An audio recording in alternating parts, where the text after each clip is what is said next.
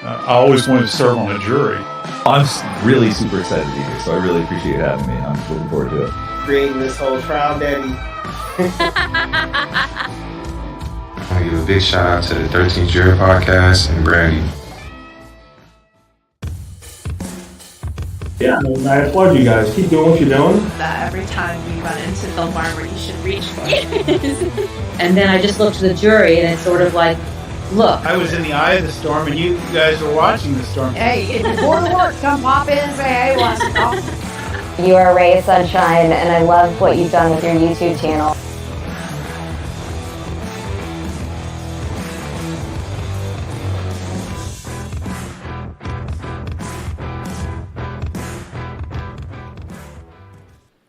Good morning. Hello, hello, hello. It is good to see y'all. Happy Taco Tuesday. I'm running a couple minutes behind because I know that we are going into verdict watch today, and I was trying to get a timer set up so that we can have a countdown timer, because God knows if I don't have a timer, everybody complains. So I was trying to get one downloaded, and I couldn't get it to work. So you get what you get. You don't pitch fit. We're here. We're going to watch. We have closing arguments today, and then they're going to do jury instructions, and then we are going into verdict watch. Verdict watch. Verdict watch. I thought this day would never come. I thought this day would never come. It feels like this has been the longest trial of all the trials in all of trial land, and I thought it would never, never end. But here we are. Here we are. So, I am glad to see you. Oh, before I forget, Fur Baby's mom, if you're in here, I stopped by the post office and I got the light that you said. How pretty is that? It's like a plug-in light. How pretty is that? The beach stuff. So, I was going to plug it in, but then I figured I'd show it so I could say thank you before I do. So, I love it. It is beautiful. Thank you so much. And I love the little sand dollar on there. Too cute, too cute. Y'all are so good. Yeah, this is going to be, I've already taken my Tylenol. I've taken my Tylenol. I am ready. Oh, Mermaid, my mom said to tell you thank you so much for the chocolates. She said she's already made it through her entire box. And she said that she wears the house shoes every day. So she said to say thank you very much. So today is going to be an interesting day for multiple reasons. Number one, we did not get opening statements. So the closing arguments are going to be, I mean, this is the first time that we've actually heard them put together their theory for the jury on what they believe happened. And then we got Shoehorn. Shoehorn's going to be shoehorning. And I can already guarantee he's going to be up there. And there's no telling what he's going to say. And I have not watched. I have not looked ahead to see anything. I came straight from treatment. Came here and started trying to get the timer stuff. But like I said, you get what you get. Don't pitch fit. But I have not looked ahead. So I don't know what his strategy is. I don't know what he's done or said, or what he's going to do or say. So if you have watched it, please no spoilers, because a lot of us are watching this for the first time, and I'm excited. So let's get this party started. Oh God, shoehorn. Okay, but at least before we get, is it too early for a glass of wine? Well, you know, when it's 5 o'clock somewhere, and really you only got to make it till noon, and it's already noon on the East Coast. So go ahead. It is not too. It's basically grapefruit juice. Go ahead. You're good. Or grape juice. I am. It's already booting some of y'all. I don't know. YouTube be YouTubing. All right, here we go. Let's. Let me tell you too.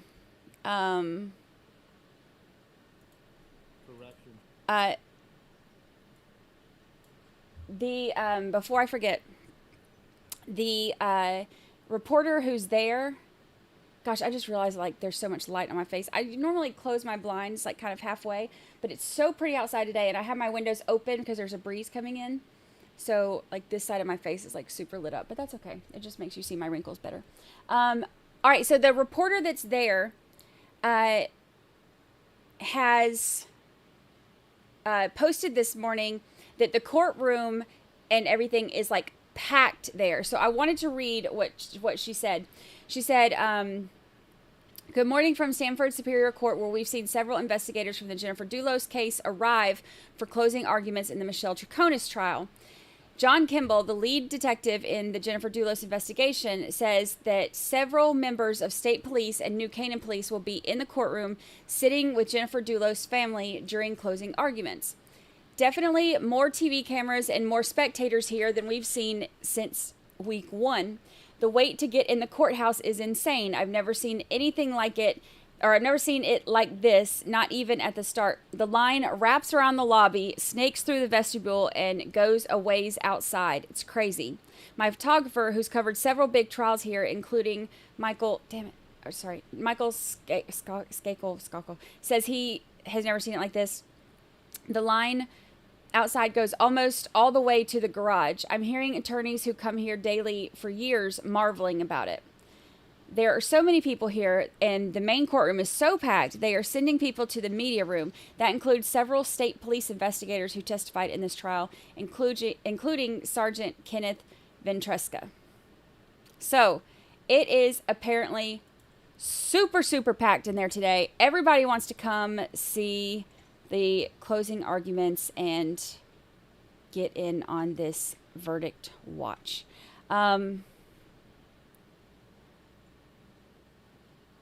Oh, and happy, why is that so little? Let's fix this so we can read it.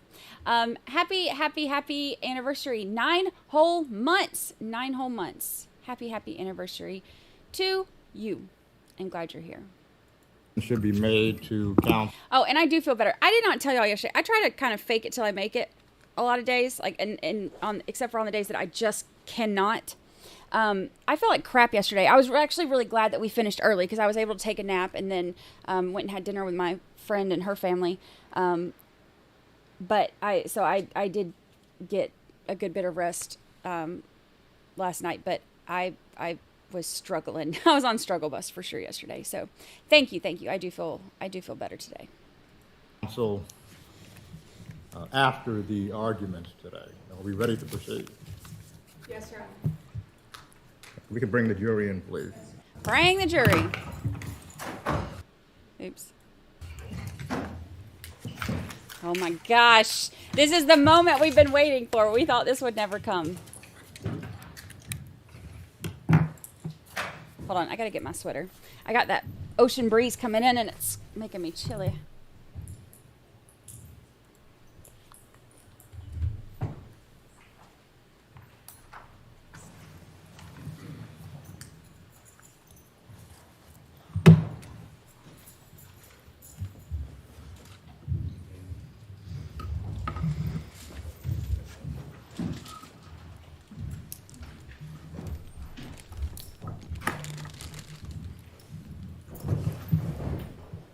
Would counsel stipulate, please? Yes, Your Honor. Yes, Your Honor. Good morning, ladies and gentlemen. Good morning. The court will explain how the proceeding will be scheduled today. Today is scheduled for closing arguments. Each side will have 1 hour to present their closing arguments. The state will have 1 hour. However, the state will have an opportunity to divide its argument into 2 parts. So the state will argue first, then the defense. The defense will have no second opportunity to argue, and the state may then close its argument. Are the parties ready to proceed? Yes, Your Honor. Attorney Manning. Thank you.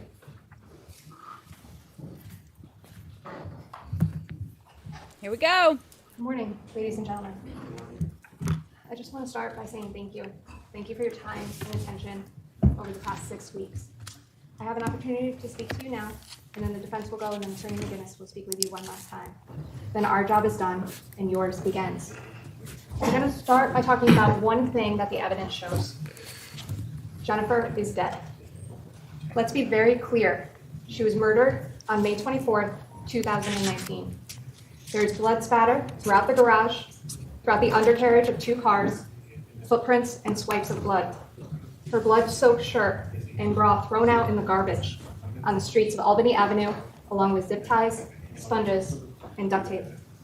Make no mistake, this was a deliberate, intentional murder. The evidence of Fotis Dulos taking his employee's car at 5:35 in the morning, driving down the parkway, secreting it at Waveney Park, and riding a bike to lay in wait for Jennifer. He did those acts because he planned to hurt, assault, to restrain her movements, and to kill her. Jennifer did not run away from her family, her friends, her 5 children, as the defense would like you to believe. She did not run away from her family, leaving her blood-soaked bra and shirt. She didn't hide in Waveney, head towards the train tracks. You heard the defense questions throughout the trial about that. Or try to make a call or get service with an old phone at Waveney Park in the afternoon on the 24th. The defense would have you believe she ran away from her kids, but she did not. Jennifer is dead, and Fotis and Michelle Troconis intended that to happen. They agreed to work together to make it happen, and unfortunately they were successful in making it happen, but they got caught. This trial is very simple. It's about a conspiracy and about a cover-up. It's about Michelle Troconis' actions and about how she and Fotis Dulos conspired together to murder the woman who was standing in their way. It's about the frustration of Fotis Dulos not seeing his kids for over 1.5 years, about not seeing his kids and having a supervisor present for 1.5 years. And every time those kids came around, Michelle Troconis had to leave her home. She had to take her daughter somewhere else. And we know she was sick of it. The frustration turned to anger and hatred. Listen to her own words in the interviews. How she describes Jennifer, someone she has never met. She describes her as manipulating, angry, toxic. And we all remember the comment to Pavel, that bitch should be buried next to the dog. As you heard Mike Mean and Mike Rose's testimony, each attorney tried to tell her there's a light at the end of the tunnel. Because we know what she thought about the 2 years of the custody case, about the 2 years of court hearings. She described it as 2 years of torture, that it was a nightmare, and that she was going to leave. But that light at the end of the tunnel, I submit to you, wasn't another court hearing, because there was a court hearing, and nothing changed. As of Wednesday, May 22nd, Fotis Dulos still had to have a supervisor present. Nothing changed. So they were going to make it change. After all, why would they be toasting at a dinner party on May 23rd? Why were they happy, excited, if nothing had changed? Because they were going to make it change the next morning. The defendant and Fotis Dulos conspired together to commit the crime of murder of Jennifer Dulos. That is count 1. The elements that comprise the charge of murder are an agreement, that the defendant specifically intended to agree with Fotis Dulos, and that agreement was to engage in conduct that constituted the crime of murder. That's intent to kill and do kill. That there was an overt act in furtherance of the conspiracy. Why did we spend so much time on Fotis Dulos the past 6 weeks? Because that's an overt act. And there's an intent requirement. The defendant had the intent to commit the crime of murder. So how do you know somebody's intentions? How do you know their motive? You look at what they do. You infer their motive, their intentions from their behavior. Look at what she did. Look at what Michelle Troconis did. Her acts, her behavior during the time of the murder. Look at what she did, her acts and behavior before and after the murder. Look at when she did these acts. Look at what she said. Look at what she didn't say. And look at what she lied about. Now, the plan started on that Wednesday, May 22nd, when Fotis Dulos arrived an hour early. This is the person who Stefan Reich said had his own Fotis time. And then on Thursday, May 22nd, 2019, before the dinner party, remember when is important as well. Remember Pavel Gomini's testimony that Fotis Dulos told him he had to drop the car off at 80 Mountain Spring Road, the Toyota Tacoma. Okay? This, I submit to you, was in order for him to be able to leave early the next morning, and nobody would know. After drop-off, Fotis goes to the grocery store to get more meat. You remember that testimony? But what does he do while he's there? He sets up the alibi call. His good friend, Andreas Tucciardis, his good friend who coincidentally does not cooperate with the police. Why do you think he doesn't cooperate? Look at the timing, the text message that was set up. It was done at 5:53 after he had already moved the car. and it says, "Call me." The defendant and Fotis Dulos have their dinner party. Hutch Haynes, his wife, the Reichs, there's a celebration, a toast to the light at the end of the tunnel. But they had already moved the car, and they had already set up the text message. So what were they toasting? Well, they were toasting what they were going to do the next morning. After the Reichs left and the Haynes left, what happened? The defendant and Fotis Dulos solidified their plan. At around 10 o'clock in the evening, they texted again. Fotis Dulos texted his good friend from Greece, specifying the time, 3:30 yours, which is 8:30 in Connecticut time. Just enough time for Michelle Troconis to drop her daughter off at school and return to Fort Jefferson Crossing to answer the call the next day. A call she knew what time it was coming. Is it just coincidence that she happened to be in the office at the exact moment that Fotis Dulos told Andreas Tugiardis to call him? Or is it reasonable, based on the motive and based on the evidence, that she knew what time that call was coming and she made sure to answer it? I remembered to unmute myself this time. So that's one thing. That's a good point that we've talked about in here before too. That's one thing that goes to show that one of the pieces of evidence that show that she knew beforehand. She happened to be in the office, and I think her excuse was she went there to get her computer or whatever, like print stuff out to return stuff, dress for her daughter at Macy's or something, like Lord & Taylor, something like that. But she knew to be, or she was in the office, so she's saying she knew to be in the office to take that phone call that was planned the night before. So that's one of the pieces of evidence they're presenting as proof that she knew ahead of time, which would put her as part of the conspiracy. Now, early the next morning at 5:35, Fotis Dulos leaves 80 Mountain Road, and he drives to New Canaan in his employee's Toyota Tacoma with a bike in the back of the truck. And he leaves his phone with Michelle Troconis. This is all evidence of Fotis Dulos and the defendant's intent to murder Jennifer. And that murder is the overt act in furtherance of the conspiracy. But Fotis Dulos needed help to commit that murder. He needed an alibi.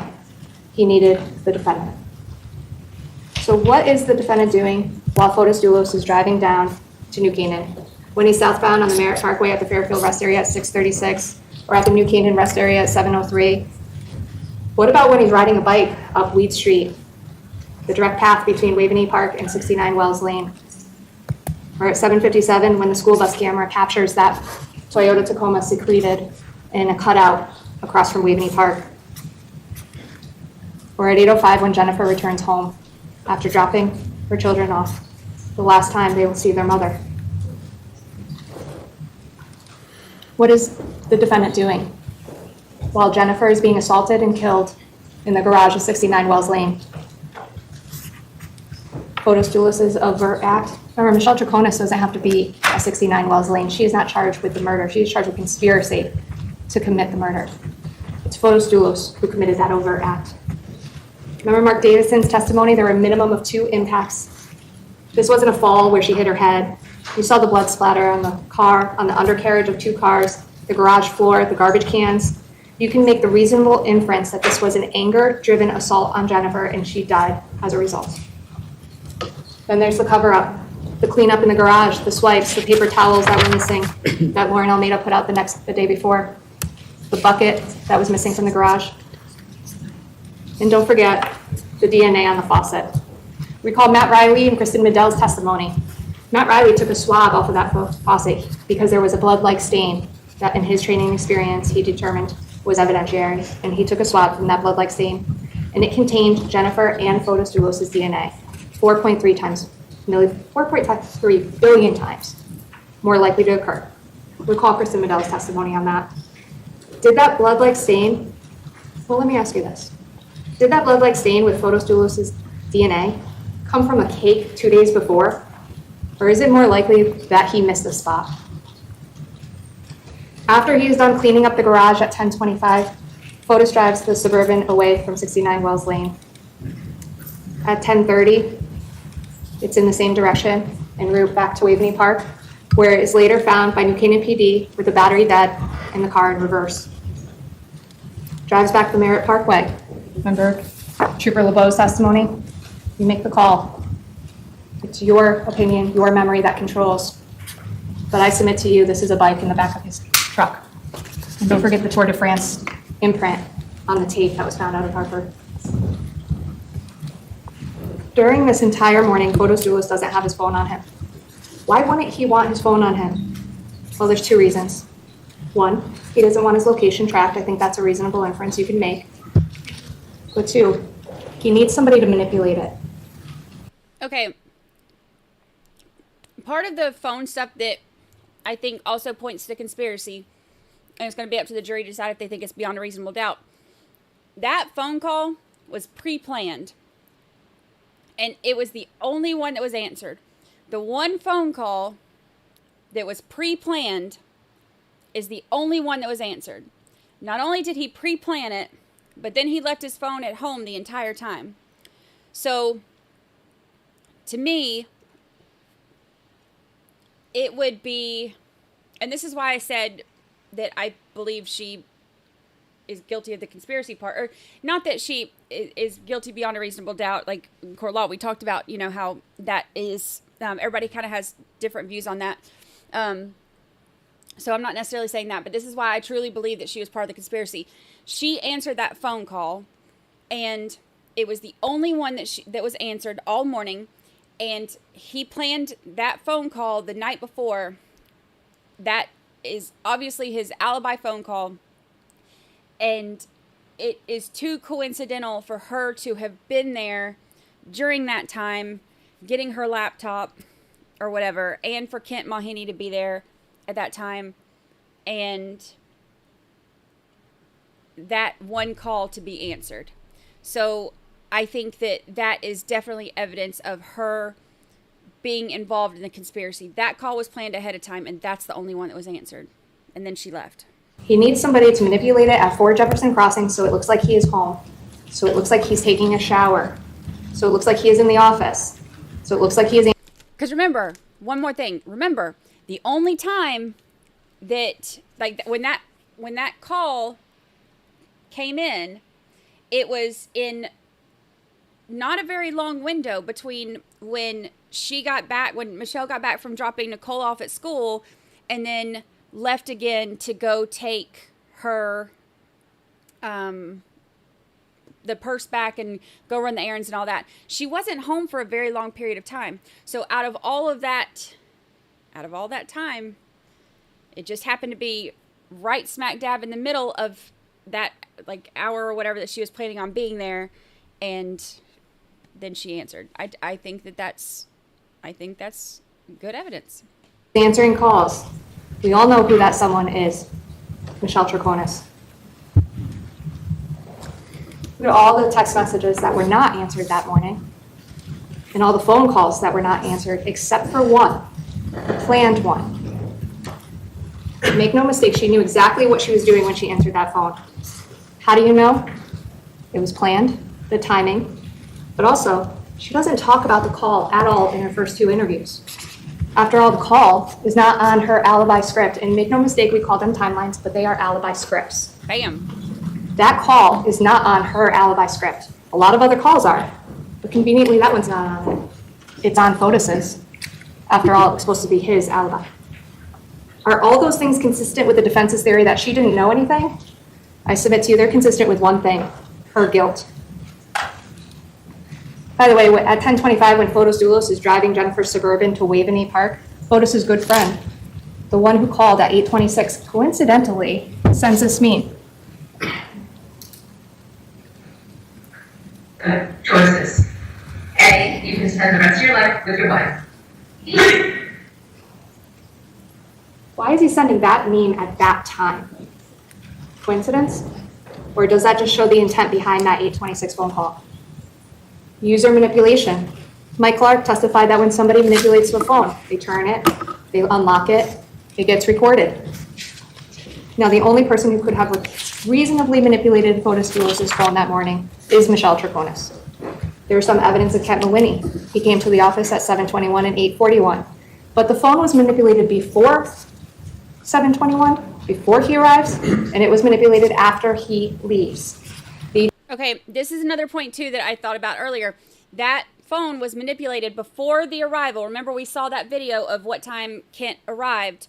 And the phone, because that was one of my things too when I was looking at the evidence, like, okay, well, what if it was Kent?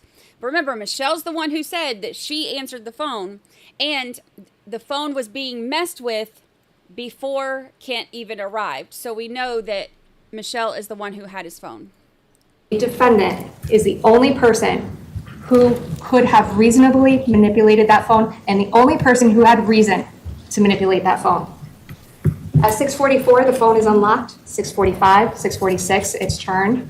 Orientation change, 7:01. 7:01, the phone is unlocked again. 8:07, unlocked again. All this while he is en route in the Toyota Tacoma and on the bike and in the garage. At 8:26, she answers the call and puts it on speakerphone. At 8:31, it's unlocked again. And at 9:03, after Kent Mawhinney leaves, it's unlocked again. This is the conspiracy. Now I want to talk about the cover-up. There are multiple charges, but as I said, this is simple. It is all connected. Because the acts and behaviors of what she did, what Michelle Troconis does before, during, after, and the statements, the omissions, and the lies are all what we call circumstantial evidence. And they're all circumstantial evidence for each and every charge. After all, you don't shake hands and plan to murder somebody at a dinner party. Look at the cleanup between 12:22, when the Toyota Tacoma returns, and 7:10, prior to driving to Albany Avenue. These acts go hand in hand with counts 1, 2, and 3. The Toyota returns at 12:22, and then the defendant and Fotis Dulos both go to 80 Mountain Spring at approximately 1:35. And from 1:35 until 4:58, when Pavel Gomini shows up, Fotis Dulos never leaves 80 Mountain Spring Road. For 3.5 hours, he never leaves an empty property. It is reasonable to assume that he needs that amount of time to clean the Tacoma and to prepare the garbage bags for Hartford. Michelle Troconis admits in her own interviews that she went back and forth to 80 Mountain from Fort Jefferson Crossing that afternoon, but she says she only did it 2 to 3 times, depending on which interview you watch. But look at her interviews. She omits and lies about things only when they're incriminating. There were 5 trips that day, not 2 to 3. Trip 1, 1:36 to 1:41. She stays at 80 Mountain Spring Road for 5 minutes before returning to Fort Jefferson Crossing. Trip number 2, 2:01 to 2:24. She returns to 80 Mountain Road, stays for 23 minutes before returning to Fort Jefferson Crossing. And trip number 3, at 3:55 to 4:04, she stays for 9 minutes. What is she doing between trips 2 and 3? Between 2:24 and 3:55, when she is alone at Fort Jefferson Crossing, she's burning something. Then she's not burning something. And then she's burning something again. Remember, there were 3 separate fire events, ladies and gentlemen. This is 2 of them. And she is alone at Fort Jefferson Crossing while the fire is going on. How do we know that she's alone? We don't see any other cars leave 80 Mountain Spring Road. Her own admission in her interviews for driving the Jeep in the Suburban, and Fotis Dulos' phone location. Mike Clark's testimony, it stays at 80 Mountain Spring Road during the time of those fires. Now we go to trip 4. Michelle Troconis goes back to 80 Mountain Road. She stays for 35 minutes between 4:23 and 4:58 when Pavel Gomini shows up.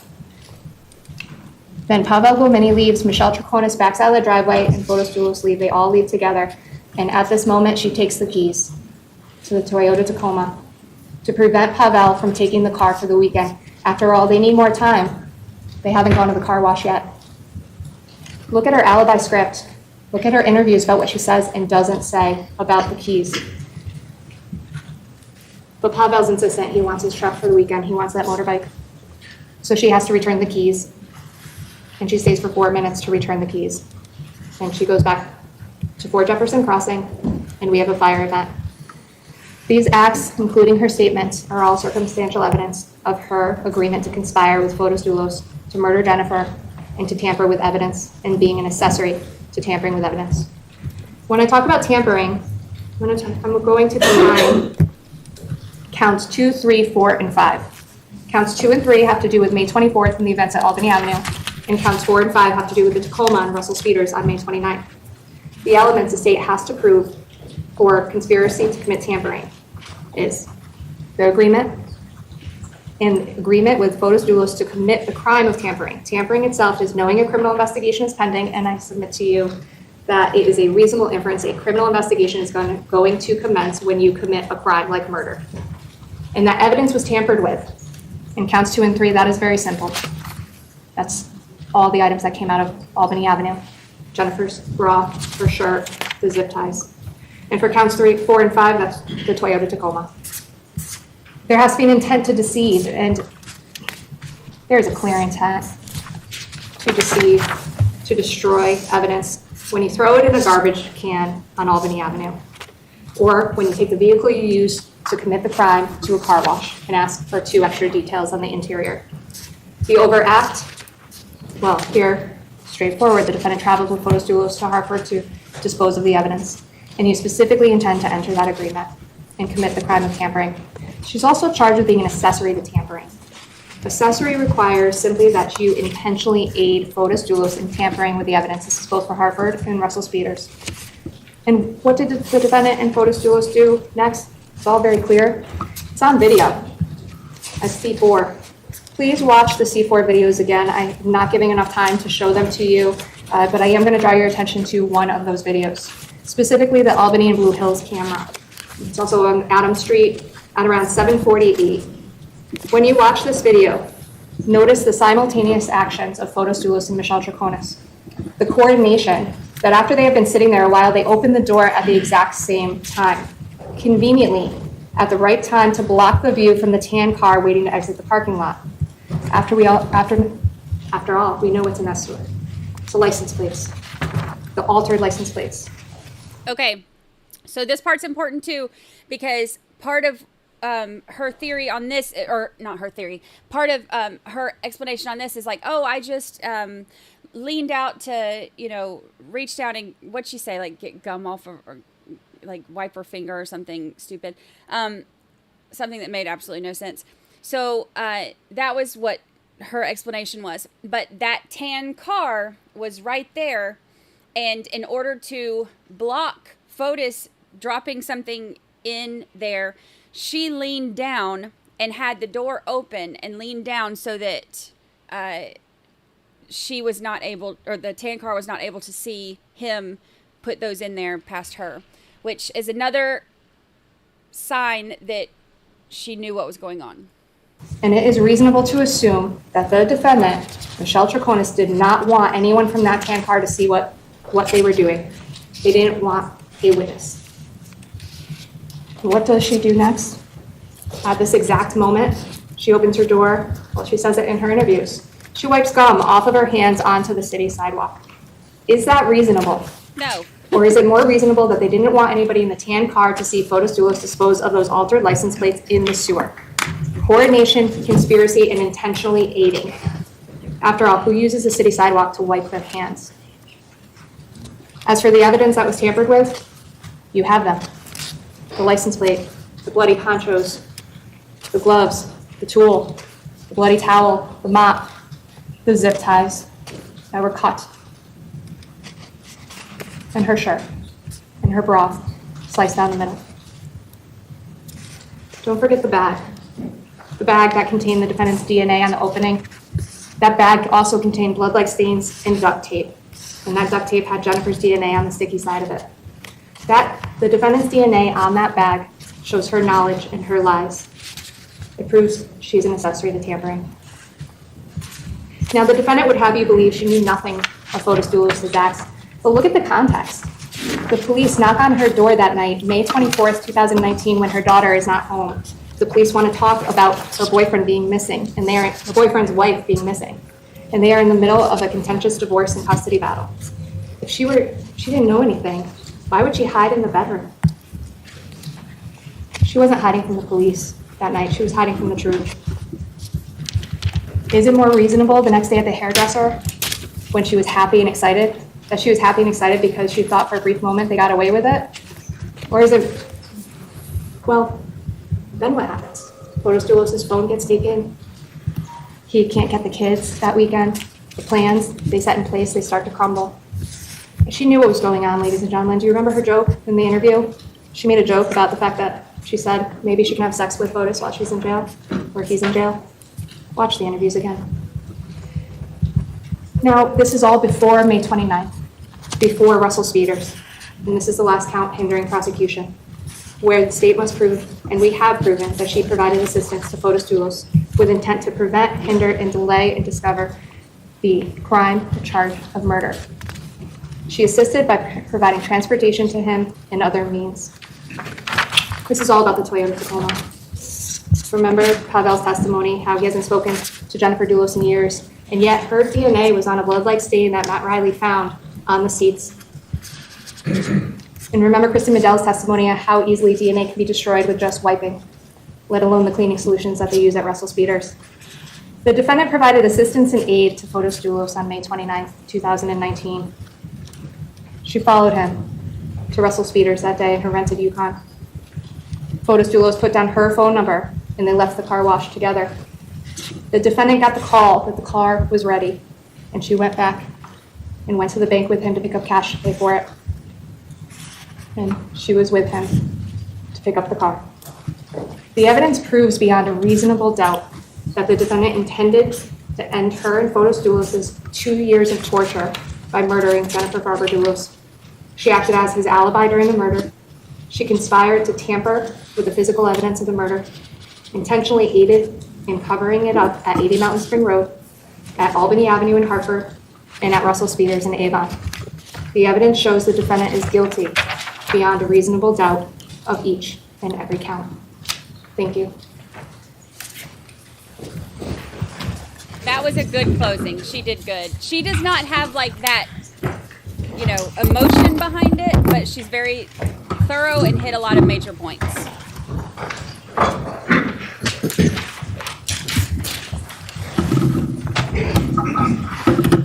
Oh, Lord of mercy. Shoehorn. Somebody get me a shot of whiskey. Just joking.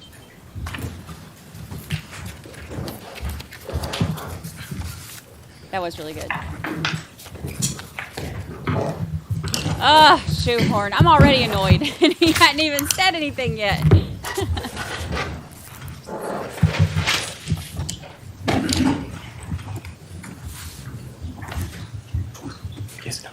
Is that sweet?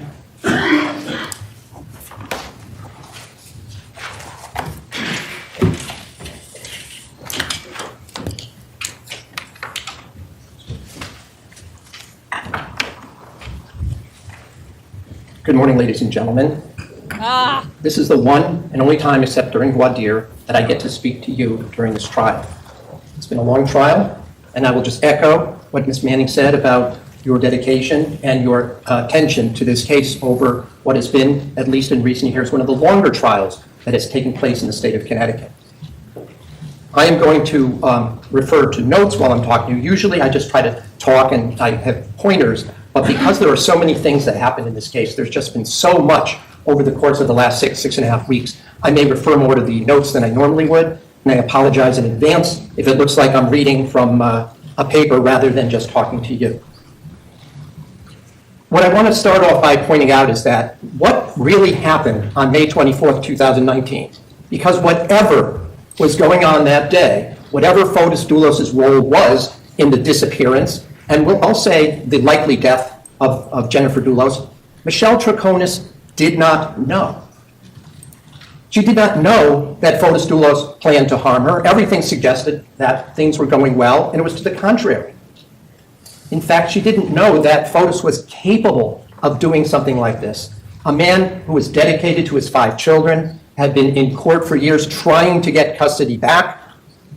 The state has made what I would suggest are unfounded and unfair assumptions and has speculated that Michelle Troconis had to know what was going on, that she was, because she was romantically linked with Fotis, that she was somehow involved in this nefarious, murderous plot. Okay. First of all, they don't think she was involved because she was romantically linked to him. They think she was involved because of all of the evidence against her. But continue.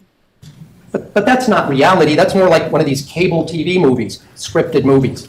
It's not based on the facts that you heard during this trial. It is, and I will say this multiple times, speculation. It's conjecture. It's guesswork, which is not the standard of evidence in a criminal case here. We also concede that something bad did in fact happen at 69 Wells Lane in New Canaan that morning. It's clear, and we will also concede that Fotis Dulos is ultimately responsible for what happened to Jennifer Dulos, whether he did it himself or he had a compatriot who was involved in it down there, because we know someone else was down at 16, or at least down in New Canaan that day, and we know that wasn't Michelle Troconis. The state has not proven where Fotis Dulos was that morning. There are some suggestions. We see the vehicles driving. There is a tiny amount, I emphasize a tiny amount of DNA found on a faucet inside the home, which I'll talk about in a minute. But whether or not... Okay, again, it doesn't matter how much DNA was on there. He was never supposed to have been in that house. Fotis was in Farmington, whether it was in New Canaan or somewhere in between.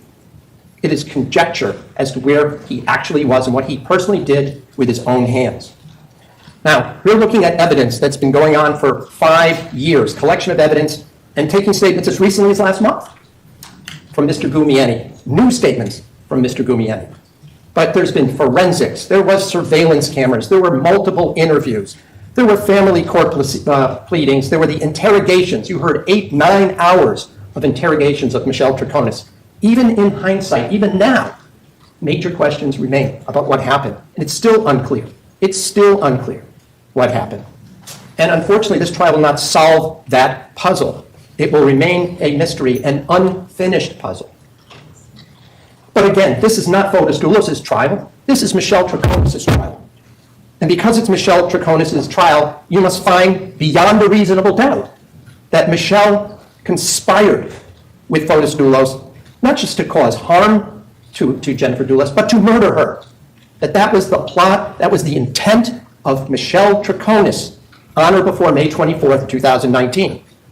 Then you have to find beyond a reasonable doubt various elements that Michelle was part of a plot to get rid of evidence, some microscopic, some in opaque garbage bags, but that she knew what was in it, knew its purpose, and what she did was the same exact intent as whatever Fotis Dulos had planned. But again, part of what you have to prove here, and what the state has to prove, what you have to find, is that Fotis Dulos murdered his wife. The criminal information, which you will have, states specifically that Fotis Dulos assaulted his wife and restrained her and intended to kill her. Again, there's no evidence of that. It's speculation as to who actually did that, as to any of that, for that matter. No matter how you view this evidence, even in hindsight, 5 years later, there is nothing to suggest that Michelle had any clue about what was going to happen in New Canaan on May 24th, 2019. More importantly, there's nothing to suggest that Michelle would even think that Fotis was capable of doing anything like that. Again, Michelle simply did not know. Now, we can talk about what Michelle did know about Fotis Dulos. We can talk about his life before June 2nd, 2019, when Michelle was, after her arrest and being brought before the police and being interrogated for that first time. This is the Fotis Dulos that Michelle had met down in Miami. It was very different than the one that the police were describing to him and what the police had learned from Jennifer's family and what they knew about Fotis Dulos. Michelle met Fotis in 2016 at the Miami Water Skiing Club. Both were members, both were competitive water skiers. They both had children about the same age, and the children became friends. You heard from Lauren Almeida about that. Fotis introduced the babysitter. He introduced his children. And at some point, Michelle fell in love with that man. He was an outgoing, fun-loving father, successful businessman with a high-end construction of homes business, a competitive athlete with similar interests to her. Obviously more similar interests than has been testified to that Jennifer Dulos had with Fotis. But she was also told, and you heard this from many people, that they were working towards an amicable, friendly divorce, that everything was going to be fine, there was going to be legal separation and an amicable divorce in custody. In September of 2017, Michelle did move to Connecticut with her young daughter. She enrolled her daughter in local schools, made her own friends, engaged in her passion for water skiing. She traveled. She helped work on her daughter's athletic interests and her sports training. But more importantly, she also had her own business. You heard from several people she had an import rug business that she was selling in local Farmington Valley stores and to individuals. But Fotis always showed the side of him that he wanted her and others to see. He hid things from Michelle just like he did from his friends and from his employees, including Pavel Gumieni. He did that for years. Even Lauren Almeida, who used to work for him, who considered him a mentor, didn't believe it when Jennifer suggested to her that Fotis was having an affair. He was good at hiding what he was really up to. Now, in 2019, we just heard that from the prosecution, there were some strains in the relationship between Fotis and Michelle. Just like Fotis, you heard, was lying to her, he was storing other women's phone numbers in his phone. He'd put some of those names in the Greek language, which she didn't understand. And she was upset, thinking that he was communicating with other women, but using men's names to hide that fact. They were written in Greek, and Michelle didn't know any Greek. She had already talked about moving to Colorado with her daughter after the end of the school year. And it also looked like at the end of April, the custody fight was about to end. There was a favorable report. Everyone said that report was favorable to Fotis Dulos, and that he was going to look forward to spending the whole summer with his children. That was discussed not just with the lawyers who talked to Michelle, but it was also discussed with his friends and those that knew him well. They were... Okay, that's not a correct statement. Everybody has not said that that was favorable to him. That's not accurate at all. As a matter of fact, there have been, like, everybody that Fotis talked to said that Fotis told them that, but that's not what the testimony was from other people. The guardian ad litem, I think, was one of them that said that they weren't happy about it, and then of course the attorney said that there were no changes that were made. So that was a false statement. Quote, moving in a positive direction, unquote, starting at the end of April. And according to Michelle's interviews with the police, she also thought everything seemed good by May. Everything was consistent with the testimony by friends, his co-workers, his employees and former employees, and especially the lawyers that you heard from, Mr. Meehan and Mr. Rose. This nefarious plot under those circumstances makes no sense. Why then? Why at that moment is he going to then plot with his girlfriend to kill Jennifer? Even in hindsight, that doesn't make sense to any of the people that you heard from. None of them. Let's talk a little bit about Pavel Gumieni. His name came up, but very briefly in the state's argument. Mr. Gumieni saw Fotis every day practically during the week for years, for a decade even before he worked for him. He came into that business, worked with him, talked to him, knew and liked Jennifer Dulos, helped her move down to Fairfield County without Fotis knowing it. He didn't want to upset Fotis, so he was actually helping Jennifer move her belongings out of the house without tipping off Fotis that she was doing that. But what else do we know about Pavel? Even after Fotis Dulos was seen or believed to be cleaning his Tacoma, he had told Michelle that Pavel intended to sell it, and he told Pavel to find a replacement for it. He also told him to replace the car seats in that Tacoma. Remember, Pavel Gumieni was combing junkyards up in the between Waterbury and Hartford, looking for new seats. Fotis told him to call seats, if he called him on the phone, hardware. What is this, some kind of spy code? Why would Fotis tell Mr. Gumieni to not refer to it as seats, but hardware? Who would be present at that point? Michelle or perhaps other employees? He didn't want them to know. Then, you saw the picture, he took the Porsche seats, took them out of the Porsche, put them in his vehicle, but in such a haphazard way. You saw that picture. They're being propped up with a bucket. He's driving now his Tacoma with a bucket holding a sports car seat in his pickup truck. Despite all these red flags, doing all these things, after Fotis told him he wants him to do this because there may be some of DNA of Jennifer in his vehicle, he does it anyway. Even with full immunity from prosecution, which the judge will talk to you about, he still insisted to you in questioning that he did not believe that Fotis would harm Jennifer. Even after, as long as a reasonable explanation was given to him as to why he should do these things, he believed that. and he went along with it. He knew more than Michelle did, and he still did his bidding. There are those people that came to the house the night before, May 23rd, 2019. You have Stephen and Beth Wright, you have Hutch Haynes. All of them talked about what a wonderful evening, happy evening it was. They talked about there was no bad mouthing of Jennifer at all. If you remember, Beth Wright, who is a domestic violence counselor, that's part of her job. It's one of her jobs. Went so far as to say that everything seemed to make sense. Everything was working out. They basically toasted the happy outcome that it was going to end very soon in a happy way. Hutch Haynes, who had known Fotis for years, didn't think he could do anything like this. You heard that from him. That was even during the investigation, even after the police came and they had divers going through his water skiing pond. I already talked about what the babysitter, Miss Almeida, said. She thought Michelle was nice. And there were also, even through her, no prior examples or incidents of violence. There was a discussion about him wanting her to sign a piece of paper, yelling at her, but there was never any violence in that relationship.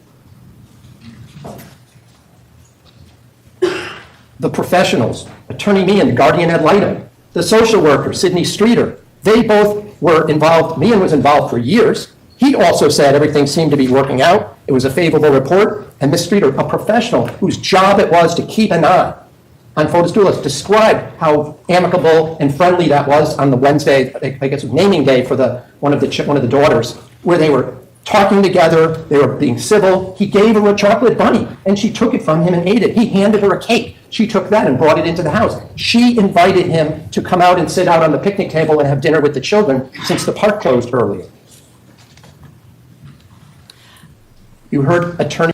And she also got Lauren to come and hurry up and help her lock all of the doors because they were going to be out there, and she didn't want any chance of him coming inside. So let's throw that part in there too.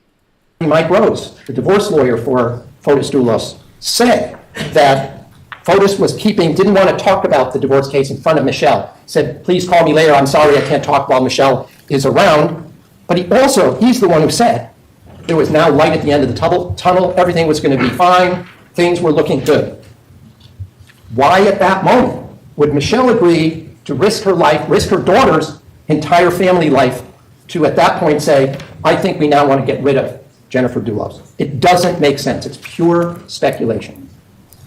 You heard a little bit about Anna Curry during the questioning of Mr. Kimball. You remember Anna Curry, which was the woman who moved in with Fotis Dulos right after she had moved out and had been arrested. Her picture was shown to Michelle, and remember, I can't remember if it was Clabby or Kimball referred to her as Michelle 2.0. Do you remember that? That was a woman who had moved in with this man within a month or so of him being accused of destroying evidence on Albany Avenue with bloody shirt and a bloody bra connected to Jennifer Dulos at that point. Then you remember from Petu Duperon, Clara. She was a friend of both Michelle and Fotis, had been to the house many, many times. She never suspected that Fotis would harm Jennifer, not even after June 1st, 2019, when she never spoke to him again. She did speak to Michelle. She continues to speak to Michelle. She's here in the courtroom even today. Let me just talk in general about something that I think that maybe we can all agree on. The people that we trust and believe in are our friends and loved ones. And people usually are who they say they are. We don't immediately go and distrust them, even when certain red flags arise. Even if you think they're doing something, I wonder why he's doing that. You don't suddenly think this is a bad person. Our default in our human interrelations is to believe people. We all do that. We also never think that we're going to be manipulated by someone we care about. This could never happen to us. But with the benefit of hindsight, we can't even believe that we were fooled and tricked in that way. I believe I asked most of you during voir dire if you think that you need to share everything that you're thinking and doing with your significant other or spouse. All of you at least acknowledge that they should do that, but I also recall saying that you don't believe that they always do. But that doesn't mean we stop caring about that person. It doesn't mean we immediately decide they're what? About to murder somebody? That's not how we think. We also know that Fotis Dulos committed suicide in 2020. You have that death certificate in evidence. You can see he died from the complications of acute carbon monoxide intoxication. It specifically says intentional inhalation of motor vehicle exhaust inside a garage, and you'll see the yellow box, suicide is checked. Whatever Fotis Dulos did, it was not for or because of Michelle, and it was not with her. Fotis put up a facade until his last poisoned breath, and he died without ever acknowledging his actions or admitting his role even to his own children. He never gave answers, and he can't be held to answer. Everyone wants closure. Michelle is not the remaining half of a scheming plot. She was never part of the equation. That is pure speculation. She didn't know. Most of this trial has been about Fotis Dulos and absentia. You heard about the fingerprints. You heard about the blood. You heard about the DNA. You also remember that the biologist Anna Valonis said that these KM tests, these so-called screening tests, they only suggest the possibility of human blood. It's a place for them to swap. And the suggestion by the prosecutor that, well, there's some DNA on the faucet, and we should assume that means that Fotis Dulos was in the house. Remember, it's a mixture between Jennifer Dulos' DNA and Fotis Dulos' DNA. It's the only place in the house. Why would his DNA be there other than she took chocolate from him, she took a cake from him, the children all had touched his hair, they were playing basketball with him, and where else would they wash their hands before dinner but on the faucet in the kitchen? So a small amount of DNA appeared there, and it just stays there. It doesn't go away. In the same way, you heard Mr. Gumieni admit that Jennifer Dulos had been in his truck before. You want to know how a tiny bit of DNA gets, remember, on the underside? Not on the seat, but on the underside? It's because someone had sat in that seat. It was not blood. Those were sponge rubber seats. The state is asking you to speculate that there is evidence where there is none, but the absence of evidence is not evidence. You can't infer facts in a vacuum. 0 times 0 equals 0, basic math. You wonder, how much blood would have been there if only Fotis had not taken out a car mat that was never found in the Suburban? How much blood would have been in the Tacoma if it hadn't been brought to the car wash? How come there was nothing in the Cherokee that maybe Michelle was driving and not Mr. Gumieni? There was nothing in the Cherokee because there was nothing to find in the Cherokee. What might have been discovered at 80 Mountain Spring Road if Michelle and Fotis hadn't done a little cleanup for a showing that we have proven happened the next day of that house? Let's speculate. The state would have you speculate about a smoke coming out of a chimney in the fireplace in the house. Unfortunately, it's in black and white. The original is in color, but that's the best we could do for today. You were shown a couple of videos. 2 of them are within minutes of each other. Remember, that's a motion-activated camera. So to suggest there were just 2 times when there's smoke coming out of that chimney is unreasonable. It's unfair, and it's misleading in many ways. Police continue to investigate. They continue to assemble evidence. They went to Albany Avenue after learning that Mr. Dulos' phone had pinged on a cell tower on Albany Avenue, and they got the C4 cameras that showed him, not Michelle, putting garbage in black, opaque bags in various receptacles. 3 receptacles, not 6, not 30. Now, the state is asking you to evaluate in hindsight that she must have known what was in those bags. They were on Albany Avenue. She had told her they were going to Starbucks, but they went past Starbucks. Now, I believe the map show it's about 1.5 miles past where the Starbucks is. But he told her, well, I just have to get rid of a few bags here. She told the police that he had done that before. Contractors, think about it. When you build a spec house, you heard that from Mr. Wright. You build this house, you hope to sell it. It's not for a particular customer. But if you have to buy another dumpster, if you have to rent another dumpster, that comes right off the profit. It comes right off the bottom line. So how many builders drive around and go to public locations and dump trash in receptacles that aren't their own? Especially. Okay. You know what? Let's pause right here for a second. It comes off the profit of what they're making. Okay. Let me see. That house that they were selling is what? I mean, wasn't it like, I know one of them was 3.1 million. What was the other, like 1.2 million or something? They had all these crazy expensive houses. How much does it cost to rent a dumpster? Let's see. $150. Do you think that it is reasonable to this jury to believe they would go on Le Tour des trash cans to throw out a bunch of bloody evidence because they didn't want to spend an extra $150 that would come off the profit of this $1 million house? Give me a break. Especially since Friday morning, you already now know, was garbage pickup in that part of Farmington. But what do we know today that we didn't know then? We know that Jennifer Dulos missed her appointment with a Dr. Geronimus that morning. We know that she was supposed to be in New York, that her children and the babysitter had already gone to New York. The call came in at 7 p.m. to the New Canaan Police Department that Jennifer was missing. They went to the house, they noticed something that looked like blood, and that's when the investigation began. Teams of investigators from multiple agencies took part in this investigation. They went through every point and every part of the garage at 69 Wells Lane. They found obvious signs of violence, and they're working against the clock. Now, at 8 p.m., approximately, they found the Suburban parked on the side of Waveney Park. It had not been seen since 10:30 in the morning. Where was it? You saw school bus videos from Lapham Road. You don't see any time when that Suburban is sitting there or parked there. Now, law enforcement learned about Fotis from Jennifer's friends, that he was manipulative, that he was volatile. He had a years-long custody battle going on. Michelle, yes, was in the Raptor when he dumped those garbage bags on Albany Avenue. And the police thought Michelle knew what was in them, but she didn't know. And there's no way you could see without X-ray vision what was in those bags. Incidentally, they found nothing at 80 Mountain Spring Road. There was a coffee cup that was noted in the recycling bin in the garage. The one thing that might have had evidentiary value, remember what Detective Sergeant Pearson said, they found nothing of evidentiary value. She noted the coffee cup, but she didn't take it. Would that not at least be consistent with what Michelle said? Fotis told her he dropped coffee, spilled coffee, and that's why he was cleaning up and he needed some paper towels. But see, that doesn't fit the prosecution's narrative, so they didn't even collect that as evidence.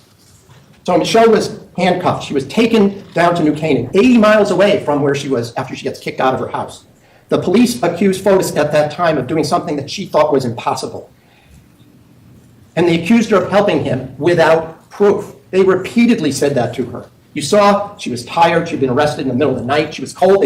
She had a blanket wrapped around her during the questioning. But Michelle, they told her that Michelle didn't know the real Fotis.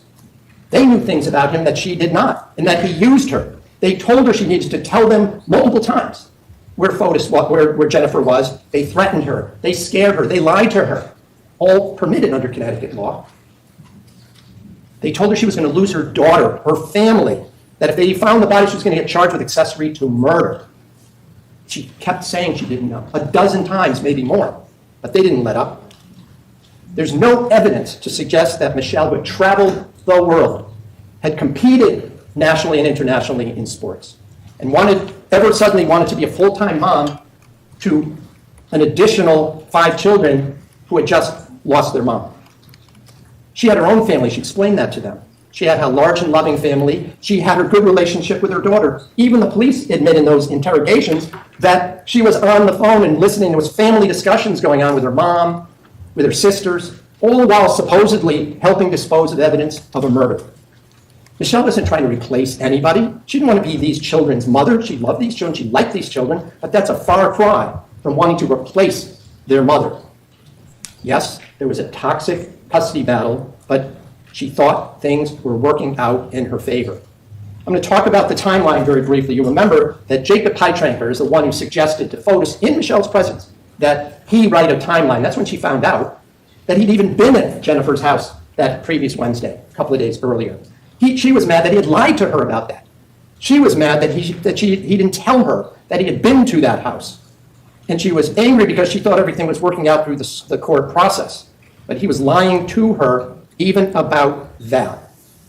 If you give any credit at all to Mr. Gumieni's revelation that Michelle made a disparaging comment about Jennifer about a month earlier, I remind you that this is a man who was given written immunity and he was given verbal immunity before that. He was a non-citizen, told that he could be deported. There is one takeaway, however, from what he said. If you recall, what he said was that when they were bringing wood up to the house, she was upset that her 12-year-old daughter's picture was being plastered all over the internet in connection with the disappearance of Jennifer Dulos. And what did she say, according to Mr. Gumieni? That when she shows up, I'm going to kill her. And you remember, Gumieni himself said that's what he thought too, that she was going to show up. So if she's already deceased, why would anybody say that? Why would Gumieni make that his response? Listen to the judge when he talks about Gumieni. There's a special instruction to be very careful before you consider the credibility of someone in his position. Both his timing and the circumstances of that statement 5 years later that suddenly became a revelation should give you some hesitation here. Why? We put on Detective Allegro last week. You remember what he said, that he's the one who suggested, is it possible, to Pavel, he said, is it possible that Fotis used that kind of language in describing his wife? This is in the July 8-hour interview, if you recall. He used those exact words, effing, okay? Pavel said, nope, never heard that. But that would have been the time. But I remember Michelle Troconis saying something like that. That didn't even jog his memory about that. So I suggest to you that that part, the part about that he referred to her in derogatory terms, was made up after he got a signed immunity agreement to sort of ingratiate himself. Because remember, it's not just that he's been given immunity for his testimony, he's been given a get-out-of-jail pass for anything that he may have done in connection with hiding evidence. And he knew why he was taking the seats out of his car at Dulos' request. Now, Michelle was overwhelmed. She was exhausted. She was in shock. She still talked to the police multiple times. On June 2nd with her lawyer, on June 6th with her lawyer, again on August 13th. She answered every one of their questions. Even when they accused her of lying, did she ever say, I'm out of here, I'm not answering any of her questions? No, she kept answering their questions. It got to the point where whatever they said, she started agreeing with them, whether it was true or not. I put one of the interview points up on the wall there so you can see the way it played out, right? This is not just that they wanted to be honest with her. They're saying there's no way he could have been home through science. But we've already explained how that works with transfer of DNA, skin DNA, how much can easily be transferred from one person to another. And here is evidence of actual physical transfer of items barehanded between Fotis, his wife, and all of his children. When Michelle gave information that was not within their narrative, that the puzzle pieces did not fit, they kept accusing her of lying. They told her she was wrong. They told her Fotis Dulos had to be at 69 Wells Lane. But the state hasn't been able to prove beyond a reasonable doubt that he was down there, even now. They suggest he's there. They've thrown out this darkened figure on a bicycle riding along in the area. There's no connection to any of that to the disappearance or harm that likely occurred to Jennifer Dulos. And you remember, you also will have the report by Ms. Streeter, and we put it in. This is the part I already mentioned. She specifically described some of the things. I mean, she's talking about detail. She put every detail that she observed. That's her job. But it was about as exact, line by line, minute by minute of what happened in that house. And that easily explains why a small amount of DNA would be found nowhere other than on a faucet in the kitchen. You remember Kristen Medell, the DNA person, because she talked about how transferred DNA, they called it touch DNA, if you remember, occurs. And I submit that that's the reason, that's the more likely reason that that's the place where the DNA was found. Otherwise, what were we supposing here, that if it was Fotis Dulos, he took off his gloves, touched the faucet, and then put his gloves back on, his now maybe bloody gloves back on, walked out the door so it wouldn't be anywhere else? That's what doesn't make sense. That's what's pure speculation on the part of the state.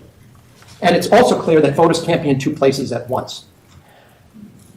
There's also the fact, what are we going to do about getting a body or an injured woman? What is he going to transport her on a bicycle? Remember, where they saw the red pickup truck was about 300 yards, if I recall the testimony. It's up to you, not my memory, from where they found the Suburban.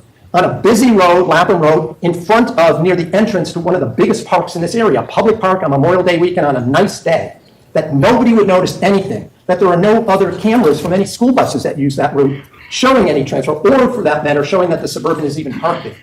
That also doesn't make sense. Where do you get the cleaning up supplies? How do you carry all these things? How do you get them from one vehicle to another outside that park on a busy, double yellow lane road. Now, there's no evidence as to when. Also, he tried to do this during that testimony. I know that's been 84 years ago, so you might not remember. Saying that that's a busy road. Remember, we saw where that parking space was, and it wasn't like a busy intersection or busy like road or whatever. I mean, it was like 2 lanes, kind of, you know, surrounded in woods and stuff. But he's making it sound like it was like the interstate or something. But that's an interesting point. Jennifer's Suburban ended up on Lapham Road. What you do have, and I put these up, this is Exhibit CC and CCC, and you'll have these documents in paper form. But there was a question raised about whether or not that Bluetooth connection of the phone belonged to Jennifer Dulos, or maybe it was the kids, maybe it was Lauren Almeida. But at this time, at 2:56 p.m. in the afternoon, when that Bluetooth connected to her Suburban, they were long away in New York City. So we know it's not them. But we have more than that. We have the Stratford police research that shows, if you look to the right there, that there were 2 numbers associated with Jennifer, one being the 604 number and the other being the 499 number. And you will see that it's the number down at the bottom is that 5C number connects to the 499 number. You see, there was a MAC, I think they called it the MAC number. If you look at number 2 on the right, the unique number is the same as the unique number on the left there at 2:56 p.m. There's also the report, remember, by Mr. Nuth, the forensic guy from the lab, who talked about this as well in a letter to Detective Kimball. So they knew this all along. They just didn't pursue that at all. Incidentally, in just response to something that the prosecution said, I'm not claiming that Jennifer went through the woods and got on a train. I'm suggesting that when they followed the scent, somebody followed the scent with a dog, and it ended at the train platform at Talmadge Hill Road, the Metro North. So they didn't follow up with that. Did you hear anything at all about checking the train schedule, or maybe looking at cameras from the trains, whether somebody ran off that way after being in the presence of Jennifer? Now, Michelle did not push back when the police told her she was wrong. She asked them what they wanted her to say, and maybe she was wrong. Even when she wasn't, even when she was helping and trying to be truthful, they told her she was wrong if that didn't fit their narrative. And eventually, for example, the FedEx envelope, she told them she knew nothing about these license plates. They told her that doesn't matter. They cut her off and said, we don't need to know, that's not important. Well, it wasn't important until what? Today, when you hear the state again talk about 2024, how important that was. They didn't even let her say what she wanted to say about that. Sometimes they were mistaken, sort of like the 30 stops when it was only 3. You heard Kimball admit that was a mistake. He admitted a few times in answering questions, especially by Mr. McGinnis, those were mistakes. But the difference is those mistakes were under oath. He swore to some of these things. He couldn't remember who told him that. He didn't have any documentation. But when he swears to something under oath, if a private person does that, they'd probably get arrested and charged with perjury or false statement. For him, it's just a mistake. For Michelle, if she makes a mistake or misspeaks, it's a crime. That's the distinction that they're trying to make here. That's a stretch. Deception, could I just have a time? 20. Deception is an interrogation tactic in Connecticut, and you heard police are allowed to lie, they're allowed to deceive, but when they're threatening a person to go to prison, maybe for many, many years, she's going to lose her family, she's going to lose her child. If she keeps telling them certain information, if she sticks to what she's telling them, those tactics can take a toll on memory and what you're going to remember or say, whether it's the pressure or you've been fed enough information so it changes your perception. And I'm not going to go into detail. You heard from my 2 experts, Professor Loftus and Professor Marion. One was an expert on memory and how people retrieve and repeat memory. Remember, this is 9 days after May 24th. And for Michelle, it was just a mundane day. She did her routine. The only exception is she told them she picked up the phone. She told them that when it was in the office. She didn't have to tell them that. Why bring that up at all? Kent Marini was there. You saw the video of him driving in and him driving out later. Why would she admit she's the one who picked up the phone for 16 seconds, bad connection, and she hung up? You also, and I want to just say one thing about Professor Loftus. The prosecution suggested by naming a bunch of other cases that she was involved in that somehow she's connected to the defendants on those cases, that you should tar her with the people that those lawyers represent, rather than that it was about science, what people remember and don't remember. That has nothing to do with how you should judge the facts in this case. Same thing with, I would say, about Professor Marion, the linguistics expert. She told you about things that maybe you don't know about if you're not bilingual or multilingual. One of those things is something called influency. And we talk about things like, you listen to parts of those videos, maybe the prosecution would have you think, well, you're stalling for time. But she said that's a typical response for somebody who only has mid-level proficiency. And when you're hammering at somebody, they're under stress, they confuse tenses, they speak in the present when they mean to speak in the past, because in English, the present tense is the easy default. That and in the infinitive are the easiest way to speak if you're not fully 100% proficient in a second language. And things like stress and certain concepts, throwing in Spanish words in the middle of your sentence, that's all signs that you're just not proficient enough. You're just not proficient enough to handle these questions, especially when people are throwing them at you from different directions. And remember what was said in a report, which you will have. Authority figures, you believe, I think it was Professor Loftus that said that. If authority figure tells you something, you're more apt to believe it, that maybe you're just wrong. So maybe she was just wrong, but maybe Fotis Dulos was there. That was his phone, not her phone. And they would have to prove to you, beyond a reasonable doubt, they couldn't even be there, because that's how they've charged us. She told them about her weekend. She told them about everything she did that Friday that she could remember. And keep in mind, we'll put up the, we'll get to it in a minute, but she told them about the socializing the night before. She told them that during that time, you'll remember, Fotis stepped out. He went and got steaks. And during that time he went out to get steaks, he had a conversation on the phone with Kent Mawhinney. You haven't heard a lot about Kent Mawhinney, other than he's been charged with conspiracy to commit murder in this case. But he seems to be like an afterthought here. He may be the and others that you'll see are in the criminal information, conspired with Fotis Dulos and others. But there's been no evidence about her involvement with Kent Mawhinney. So I suggest you can immediately discard that as something to consider in this case. But, we're talking about the fact that Fotis and Okay, I want to say one thing. I don't think that the whole thing with Kent Mawhinney is an afterthought. There's a lot of evidence against him, but a lot of the evidence against him is going to come out at his trial. Fotis is the one, according to their theory, who actually carried out the murder. So there has to be a lot of stuff about him in this. There doesn't have to be, we don't have to get into Kent's role in all of this to prove to prove Michelle's role. So I think that presenting it to the jury like that is kind of, it's an interesting technique, but it's not an afterthought. It's that the evidence against him doesn't have anything in relation to the evidence against her, like the shallow grave and the bags of lime and stuff like that. That doesn't have anything to do with her. So they're focusing on her perceived role in it. Pavel took the Tacoma down to 80 Mountain Spring Road the night before, right at the beginning of when Stefan Reich arrived with his wife to look at carpets and then to have dinner. But there's nothing that Michelle knew about that.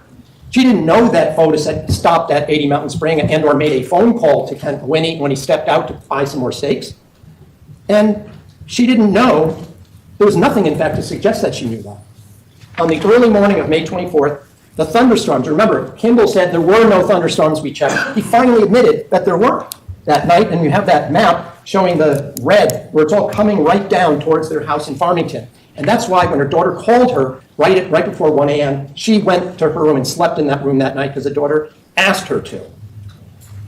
You have seen also surveillance cameras from Eli Road, from Jefferson Crossing and Mountain Spring Road, that between the time that Michelle went upstairs to her daughter's room and you see the Tacoma leave 80 Mountain Spring at 5:30 in the morning, there's nobody traveling on those, so there's no pedestrians, there's no bicyclist, there's no other car, not taxi, nobody dropping somebody off. The state would have you think he must have been sneaking through people's backyards in the middle of the night. But remember, we were on top of a mountain. That's why we put in that drone video. You see, it's way, way up on the top of Avon Mountain, at the pinnacle of that mountain, with views, at least from their house, facing towards Harvey, 100 miles. The topography was why that video was shown to you. There's no evidence he was walking, running, riding a bike, or anything between the time of Thursday night and Friday morning. We do know somebody else was in New Canaan, and that was Pavel Gumieni. And you'll have that Burla report, and you'll have the pictures that show that between 12:30 p.m. and 4:21 on the Plainville-Farmington line, he's nowhere to be seen. He's disappeared. He claimed he was there all day. But first of all, you'll remember what Mr. Newt said. That dot on the lower left-hand side means that the truck was parked behind the house. He had told you he always parks in the driveway, except that day. When I showed you the video from across the street, you don't see any vehicle at all. But Newt testified that the truck started up at 12:30 and then is not seen again until 4:21. Coincidentally, that's exactly in the middle of the time when the Bluetooth shows up and attaches to Jennifer Dulos' Suburban at 2:56 in the afternoon. Just enough time to travel the 80 miles up from New Canaan back to the Plainville area, which is right next to Farmington. Then you see him at the gas station. They put in the receipt to show he's getting gas and how many gallons he got that day. Another point. Why are we not seeing any pictures of a Raptor? They spent hours, they claim, looking for Tacomas, red trucks, Raptors. Is it, first of all, credible that there are no other red trucks that are seen on the Merritt Parkway in the entire hours that they're looking? Or did they just take a... Okay, keep in mind, too, that they were not just looking for red trucks. They were looking for red trucks that also had the distinguishing characteristics like the running boards and the snowplow. Clip that said this could be it, and we'll just put that into evidence to create a narrative that doesn't exist. No Raptors, no black Raptors at all. So how did Mr. Gumieni get, first of all, down to New Canaan or back? Where's the evidence that he didn't make a side trip? Talks about his Chinese restaurant that he went to, can't remember where it is, what he ate, or even if he was alone. We talked about the car seats. He said he replaced these car seats. There was nothing wrong with these seats. He ripped it apart, he said. And you'll notice, especially the one on the right, that's foam rubber. If there was blood, as the prosecution just suggested, wouldn't it stain foam rubber?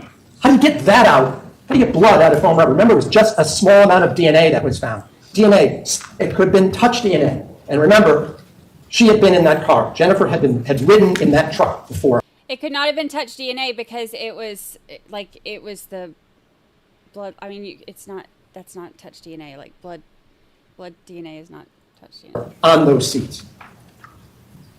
You also have the evidence of Pavel's phone.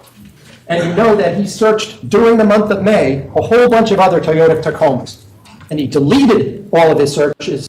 The police got his phone. He deleted that he had been looking at flights to Poland. He deleted that he was looking up about the disappearance of Jennifer Dulos. And he deleted all of his search history and messages from Memorial Day weekend. Michelle didn't do any of those things. Okay, remember, too, he said that before he even knew that stuff was deleted or whatever, he said that Pavel said that when he saw Fotis was telling him that they needed to get all of their movements from that day written down because police, or his lawyer had told him that police were going to want to know. And he said that that Fotis asked him, like, have I called you or like, did we talk or whatever that day? And Fotis said, here, hand me your phone and let me see. And he said he handed over his phone and he said that everything from that day on was deleted. So when they asked him about when the police asked him about deleting his stuff, he was like, what? I don't know what you're talking about. So when they showed him, he said that he gave his phone to Fotis at that time, and he thinks that Fotis deleted his stuff. So Shoehorn is saying that Pavel is lying about Fotis being the one who deleted the stuff off of his phone, and that Pavel is the one involved.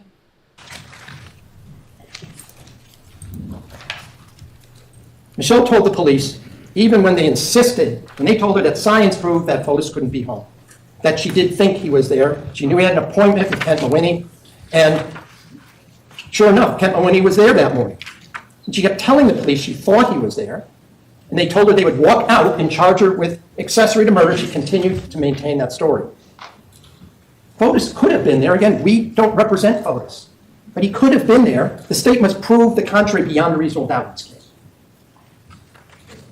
We do know from the time that Kent Mawhinney arrived just around 7:20 after Michelle left to bring her daughter to school, the timing is not a coincidence.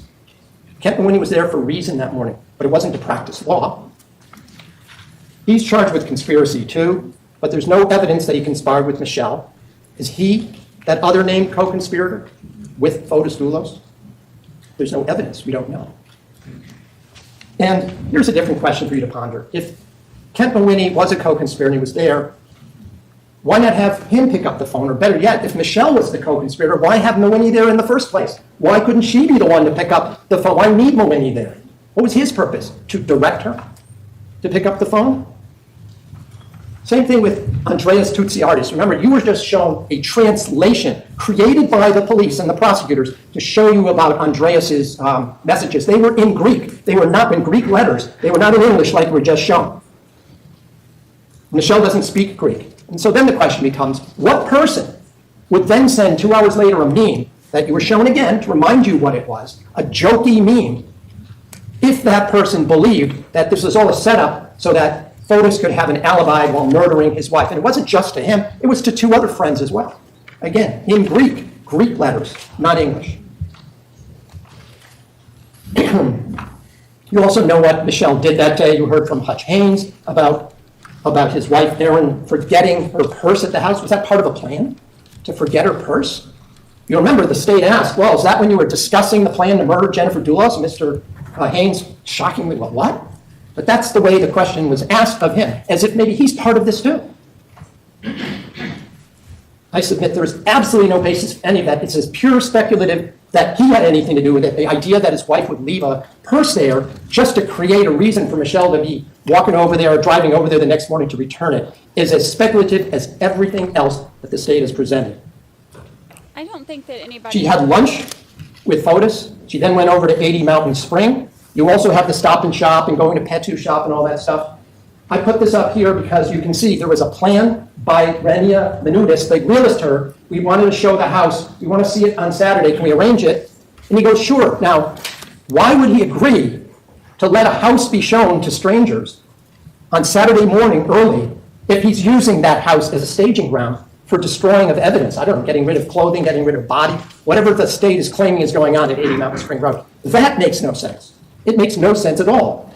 There are 4 trips that Michelle told the police she made going back and forth. The first time she brought the wrong kind of vacuum because it didn't have a central vacuuming system. So yeah, 4 or 5 minutes she goes back. She told them in the timeline she prepared for the lawyer, which you have, that she went back and forth. Thank you, Tammy. Why put that in if this is part of some nefarious scheme? Why list that? Yeah.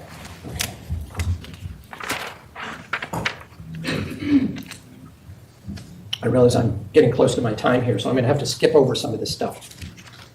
Skip over? The police quizzed Michelle over and over again. These were things that it's a test she just couldn't pass. They insisted she lied.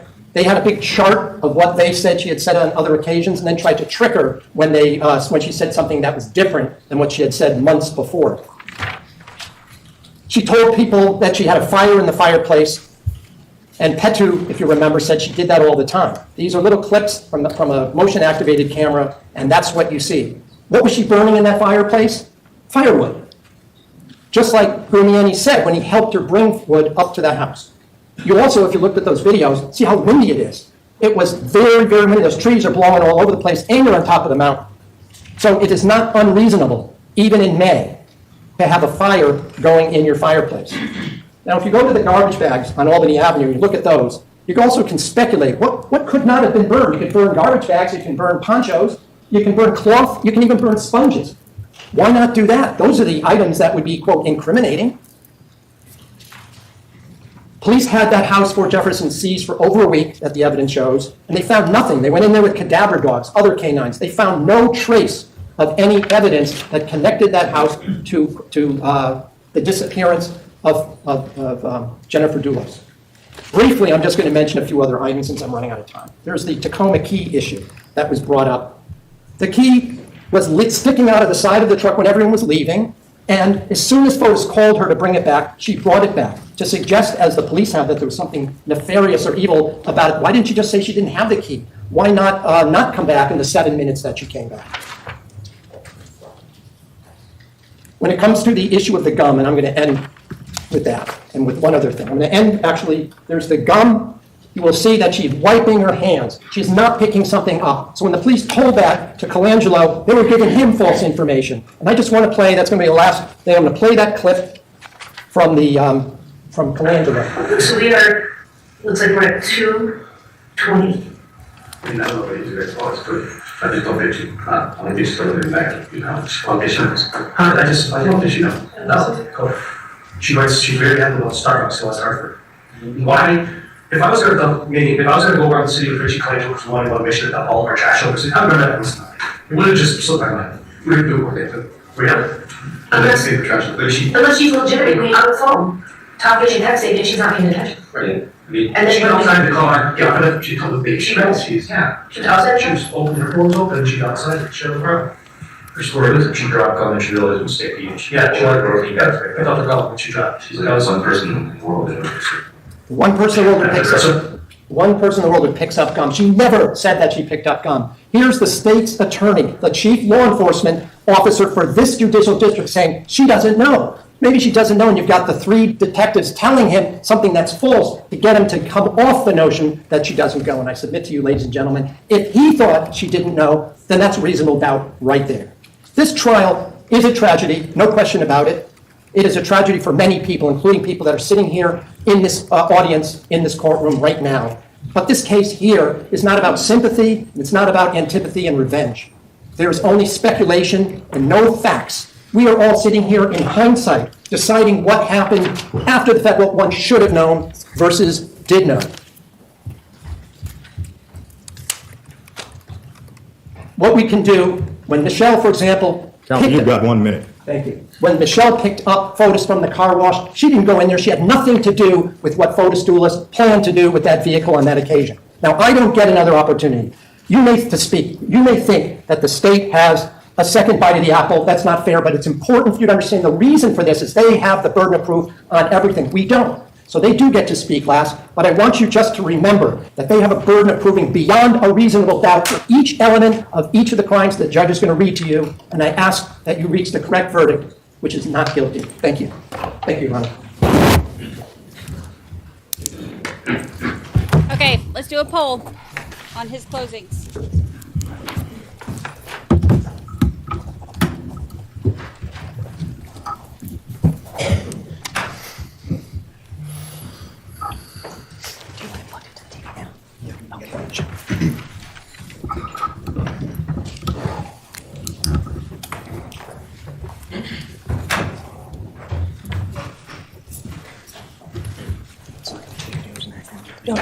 It will here. Sure. Yes.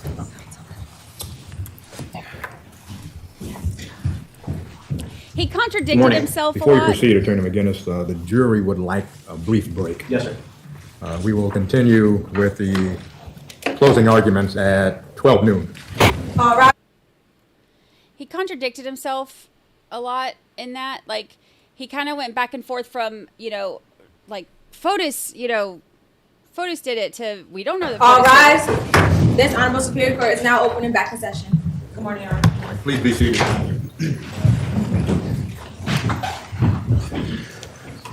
You can bring the jury in, please. Bring the jury. Turn it down just a little bit. All right. Now this is the prosecutor who I think he's sharp as a tack. He does he catches a lot of stuff, I've noticed. So we'll see what he has to say.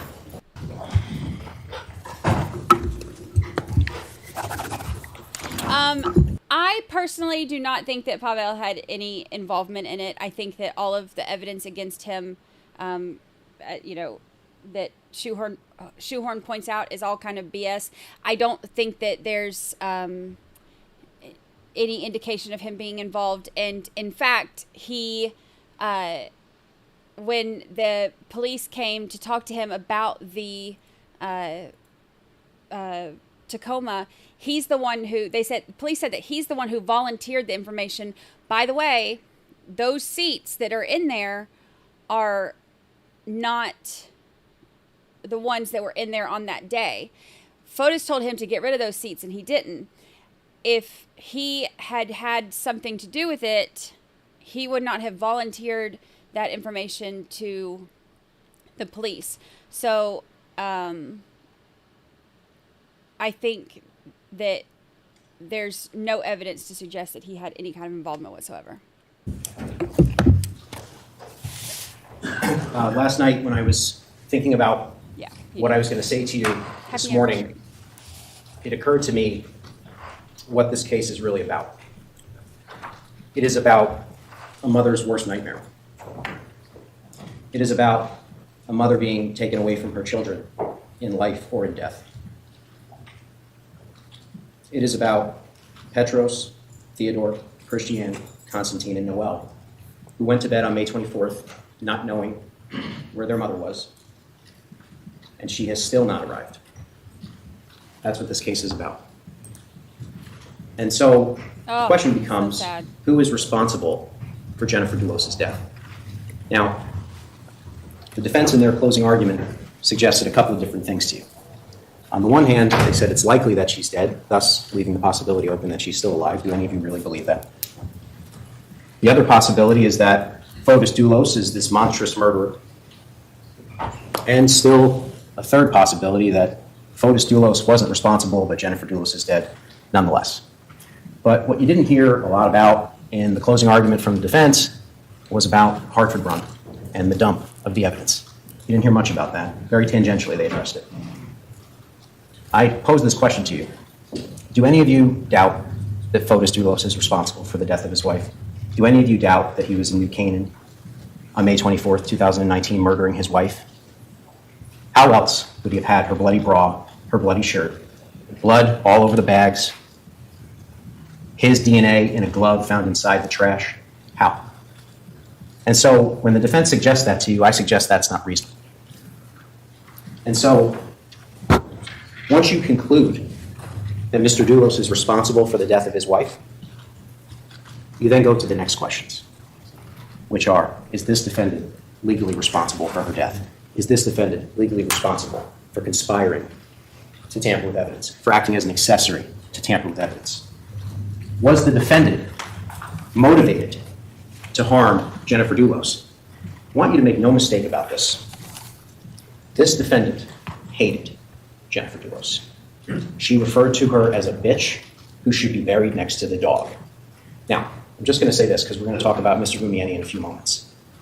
The defense is trying to have it both ways. Disbelieve Mr. Gumieni about that, but believe him about the remark the following week. We'll talk about that.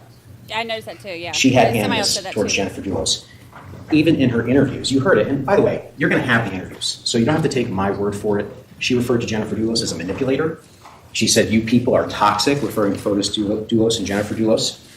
She said that since she moved to Connecticut, it had been 2 years of torture. She even admitted, if you caught it, that she demanded that Fotis Dulos go to therapy with her because of Jennifer Dulos. Everything was not okay. And when the defense gets up here and they say to you, well, the report, everything was going so well, there was no motive, Fotis didn't have a motive, Michelle didn't have a motive, think about what she actually said about that report for a second. Jennifer is trying to manipulate you, Fotis. Stick with the courts. She has borderline personality disorder. So even after the report came out, this defendant didn't buy it. This defendant didn't think everything was going to be okay. This defendant needed to go to therapy to see how Jennifer Dulos being in her life was going to impact her future. And so when they say that there was no motive, when they say that there's no evidence that Michelle was motivated to commit this crime, I submit to you that is completely contrary to the evidence. And I also just want to say this, and I don't quite know where this fits in. That's for you guys as the fact finders to decide. There's something unsettling about the defendant and Mr. Dulos fooling around on the passenger side of that Tacoma on May 24th, 2019. And you'll recall that from the third interview. And where that fits into all this, I'm going to leave it up to you to decide. The defendant in this case repeatedly lied to investigators. Repeatedly lied to investigators. What does that say about her culpability? What does that say about what she knew in advance? What does that say about what she knew was going to happen to Jennifer Dulos and what she knew they did after the fact? So let's run through some of the things the defendant said to investigators. I showered with Fotis Dulos on May 24, 2019. When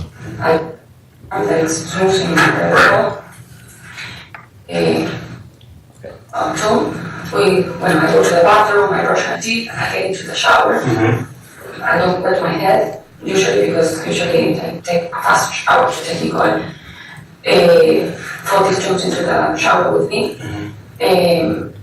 Now, here's what's interesting about that. She is giving the investigators an awful lot of detail, isn't she? I didn't wet my hair. Fotis jumped in the shower with me. And of course, we know where that came from. This is what she told investigators about where Fotis Dulos was on the morning of May 24, 2019. I saw Fotis talking to Kent in the office. I walked with Kent and the leaders there. They were talking even further. Have you been in the house now? Just explain. Just explain. They're in the table, not the office. They, Kent and who? And Fotis. Kent and Fotis. I grabbed my computer. All these details. He's talking to Kent at the table in the office. I grabbed my computer. You know he's in New Canaan murdering his wife. You know that because of all the evidence, the DNA evidence, the trash in Hartford. So what is she talking about? I didn't see Fotis' phone in the morning on the 24th. You just want to more than Jennifer went missing. Is that straight as usual? Well, I didn't see the phone, but yes, probably it's weird. She told investigators she didn't see the phone. She told investigators she saw Fotis in the shower. She told investigators she saw Fotis talking to Kent Maloney. Until she didn't. Wait, I actually didn't see him. Or in the shower or in the room. Did you see him in the household? I did not see him in the morning in the house.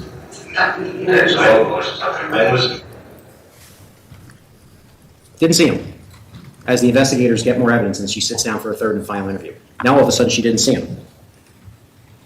Wait, I actually did see his phone. And incidentally, I just happened to answer the one phone call that he had in his timeline. The phone call that he set up the night before. The day of the phone. You see Ken? Yes. What was his phone? Yes. It's on the glass table Yes. in the office. Yes. Where Ken is located. Yes. Now, I am just going to say this. Her lies were so profound that the defense brought in 2 experts to try to explain them away to you.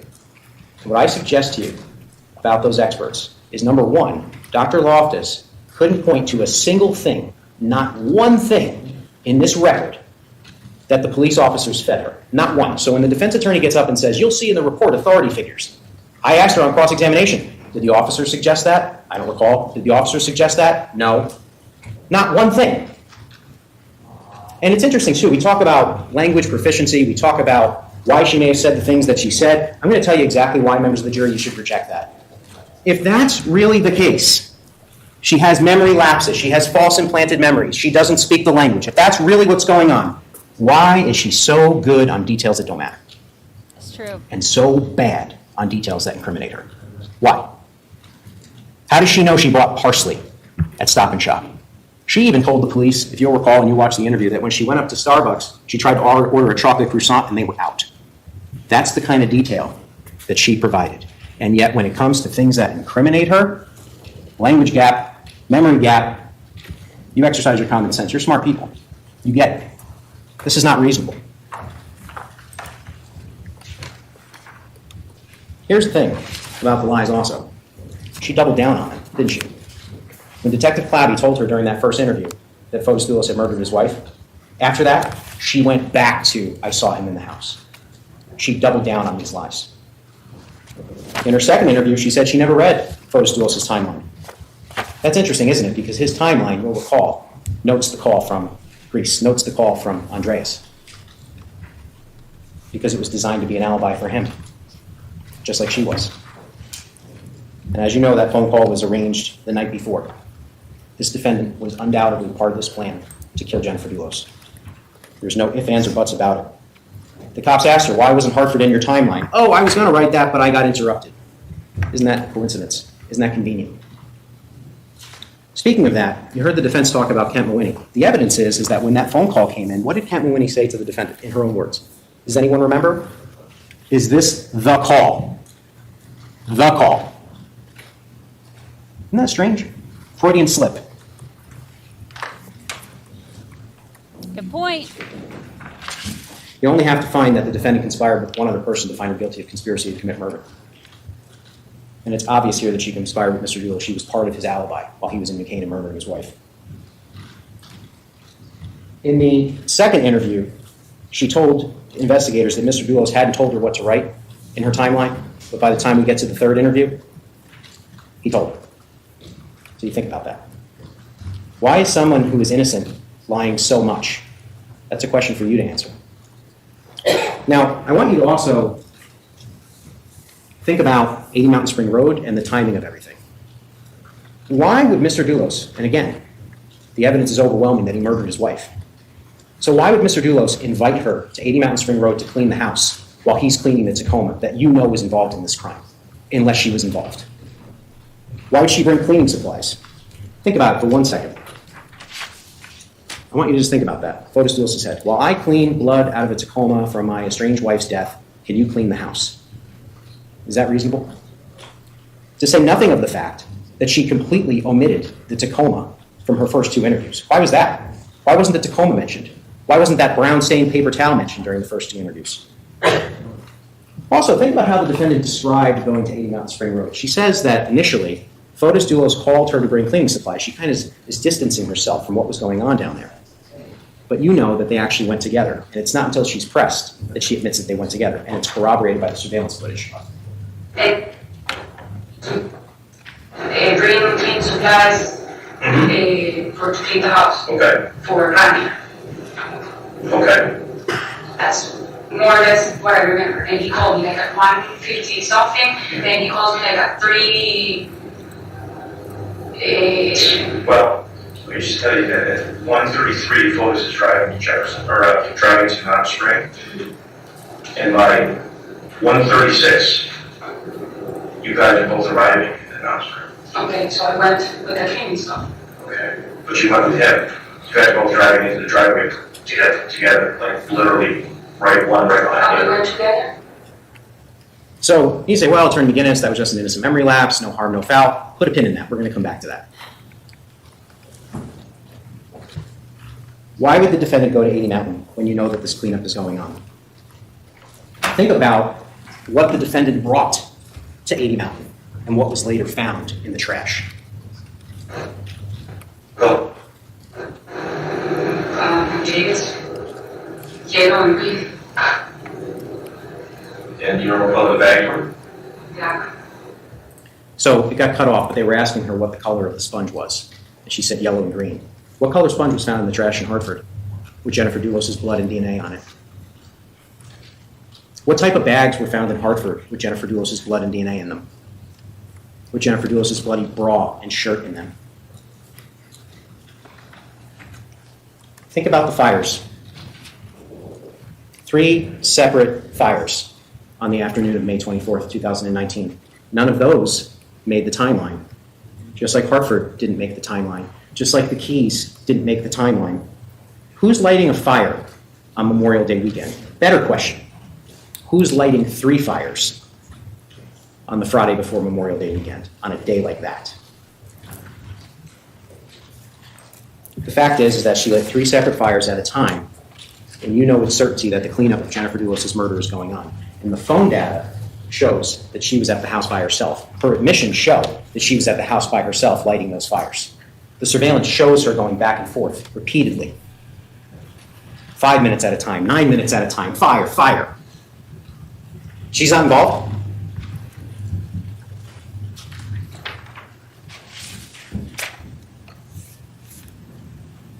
Pavel Gumiani, one person ran towards the Tacoma, embraced it, and another one avoided the Tacoma. And you guys will recall that image that the defense admitted into evidence where Pavel Gumiani is at the police department with oil looking to get his vehicle back. Does that sound like somebody that was involved in this murder? Everything that Mr. Gumiani said to you was corroborated by video surveillance, the infotainment system, the gas receipt. There's even surveillance footage of him leaving with the dirt bike in the back of his vehicle. You guys will recall that. You'll remember that there was only one exhibit, I believe, during the trial that I actually physically handed you, and it was the surveillance shot because it was difficult to see with the plank in the back. You guys will recall that. Everything he said was corroborated by the surveillance footage. Everything. And by the way, if you're going to have the temerity in closing argument to accuse someone of being involved in a murder, please have the brass to ask them when they're here on cross-examination. Thank you. Objection, Your Honor. Well, at this point, the court can appreciate fellow's argument, but ad hominem attacks should not be considered by the jury, neither should they continue. Mr. Gumiani withstood right, an entire day of cross-examination. Bam. An entire day of cross-examination, and he stood up to it. He even told you little details like he had sold his motorbike to the defendant. She lied about that too, didn't she? She lies about big details and small details. And of course, he told you how the defendant took his keys. Now, up until the third interview, she didn't even admit that vehicle was at Green Mountain Spring Road. And even she admitted that taking those keys looked bad, didn't she? I took it. So this is where the problem is. This is where it's problematic. This is where we come back to this. All the things that we talked about in here that were said by you, not once, sometimes twice, because we met 2 times before, that were less than truthful. Now all of a sudden, you're taking the keys. You have to understand how that looks, okay? You look very bad. Why did she avoid bringing up the Tacoma in her first 2 interviews? Why did she not tell investigators that Mr. Dulos was cleaning the Tacoma? And then, of course, there's the coffee-stained paper towel that she doesn't mention until the final and third interview that she threw out in the trash herself. Think about all those trips back and forth, all the calls back and forth. Not only is his vehicle there, his being Mr. Gumiani's, but the defendant admitted it looked bad that she took his keys. Why would she take his keys unless she's trying to keep that vehicle there?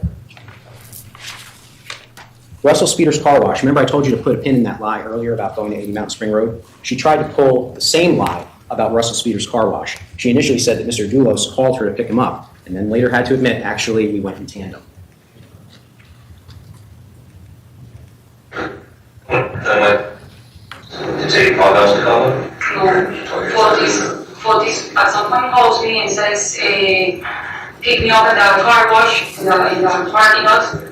And so I went to pick him up, and then we went to meet with Andy. And then, of course, they say, are you sure you didn't go at the same time? Oh, maybe we actually did go at the same time. Remember, Missouri, that truck was clean. 18-year-old work truck, no profiles on the door. They destroyed the evidence, and she helped him. She picked him up.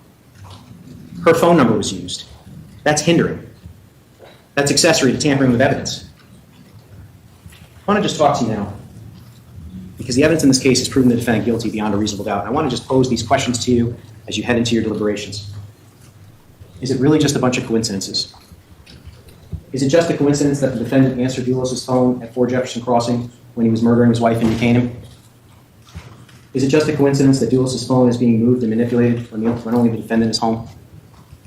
Is it just a coincidence that the defendant brought cleaning supplies to 80 Mountain Spring Road where you know the cleanup of this Tacoma was going on? Is it just a coincidence that the call from Greece is not in the defendant's timeline?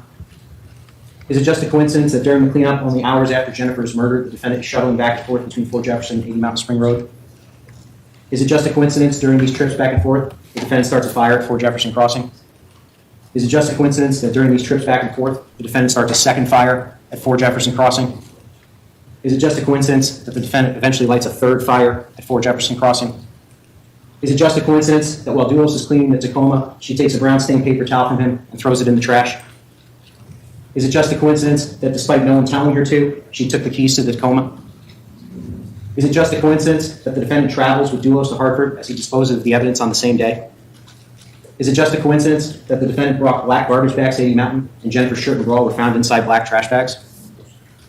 Is it just a coincidence that the defendant brought a green and yellow sponge to 80 Mountain Spring Road and 2 of those were found in the trash in Hartford? Is it just a coincidence that the defendant brought a broom and the police found a mop or a broom handle in the trash at Albany Avenue in Hartford? Is it just a coincidence that the defendant opened the door to the Raptor at the exact moment that Dulos exits the vehicle to dump those license plates in the sewer and block that other vehicle's view? Is it just a coincidence that despite her daughter not being home, the defendant panicked when the police came to the house, went to 3 separate rooms and said, "I don't want to be here"? By the way, if the police come to someone's door while their child is not home, would you expect a reasonable person to immediately go to the door to make sure the child is okay? Unless, of course, that person just knowingly committed a crime. Is it just a coincidence that the defendant followed Fotis Dulos to the car wash and then tried to lie about it? Is it just a coincidence that the defendant's phone number and not Dulos' number was used at the car wash? Is it just a coincidence that the defendant lied and said she showered with Dulos when he was actually en route to murder his wife? Is it just a coincidence that the defendant lied about seeing Dulos in the office again while he was in New Canaan, murdering his wife? Is it just a coincidence that the defendant initially denied seeing Dulos' phone on the morning that Jennifer was murdered? Is it just a coincidence that the defendant said she saw Dulos meeting with Kent Maloney at 4 Jefferson Crossing around the time of Jennifer's murder, the same information that was in Dulos' timeline? Is it just a coincidence that the defendant never mentioned starting a fire to the police until they confronted her in the third and final interview? Is it just a coincidence that the defendant failed to mention that the Tacoma was at 80 Mountain Spring Road during her first 2 interviews? Is it just a coincidence that the defendant never mentioned that Dulos had washed the Tacoma during her first 2 interviews? Is it just a coincidence that the defendant answered the one call mentioned in Dulos' timeline on that morning as having been answered by him on the morning of his wife's murder? Is it just a coincidence that the defendant failed to tell police that Fotis Dulos' bicycle was at 80 Mountain Spring Road until the third and final interview? Is it just a coincidence that the defendant lied about not going back to 80 Mountain Spring Road to return those keys? Is it just a coincidence that Dulos told the Bell Committee to keep the defendant, quote, out of this when the committee brought up the defendant taking his keys? It's a lot. Is it just a coincidence that the defendant's DNA was found on the opening of a garbage bag that also contained bloodstains, tape, and Jennifer Dulos' DNA? Are all these things just coincidences?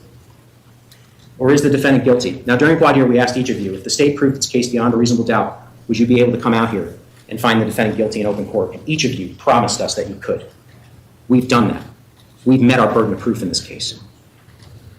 Now, I want to show you, I have 2 minutes left here, the timelines. One last time, we're going to talk about these timelines. Now, Fotis is to the left, the defendant's timelines are to the right. And they have been referred to as timelines, but they were really just a script, weren't they? And maybe some of you remember from English class in high school, every script has 3 acts, doesn't it? The first act was the premeditation and killing of Jennifer Dulos. The second act was the cover-up through the destruction of evidence and the defendant's lies. And now, we've reached the third act. Except she doesn't get to write it. You do. Ooh. You write the third act of this script with your verdict. What's the ending going to be? Thank you. Strong closing. That was really good. Ladies and gentlemen, you have heard the closing arguments in the matter of State of Connecticut versus Michelle Troconis. The court will instruct you on the law, but the court will do that after the luncheon recess. That instruction will take about 50 minutes. Because the instruction will take that much time, what the court has decided to do is give each one of you a complete copy of the instruction so that you can follow along. Otherwise, it would be difficult to digest those instructions as the court is reading it and you are trying to listen. We will stand in our luncheon recess. Please do not discuss the case. Please do not talk to anyone about the case, and we plan to see you at 2 o'clock. Ladies and gentlemen, take seats in the gallery. Look at Shoehorn.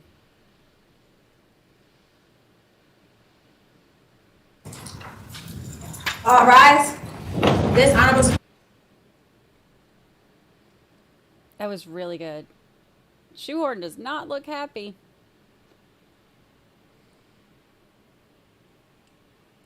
Down in front. Oh.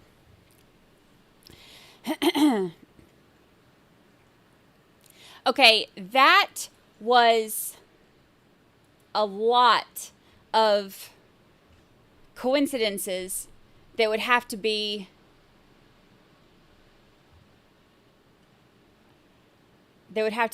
coincidences if it were to actually if she were to be innocent. Okay, so we're gonna do they're back now. We're almost caught up to the final. Oops. We're almost caught up to live, but before we get into jury instructions, let me do a poll. Do not vote unless you are one of the ones that was kind of on the fence, because we had the big debate. You know, last week I was saying I didn't know if there was enough to prove it beyond a reasonable doubt. So let me, is the verdict in? No, the verdict's not in. They just now came back. They haven't even read all the jury instructions yet. All right, so if you were on the fence,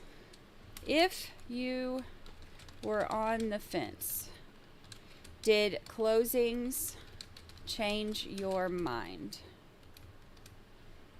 Yes or no? All right. All right, here we go. So now we're doing jury instructions. Instructions. The counsel have their copies. Yes, Judge. Yes, Your Honor. Thank you. We can bring the jury out, please. Bring the jury.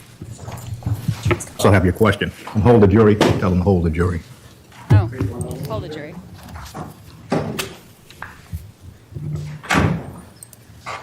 Sorry, Your Honor. I just wanted to be sure that, and I haven't had a chance to look at this version, but to make clear, and just quickly looking at it, that, and maybe the court would either add a sentence, or if it may be in here in this version, that the intent to murder has to come before an agreement to commit, to enter into a conspiracy. And I think it's in here, but I just wanted to state that for the record. When I originally looked at it, I think the order of the elements, I mean, they're all in there, but I think that should have been first, and I don't know if that's now clear. I'm just noting that for the record. You can bring the jury out, please. If you were on the fence about it, or if your vote changed, then vote. I put on the fence. If it changed your vote too, you can put that one.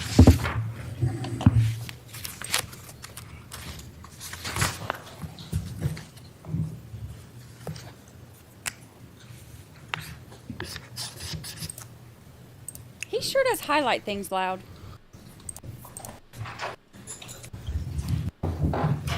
Stipulate, please. Yes, Your Honor. Yes, Judge. Ladies and gentlemen, at this time, what the court will do is advise you on the law of the case. Because this will take approximately 50 minutes, the court has asked the clerk's office to make a copy of the instructions for each one of you. And we will ask Madam Clerk to hand out those copies now.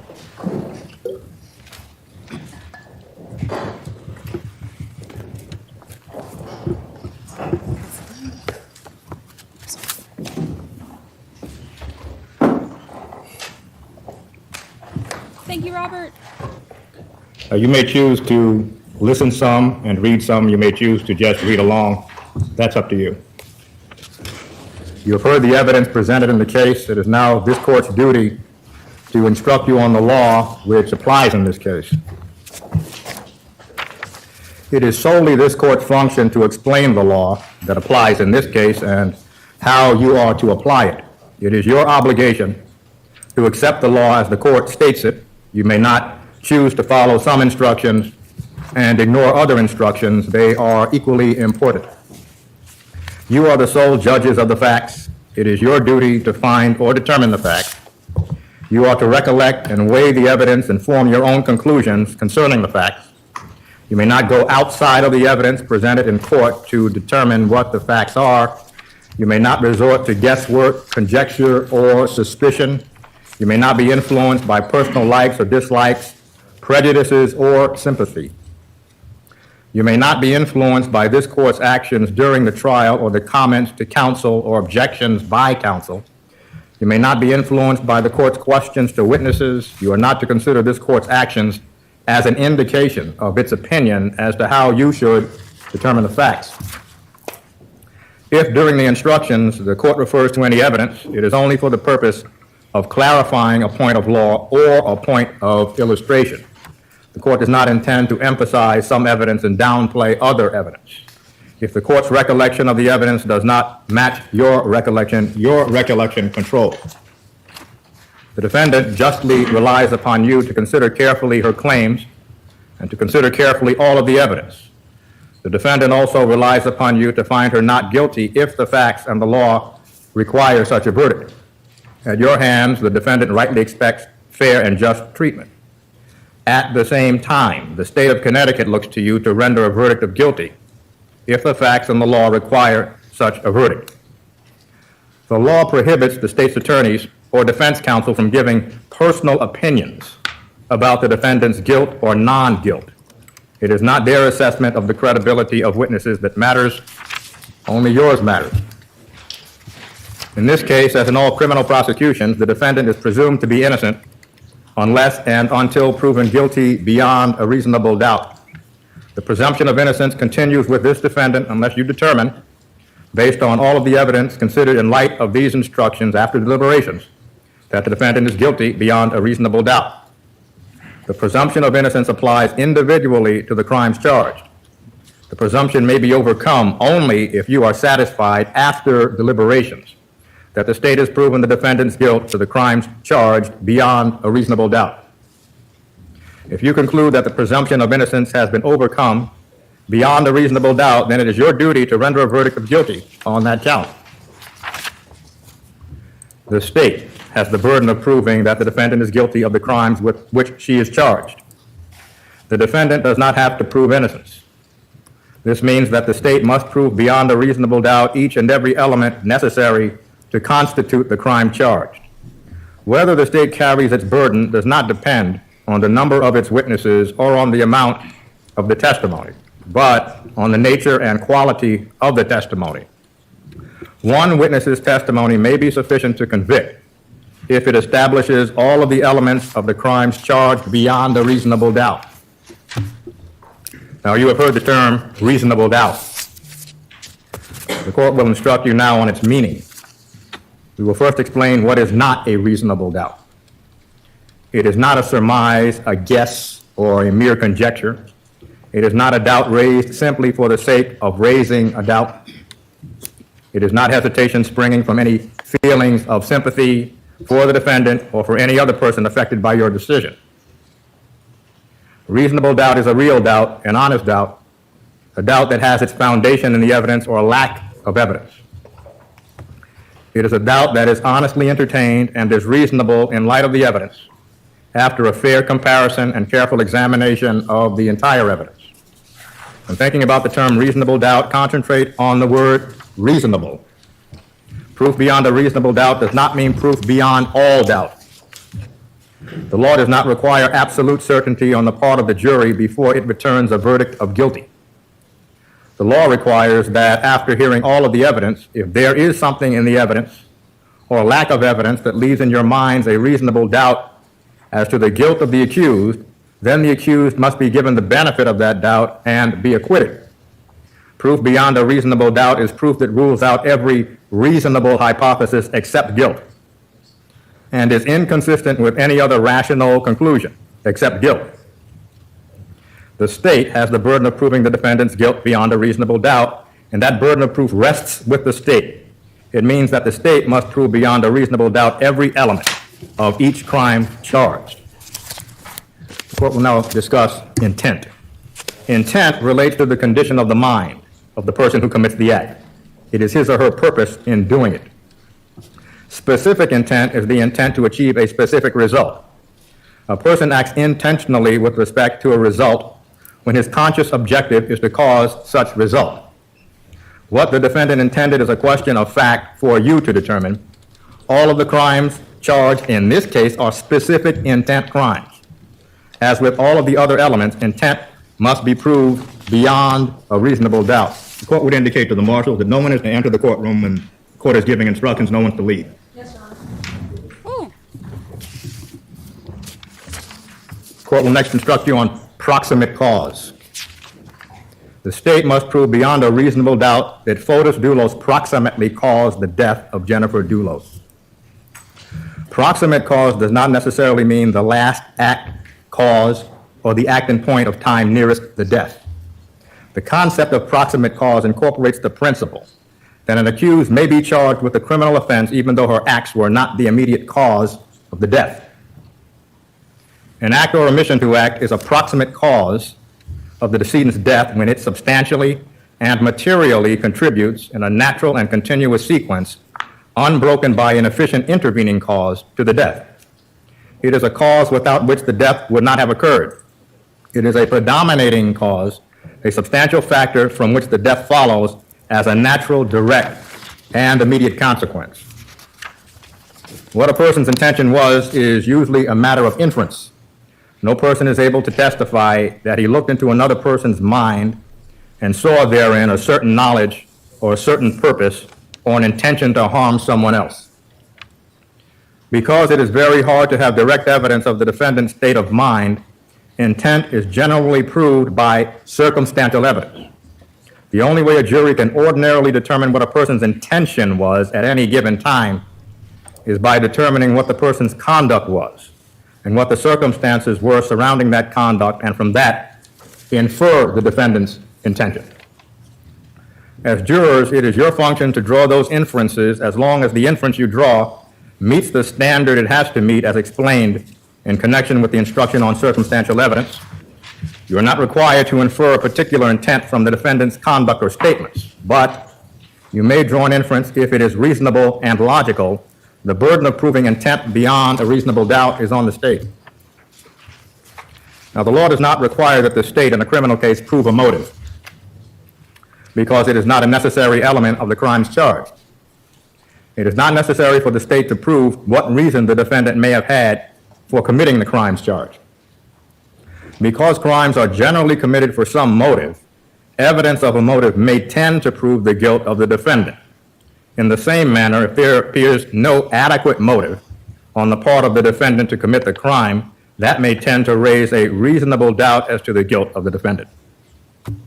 If the existence of a motive can be reasonably inferred, that may tend to prove the defendant's guilt. If no motive can be inferred, it may or may not raise a reasonable doubt as to the guilt of the defendant. If the absence of a motive does not raise a reasonable doubt that the defendant is guilty, then the fact that the state has not proved what the defendant's motive was does not prevent you from returning a verdict of guilty.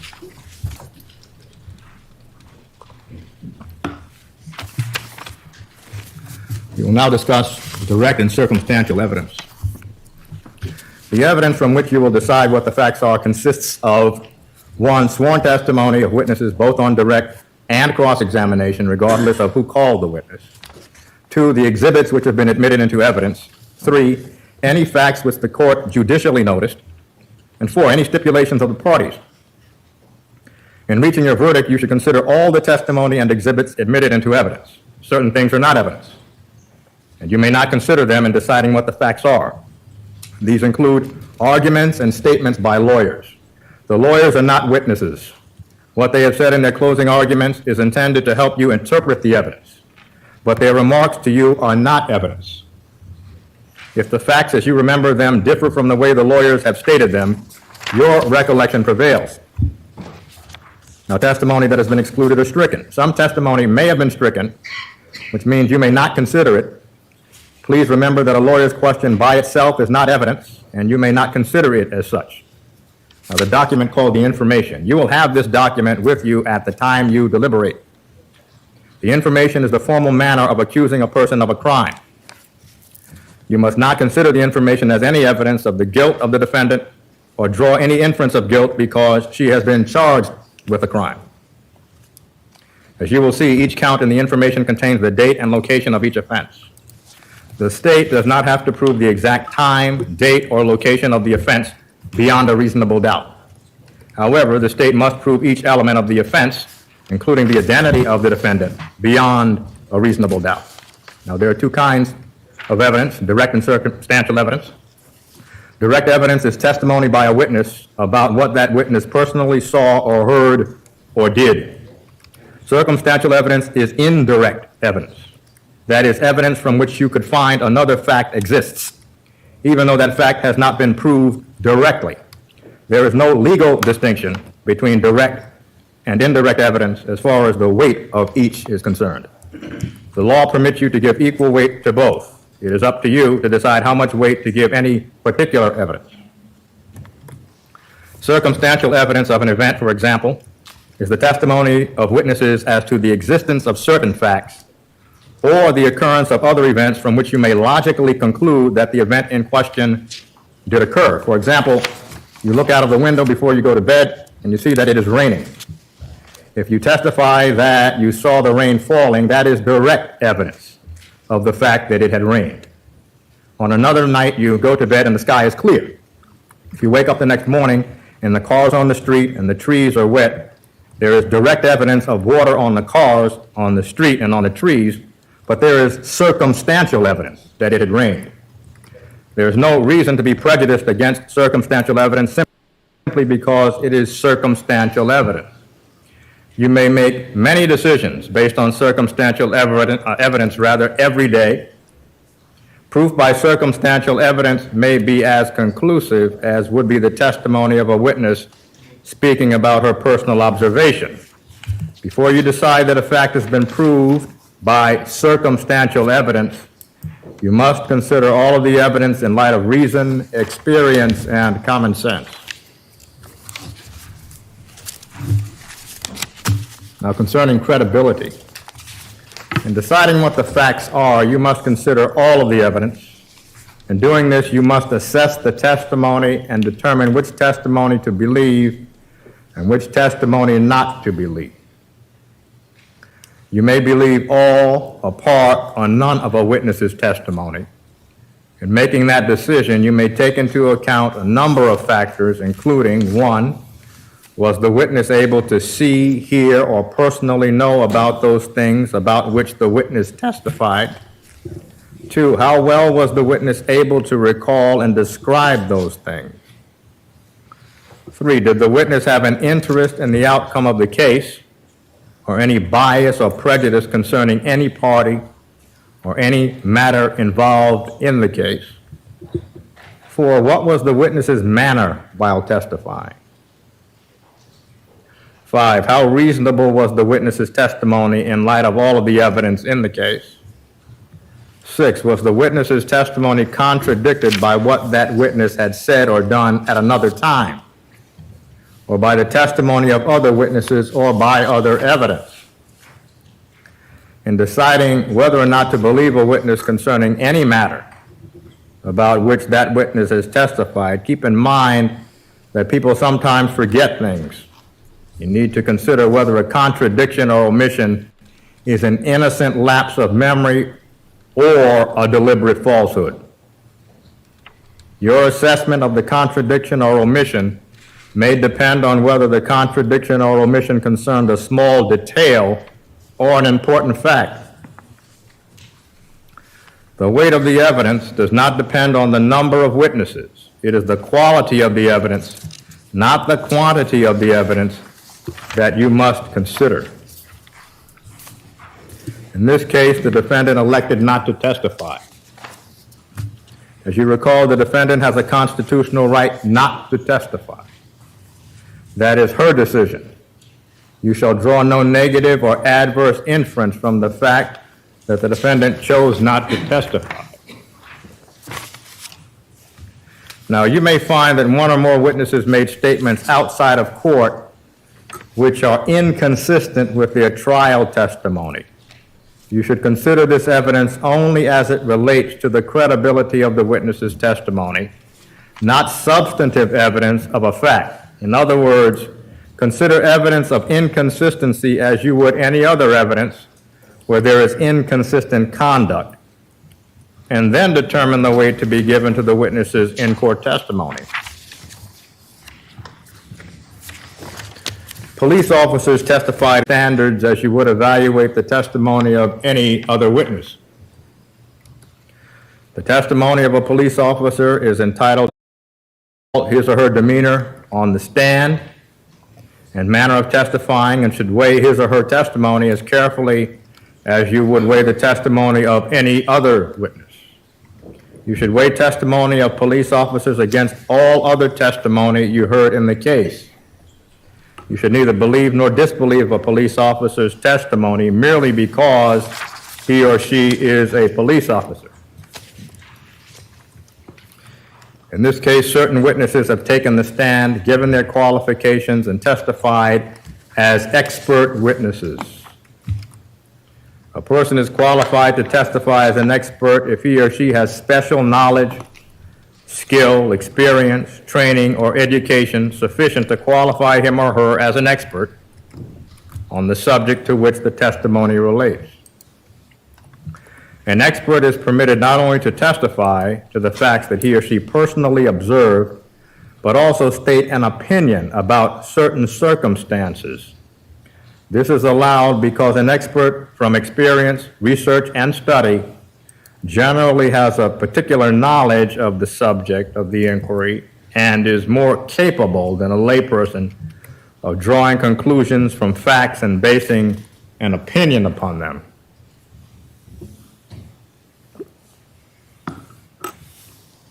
An expert witness may state an opinion in response to a hypothetical question, and some experts have done so in this case. A hypothetical question is one in which the witness is asked to assume that certain facts are true and to give an opinion based on those assumptions. The value of the opinion given by the expert in response to a hypothetical question depends upon the relevance, validity, and completeness of the facts he or she was asked to assume. The weight that you give to the opinion of an expert will depend on whether you find that the facts assumed were proved and whether the facts relied on in reaching the opinion were complete, or whether material facts were omitted or not considered. Like all other evidence, an expert's answer to a hypothetical question may be accepted or rejected in whole or in part according to your best judgment. Allowing someone to give expert testimony is in no way an endorsement by the court of the testimony or the credentials of the witness.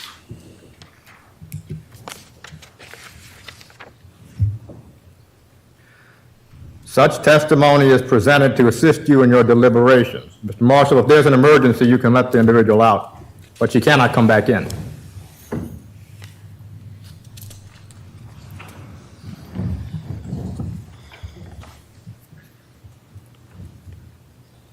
No such testimony is binding upon you, and you may disregard the testimony either in whole or in part. It is for you to consider the testimony with the other circumstances in the case, and using your best judgment, determine whether you will give any weight to it, and if so, what weight you will give to it. The testimony is entitled to such weight as you find the expert's qualifications in his or her field entitle it to receive, and it must be considered by you, but is not controlling upon your judgment. You are also to consider his or her general credibility in accordance with the instruction on credibility applicable to all witnesses. In this case, evidence in the form of stipulations between the parties was introduced to show certain facts. The stipulation is an agreement between the parties concerning some fact or facts which you as the jury are bound to accept as fact during your deliberation. This evidence included the designation and identification of physical evidence submitted to the state forensic laboratory. The stipulations are to be used only for the specific purposes for which they were entered into and not to be used for any other purpose. The stipulations do not include credibility or the weight you may give to the exhibits. You will have the stipulations with you during your deliberations.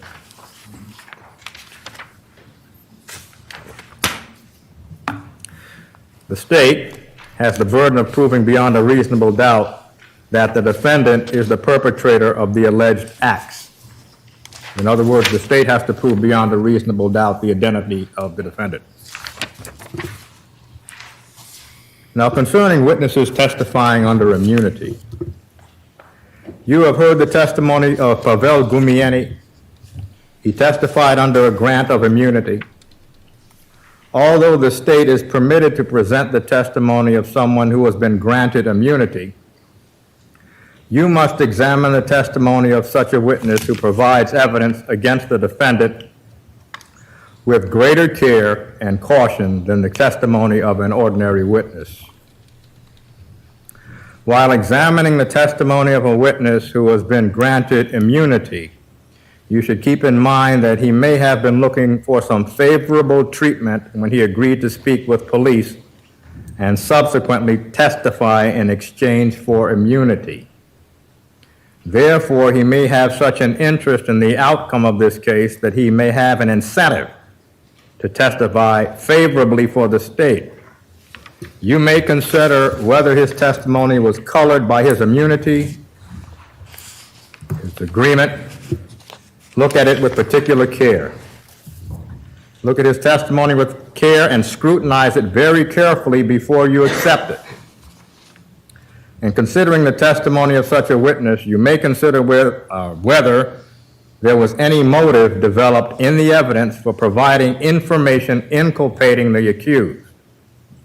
The factors that you may consider, among others, when evaluating the credibility of such a witness include the extent to which the witness's testimony is confirmed by other evidence, the specificity of the testimony, the extent to which the testimony contained details known only by the perpetrator of the alleged offense, the extent to which the details of the testimony could be obtained from other sources, the circumstances under which the witness initially provided information supporting such testimony to law enforcement, and whether the witness has received the benefit, including immunity from prosecution, in exchange for testimony, and whether the witness has ever changed his testimony. Further, notwithstanding any language in the immunity agreement, it is your exclusive role to determine the credibility of that witness. In other words, you and you alone are to determine whether any evidence offered by Pavel Gumieni is to be believed wholly, partly, or not at all, irrespective of any language in the immunity agreement that may indicate otherwise. And after the name Pavel Gumieni in this draft, please just eliminate the word it. The determination as to whether the state has proven the elements of the crimes charged beyond a reasonable doubt rests solely with you after a careful examination of all of the evidence presented. However, you are not required to disbelieve a witness because he has been granted immunity. Some people in this position are entirely truthful when testifying. Again, it is your duty to decide whether Pavel Gumieni is to be believed wholly, partly, or not at all.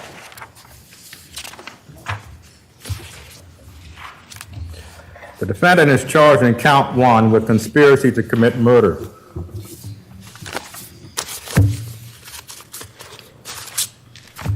Count 1 of the information reads, at various times and in various locations, including but not limited to the town of New Canaan on or about the 24th day of May 2019, in the area of 69 Wells Lane, Michelle Troconis, with intent that conduct constituting the crime of murder be performed, did agree with Fotis Dulos and other persons to engage in and cause the performance of that conduct, and one of them did commit an overt act in pursuance of the conspiracy, to wit, Fotis Dulos did assault Jennifer Farber Dulos in her home on the 24th day of May 2019 with intent to restrain and kill her in violation of sections 53A-48A and 53A-54A subsection A of the Connecticut General Statutes.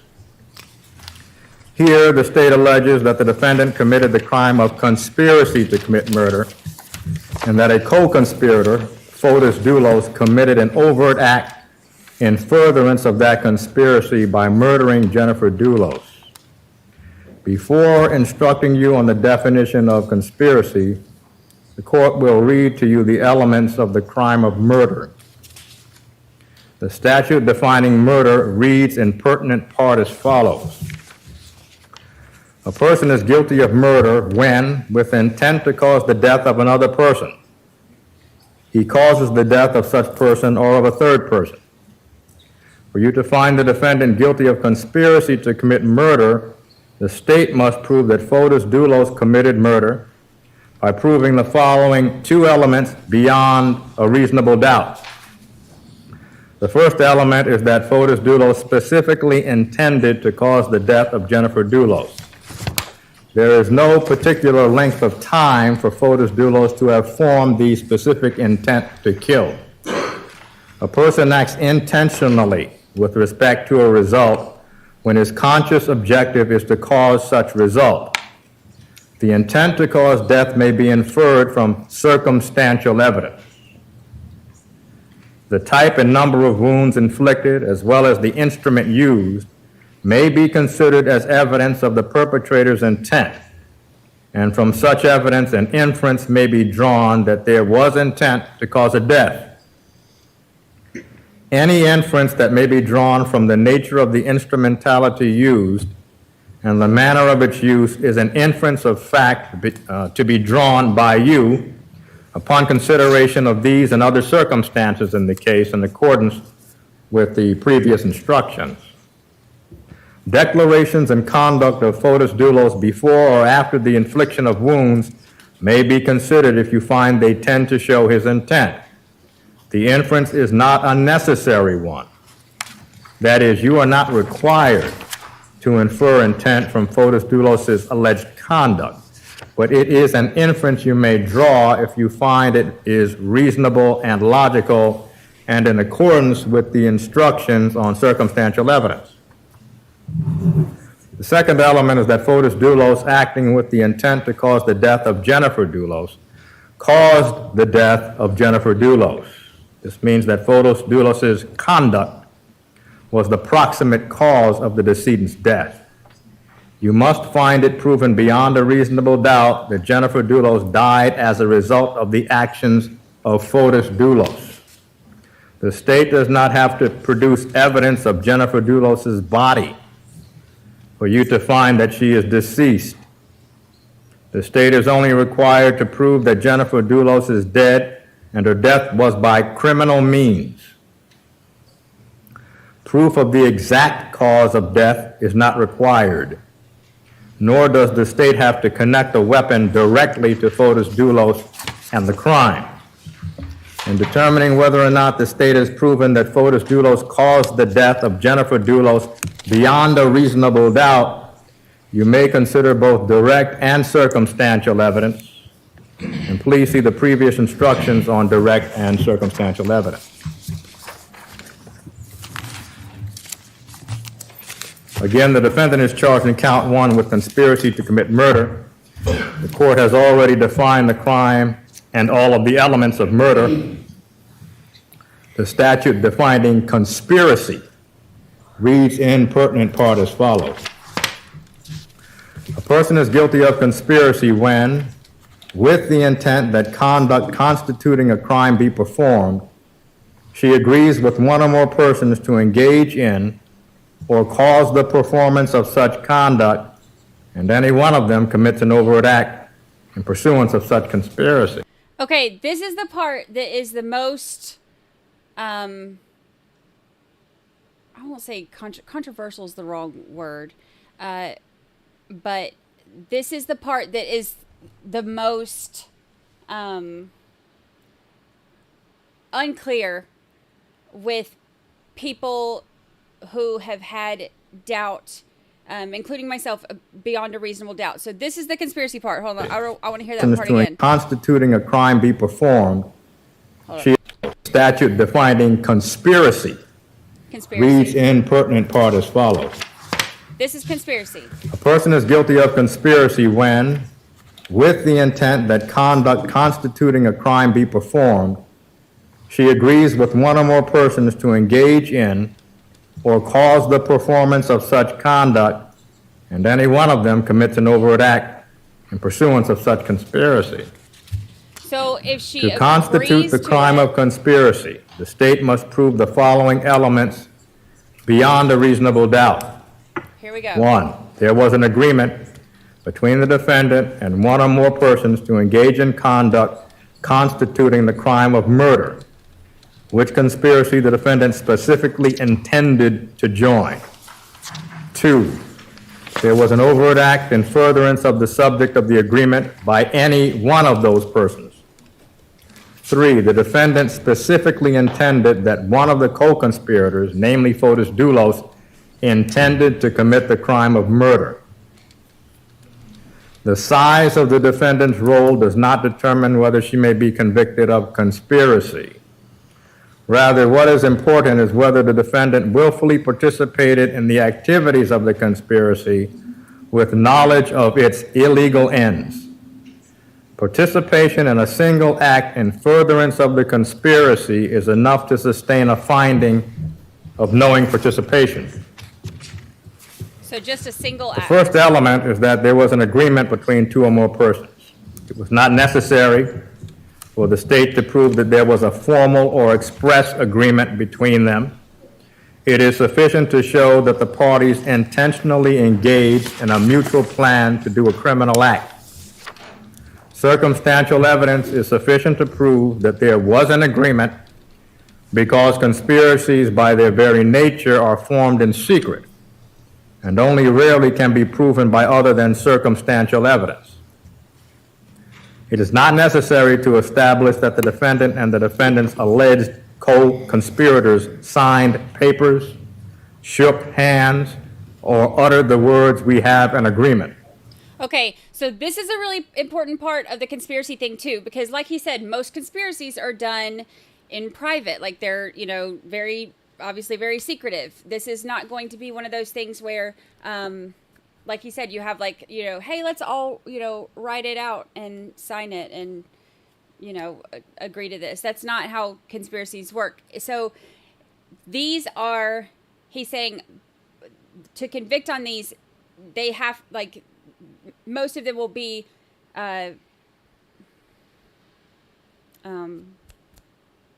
circumstantial. Oh God, the words leave my brain. Circumstantial evidence. So obviously there's other evidence that's more the bloody clothes and the DNA and stuff like that, we see from a lot of the after the stuff. But this is going to be, so he's telling the jury, this is going to be circumstantial. You're not going to have written consent for all of them to agree on this. But like Marie Moss counted those coincidences earlier, there were 31. But rather a conspiracy can be inferred from the conduct of the accused.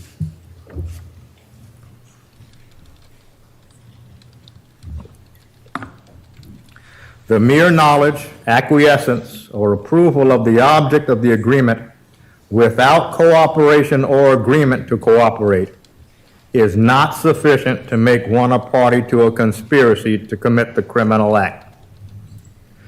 Mere presence at the scene of the crime, even when coupled with knowledge of the crime, is insufficient to establish guilt of the conspiracy to commit the crime. In order to convict a person of conspiracy, the state need not show that such person had direct communication with all other conspirators. It is not necessary that each conspirator be acquainted with all others, or even know their names. It is sufficient if she has come to an understanding with at least one of the others, and has come to such understanding with that person to further a criminal purpose.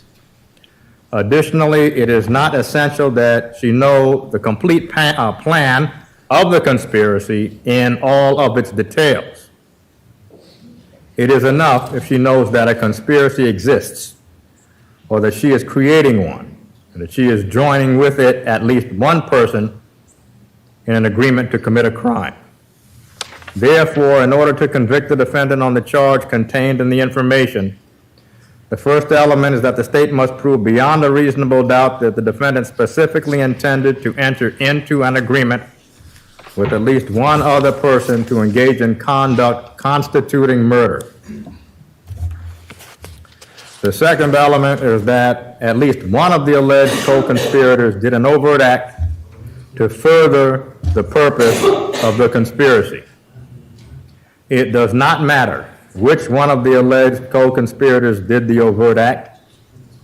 It need not be the defendant, and it need not be a criminal act.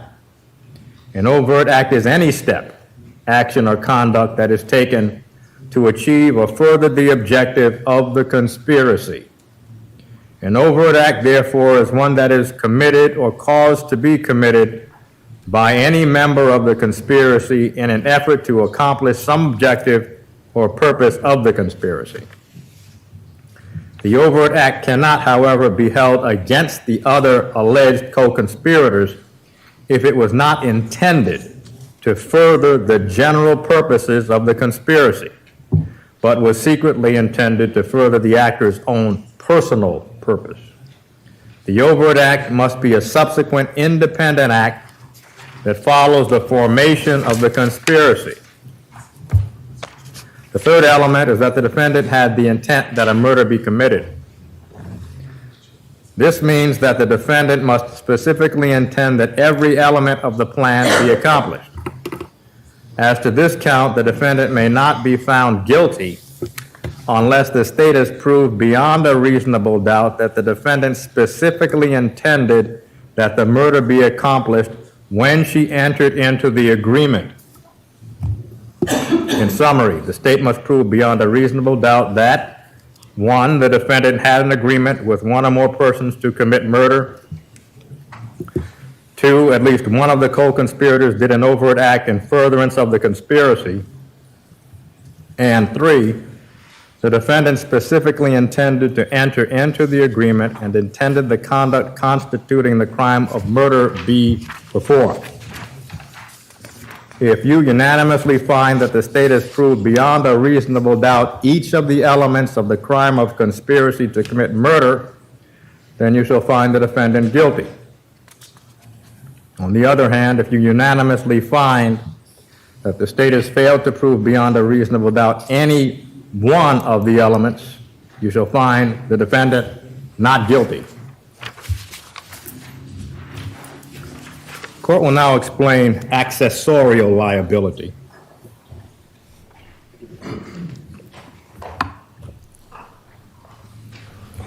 A person is criminally liable for a crime if she directly commits it or if she is an accessory in the criminal act of another. The statute defining accessorial liability reads in pertinent part as follows. A person acting with the mental state required for the commission of an offense who solicits, requests, commands, importunes, or intentionally aids another person to engage in conduct which constitutes an offense shall be criminally liable for such conduct and may be prosecuted and punished as if she were the principal offender. This statute does not connect those 5 acts specified with the word and, but separates them by the word or. A person is an accessory if she solicits or requests or commands or importunes or intentionally aids another person to engage in conduct that constitutes an offense.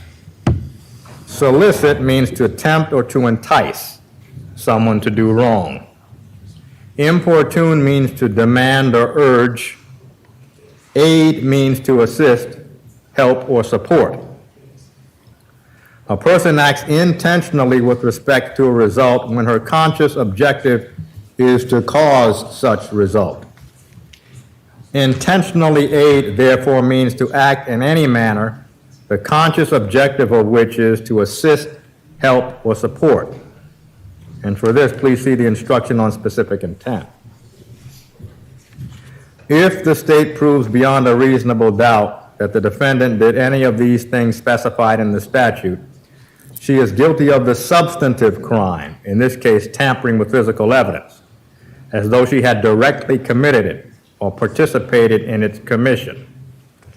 To establish the guilt of the defendant as an accessory for assisting in the criminal act of another, the state must prove criminality of intent and community of unlawful purpose. That is, for the defendant to be found guilty as an accessory, it must be established that she acted with the mental state necessary to commit the crime of tampering with physical evidence. And in furtherance of that crime, she solicited, requested, commanded, importuned, or intentionally aided the principal to commit tampering with physical evidence. Evidence of mere presence as an inactive companion, or passive acquiescence, or the doing of innocent acts which, in fact, aid in the commission of a crime, is insufficient to find the defendant guilty as an accessory under the statute. Nevertheless, it is not necessary to prove that the defendant was actually present or actively participated in the actual commission of the crime, in this case, tampering with physical evidence. The rule is that a person who solicits, requests, commands, importunes, or intentionally aids in the commission of a crime is guilty of that very crime.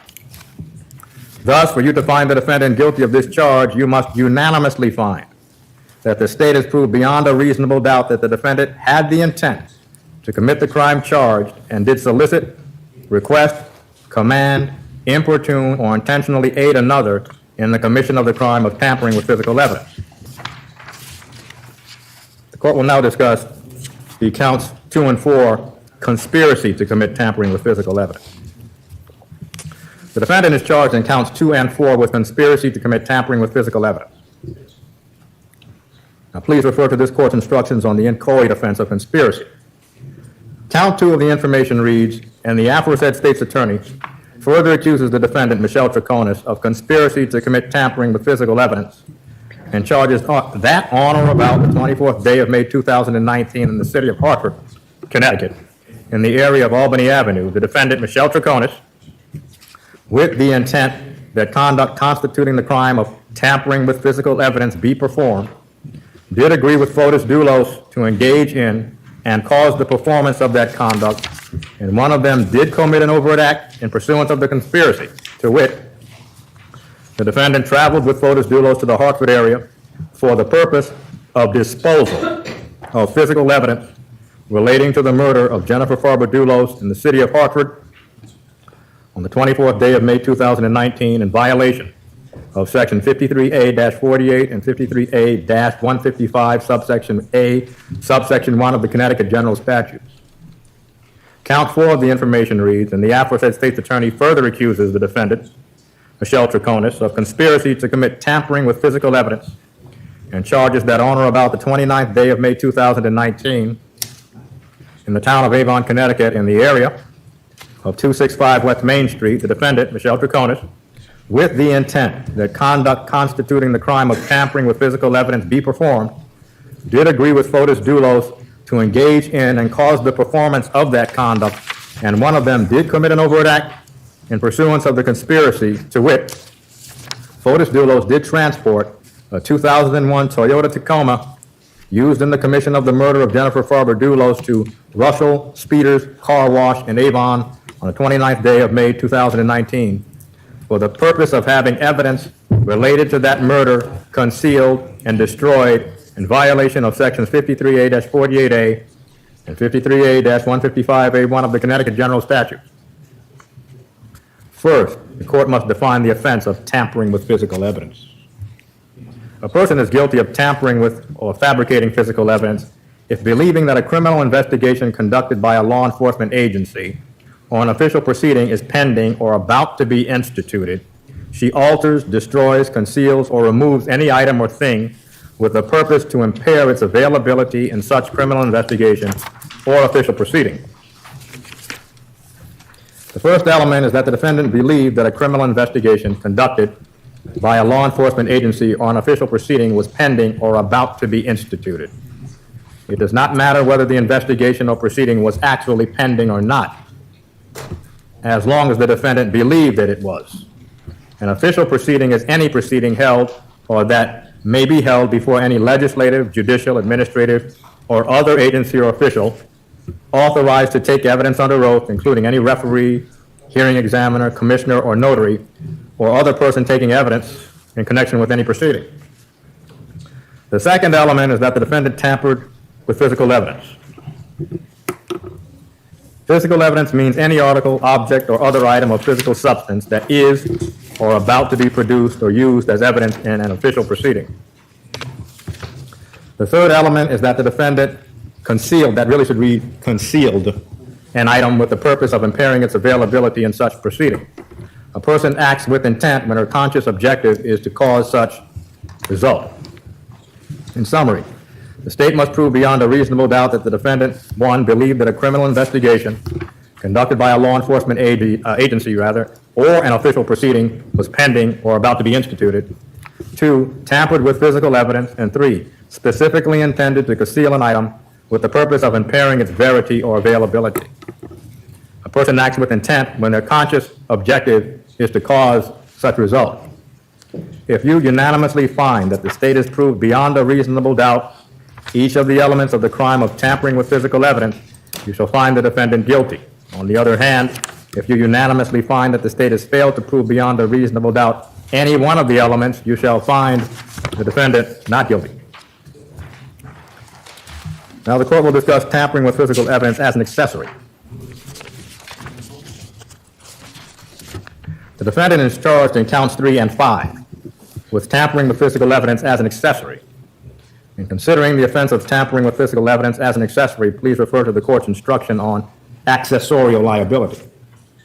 Count 3 of the information reads, and the aforesaid state's attorney further accuses the defendant, Michelle Troconis, of tampering with physical evidence and charges that on or about the 24th day of May 2019, within the city of Hartford, Connecticut, in the area of Albany Avenue, the defendant, Michelle Troconis, believing that a criminal investigation conducted by a law enforcement agency was pending and about to be instituted, did alter, destroy, conceal, or remove a thing with the purpose to impair its availability in that criminal investigation and official proceeding, in violation of Section 53A-155A1 and 53A-8A of the Connecticut General Statutes.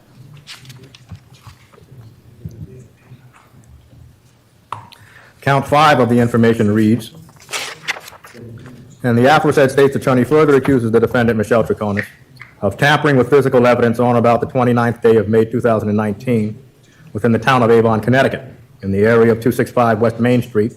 The defendant, Michelle Troconis, believing that a criminal investigation conducted by a law enforcement agency was pending and about to be instituted, did alter, destroy, conceal, and remove a thing with the purpose to impair its availability in that criminal investigation and official proceeding, in violation of Section 53A-155A1 and 53A-8A of the Connecticut General Statutes. That sentence, ladies and gentlemen, should read, Thank you, Jackie. in the disjunctive, to be instituted, did alter, destroy, conceal, or remove a thing rather than and. As previously stated, the elements of tampering with physical evidence are as follows. Such person, 1, believed that a criminal investigation conducted by a law enforcement agency was pending or about to be instituted. 2, tampered with physical evidence. And 3, specifically intended to impair the verity or availability of the evidence. Please refer back to the instructions on the elements of tampering with physical evidence.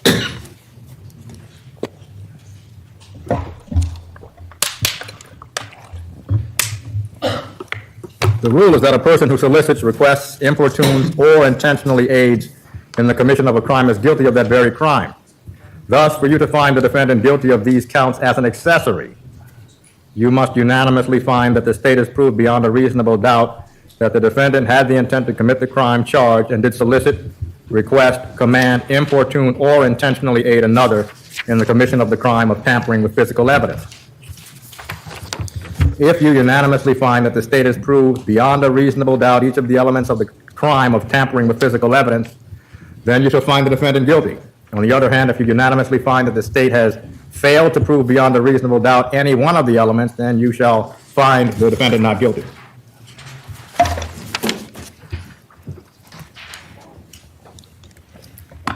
Poor judge's voice. Defendant is charged in count 6 with hindering prosecution in the second degree. The statute defining this offense reads in pertinent part as follows.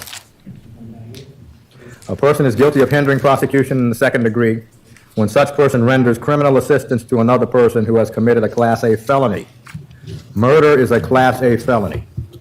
For you to find the defendant guilty of this charge, the state must prove the following elements beyond a reasonable doubt. The first element is that the defendant rendered criminal assistance. A person renders criminal assistance when, with intent to prevent, hinder, or delay the discovery or apprehension of, or the lodging of a criminal charge against a person whom she knows or believes has committed a felony, or is being sought by law enforcement officials for the commission of a felony, or with intent to assist a person in profiting or benefiting from the commission of a felony, provide such person with transportation or other means of avoiding discovery or apprehension, suppresses by an act of concealment, alteration, or destruction any physical evidence that might aid in the discovery or apprehension of such person or in the lodging of a criminal charge against such person. The second element is that she rendered criminal assistance to a person who committed a Class A felony. According to the law in Connecticut, murder is a Class A felony. The defendant need not know the classification of the felony. Please bear in mind, however, that although the person to whom the defendant rendered assistance must have actually committed murder, he need not have been arrested, prosecuted, or convicted of the offense. In summary, the state must prove beyond a reasonable doubt that 1, the defendant rendered criminal assistance to Fotis Dulos, and 2, Fotis Dulos committed murder. If you unanimously find that the state has proved beyond a reasonable doubt each of the elements of the crime of hindering prosecution in the second degree, then you shall find the defendant guilty. On the other hand, if you unanimously find that the state has failed to prove beyond a reasonable doubt any one of the elements, you shall find the defendant not guilty. Now, these are final instructions concerning note-taking and deliberations.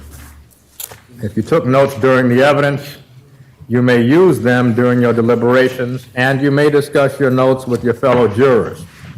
Remember that notes are merely aids to your memory and should not be given precedence over your independent recollection of the evidence. If there is a conflict between your recollection and your notes, or the notes of any other juror, it is your recollection of the evidence that must prevail. No juror's notes constitute evidence. Please recall the earlier instruction on what constitutes evidence. Your verdict must be based exclusively on evidence presented at trial and the principles of law given to you in these final instructions. A juror who has not taken notes should rely on his or her recollection and not be influenced by the fact that other jurors have taken notes. Notes are only a tool and are not always accurate. Do not assume that a voluminous note taker has taken notes that are more accurate than your memory. You may discuss your notes with your fellow jurors during deliberations. The decision to discuss your notes is yours alone. After the trial has concluded, the court staff will collect the notes and destroy them. You may have testimony played back or video played back if you deem it essential during your deliberations. You will have all exhibits with you during your deliberations.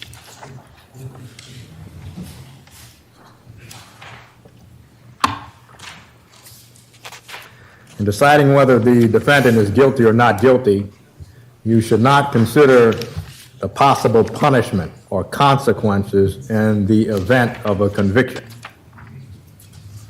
This is a matter exclusively within the court's function under the limitations and restrictions imposed by statute.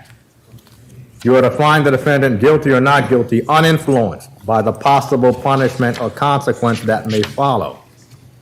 You should not be influenced by any sympathy for the defendant's family, the complainant, the complainant's family, or for any other person who in any way may be affected by your decision.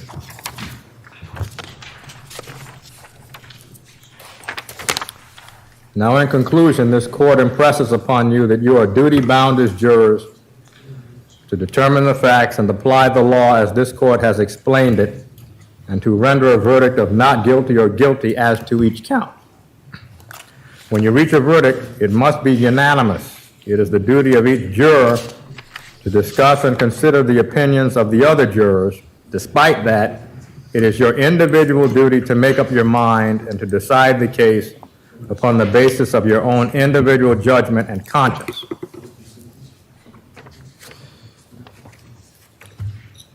Soon you will retire to the jury room. Do not begin deliberations until you have selected one of your members as the foreperson of the jury, and you have received the information and the exhibits. You may only deliberate when all of you are present in the jury room. Please inform the marshal when you have reached a verdict, but do not tell the marshal your verdict. You will be asked to return to the courtroom where your foreperson will announce the verdict orally in response to questions from the courtroom clerk. The rest of the panel will be asked whether they concur with the verdict. If you have any questions, please send them out by way of a note, signed by the foreperson and marked with the time of day, and please be specific. We would ask all of the regular jurors at this time to retire to the deliberation room and ask the alternates to remain. Judge.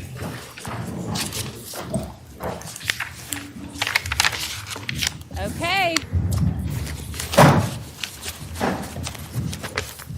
Your Honor, may we just approach it sidebar briefly? Yes. No.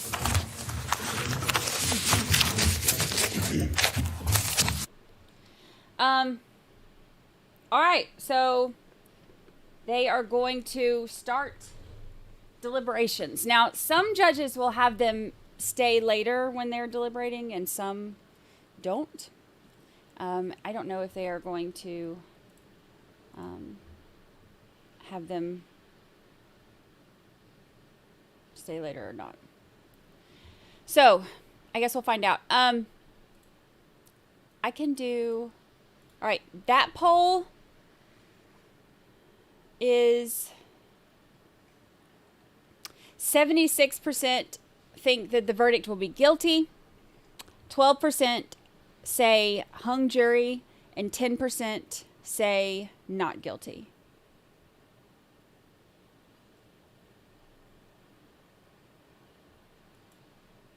Yes, I will get the verdict browse as soon as they come back and tell us what's going on.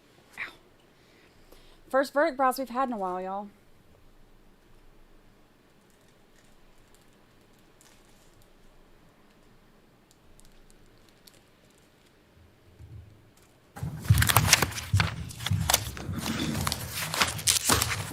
So the court believes that for this case, the court believes 200 jurors were voir dire. And the responses that you gave to the attorneys and considered by the attorneys and also heard by this court showed that it was clear that you would be excellent jurors for this case. This case is different from a lot of cases. This case is different in complexity. This case is different in length. This case is different in media attention.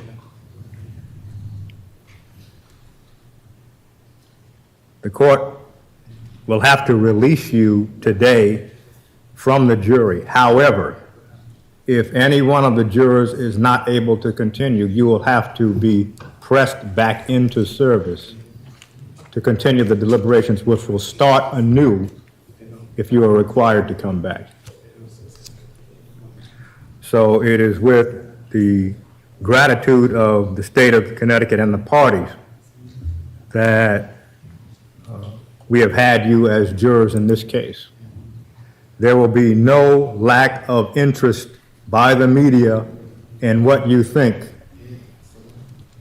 And hopefully you'll be able to get out of the door today before someone approaches you. What the court would instruct you to do is please, because you will be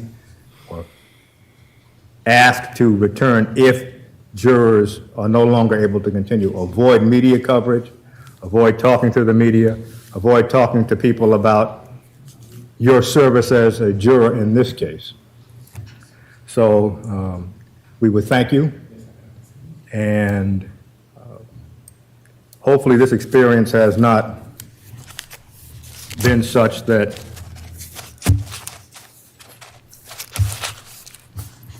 you cannot recover. So thank you, and please follow the marshal. And you may leave your notebooks and those instructions.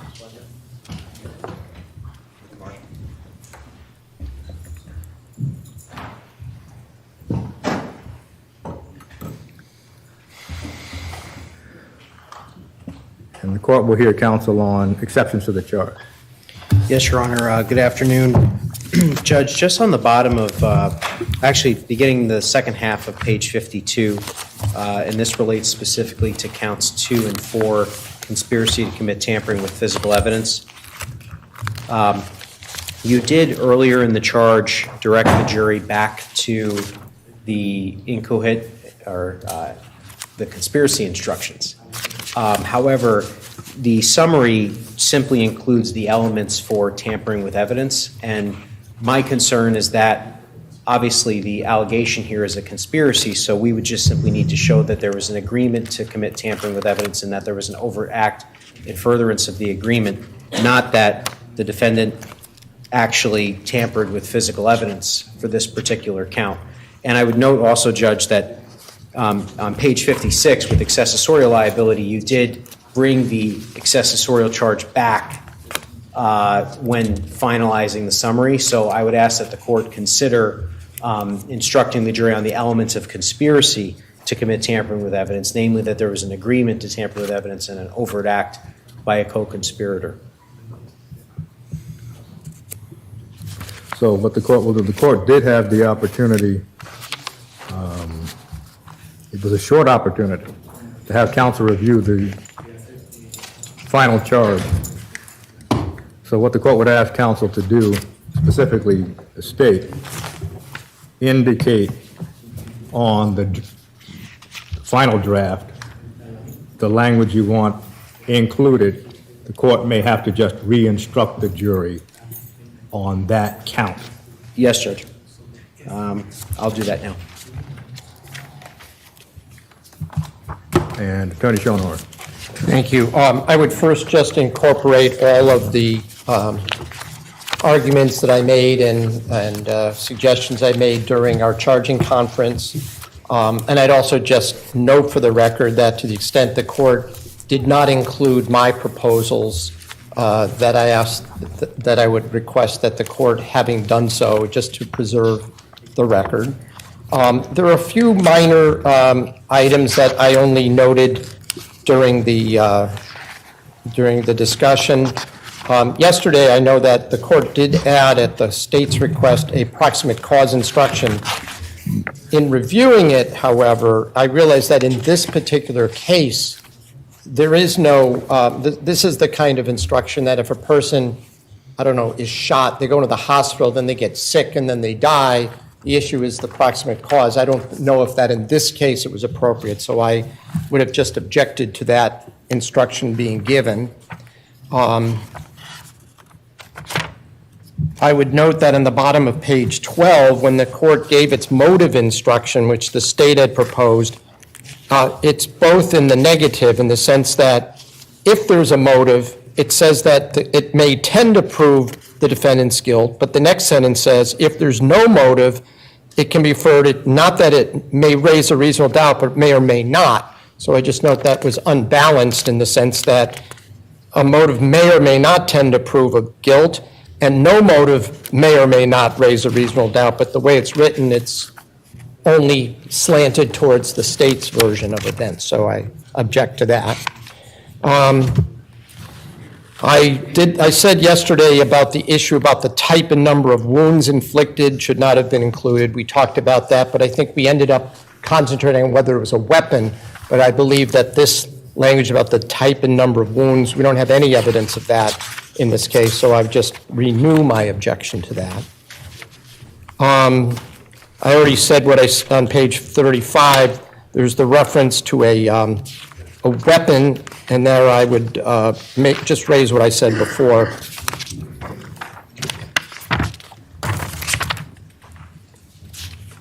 On page 38, for the definition of conspiracy, it's not that just activities that she have knowledge of its illegal ends. She has to have the specific intent to cause death. In other words, not just to have knowledge of its ends. It would have to be specific knowledge of the crime of murder itself. And finally, I believe on page 59, the court did leave in one of the elements, alternative ways to commit the crime of hindering is suppression by an act of concealment, alteration, or destruction. That's not in the criminal information. Only the first one, which is the allegation that she provided a person with transportation or other means of avoiding discovery. Suppressing, concealing, altering, or destroying evidence is not in the information. That's certainly not it's not the same thing. It's different acts. So I would ask that the court remove that and instruct the jury to disregard that. Thank you. Very good. Does the state wish to be heard on the last objection or exception by Attorney Schoenhorn concerning page 59? Yes, I can jump in, Your Honor, because Attorney McGinnis is writing with respect to the conspiracy count. With respect to what counsel's indicating about, I'm sorry, if you can just direct me to the page. Page 59, 59. the second bullet point. Oh, I think it's very clear in the state's charging, Your Honor. We charge transportation or other means of avoiding discovery or apprehension. Your Honor, I think we did discuss this yesterday, and Your Honor drew attention to the fact that there's that or other means. That or other means the jury can take into account all or nothing that Your Honor cites in the jury instructions. So the state would ask that it remain as said.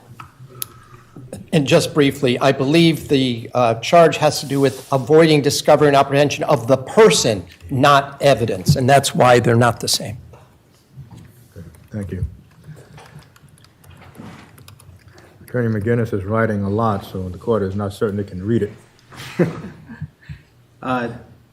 We can take a recess at this point and allow Attorney McGinnis to. I can type it at the recess. That would be better, and then the court will read, designate the page, and ask the jury to consider this instruction rather than the one that was read. Too many arrows. Too many arrows. So what we will do is just take a recess. How long do you think you will need it, Attorney McGinnis? 10 minutes. Well, let's come back at 3:50. Let's stand in recess. Thank you. All rise. This honorable superior. Thank you.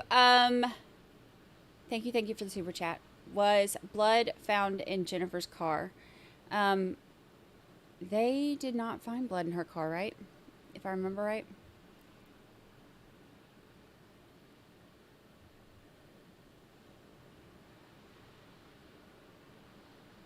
I am captivating 85 says, I'm so confused. I thought they already did this, which is why the judge read the instructions. Yeah, I thought so too. But what do I know?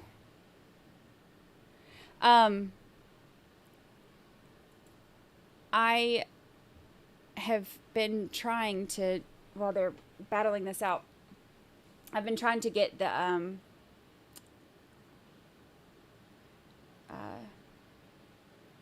counter working since I couldn't get it working before. I've been trying to get it working and I still can't do it. I am not, tech stuff isn't my thing. Although I do try. Tech stuff, just not my thing. I've been, I don't know. I try. I specifically started using Streamlabs instead of StreamYard because you can do more stuff, but then you got to learn how to do all this new stuff. Still working on it. I found a lot of stuff that I've been able to do, but now I'm trying to do a verdict clock, and it's not really working for me. I just need a tech person to do all this for me. I have. Are they deliberating now, or do they come back tomorrow to They're deliberating now. He sent them back there.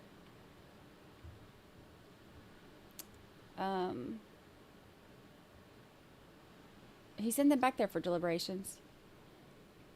So I believe. I wonder how long they'll stay.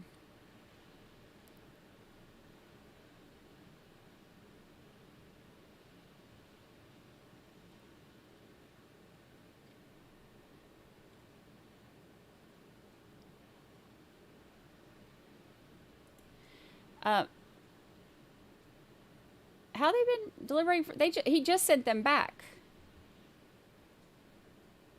Oh, he said not to deliberate yet? Oh, I missed that part. I started looking for the counter.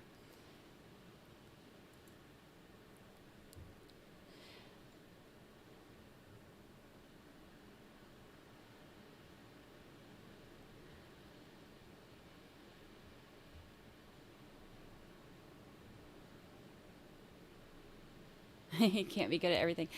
Yeah. Ugh. Oh my gosh, Mermaid Mary. I thought the same thing when that guy on screen looked just like Fotis. Creeped me out. I have like 100 different things open right now trying to get this verdict clock thing figured out, and I glanced over there and I was like, wait a minute. It kind of freaked me out. It did look like him. I agree.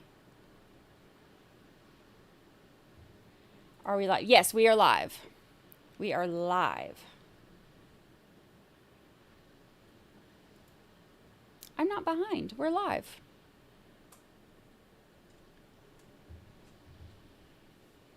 We caught up to him, remember?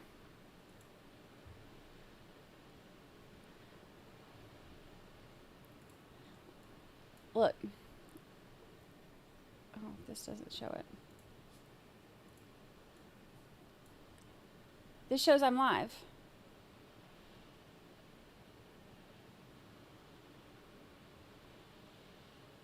And this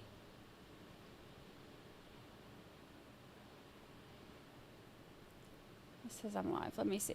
Let me pull up Marissa.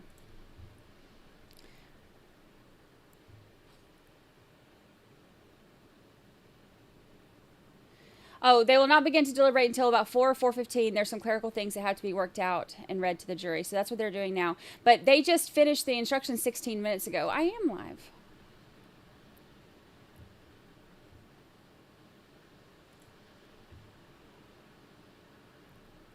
Are you paused? Y'all have me confused. Can't sneak in. We see you. We see you. Yeah, because they're not deliberating yet. They're not going to start deliberations until they do this clerical stuff. But if he's going to have them deliberating starting at 4 or 4:15 and they only go till 4:45. I wonder if he is going to keep them late today.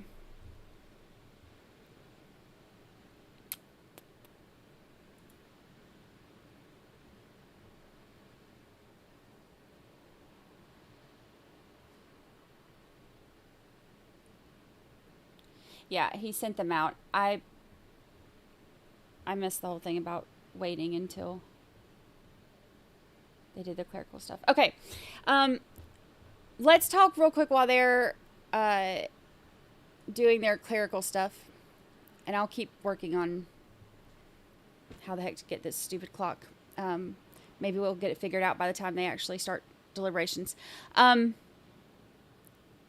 The next trial that we're going to do, I had not planned on anything after this one yet because we weren't sure how long it was going to take. They told us that this one was going to take a really long time. And then, of course, we were supposed to have Karen Reed starting pretty soon. So I hadn't really planned on anything in between. So there are a few things going on. I know there's the cult leader guy in Atlanta. Nature Boy. They actually sent them home today, I think, because one of the jurors had COVID or something. Or maybe it wasn't a juror. I don't know. Somebody had COVID.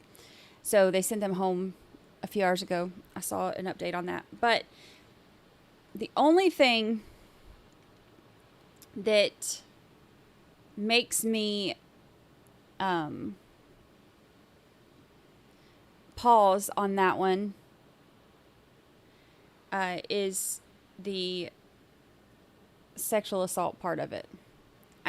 I'm not a fan of covering those. Let me see what else we have.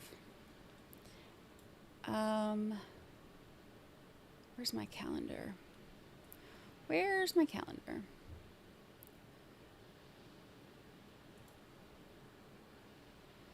The Lindsay Shiver trial is supposed to start Monday, but it's in the Bahamas. I don't know if that one is going to be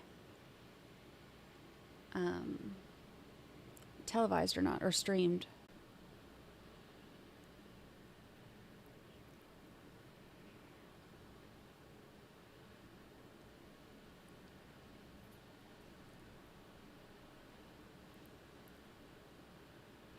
William Mazinga. Why does that sound familiar?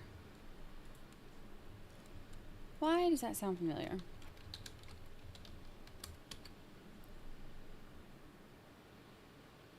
Oh!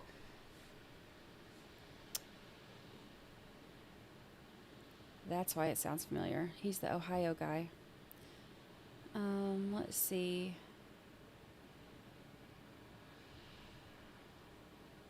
This one's scary. This is the guy who allegedly kidnapped the woman and held her in the garage. And it's like his... Cajun posted this one on the 13th Juror page, I think. But he had her in the garage for like 4 or 5 days or something, and but this isn't his first kidnapping. It's like his 3rd or 4th kidnapping charge, right?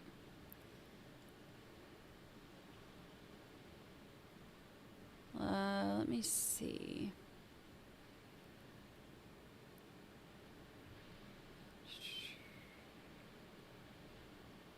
When is his trial set for?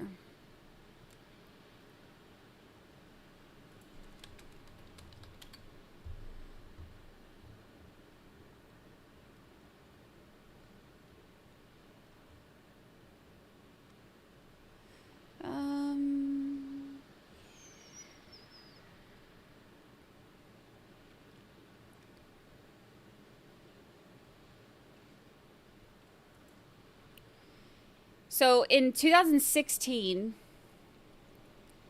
he had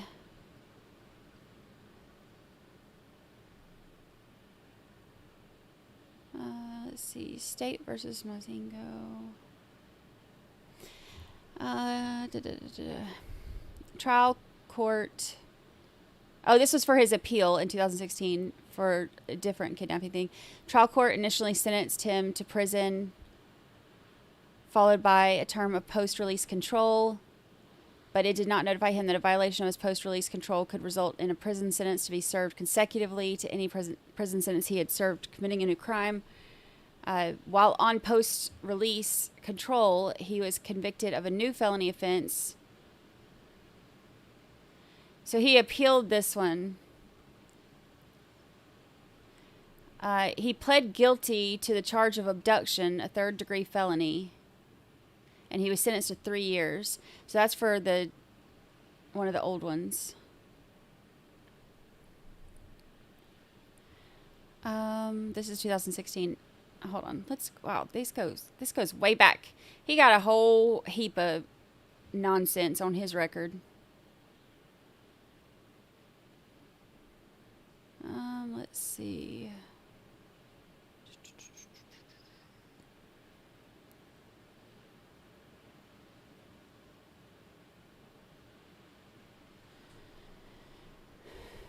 Oh, this one goes back to like 2013 or something. Dang, how many does he have? Lord of mercy.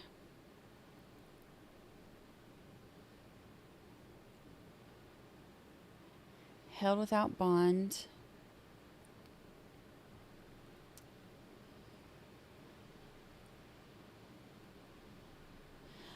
This is, here, I'll show you. I'll show you our, I gotta find the trial date. Oh, man.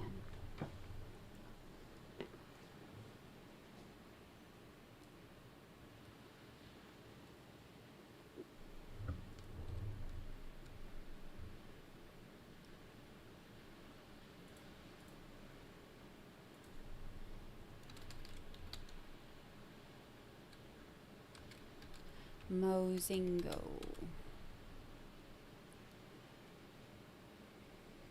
Man accused of abducting and beating a woman over a 4-day period. Oh. Wasn't she like, she was like in her early 20s or something. She was young.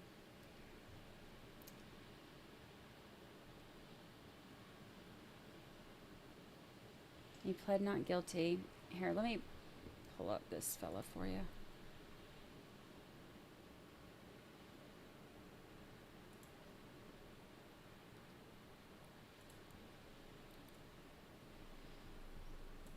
All right, this is, oh, let me move myself. I forgot I'm up here floating around.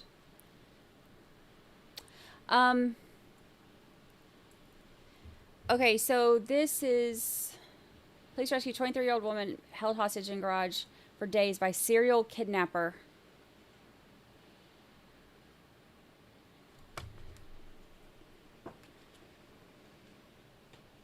Convicted kidnapper was accused of holding a 23-year-old woman against her will for 4 days in Akron, Ohio. Police body cam captured the arrest and rescue. Oh my gosh, Mama said that she was beat beyond recognition. Authorities arrested him. He was heard on the video continuing to profess his love for 23-year-old Chloe Jones before he was taken to jail.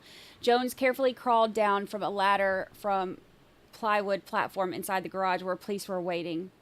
He would cuddle her in between beatings, Jones' mother said. Oh my gosh. Oh. Barham said Mozingo Jr. beat her daughter with a baseball bat and fists and even threatened to slit her throat. He doused her in gasoline and was threatening to catch her on fire. Jones didn't feel comfortable talking about her experience. Her mother showed a picture of her daughter showing her eyes blackened and swollen shut. Barham told the station that Jones had been missing for 4 days and called the hospital. She said that she had been abducted. She said she had a broken arm and her face had fractures. The homeowner called 911 and said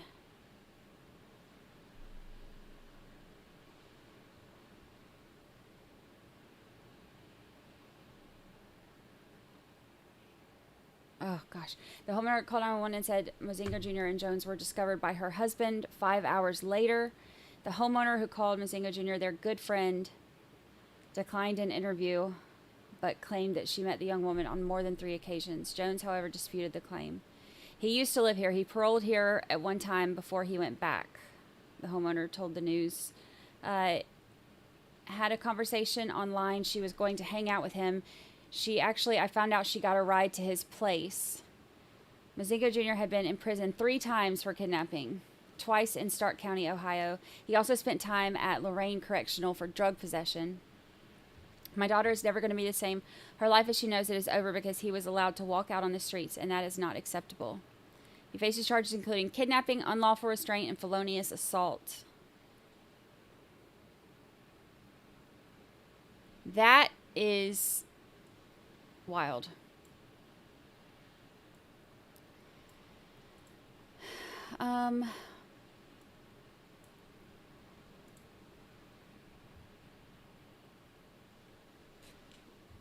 Yeah, Cajun posted that one on Twitter. Let me look and see if there's a trial date.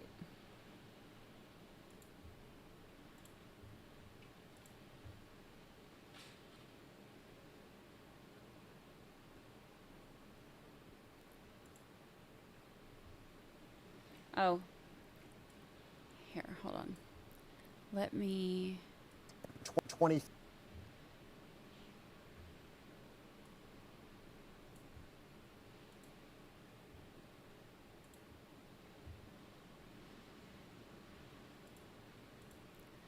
All right. This is like 2 minutes. 3-year-old daughter. I saw this person that I didn't recognize. Her face was twice its normal size. A convicted kidnapper is accused of holding the woman against her will in Akron for 4 days. Police body camera video capturing the moment of his arrest and her rescue. News 5 investigator Tara Morgan spoke with the woman's mother, who is furious about the suspect's criminal history.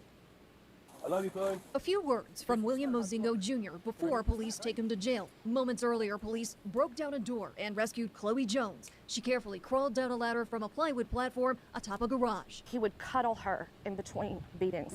Jesse Barham says Mozingo beat her daughter with a baseball bat and his fists and threatened to slit her throat. He doused her in gasoline and was threatening to catch her on fire. Chloe didn't feel comfortable yet speaking about what happened. Her mother shared a picture of Chloe before and showed me photos of her blackened eyes. Oh swollen my shut. gosh. Barham says her daughter had been missing for 4 days. She called from the hospital. She said that she had been abducted, and she said that she had a broken arm, and her face had fractures. Police body camera shows the garage behind a home on 11th Street Southwest in Akron. William, this is the Akron Police Department. This is your last chance.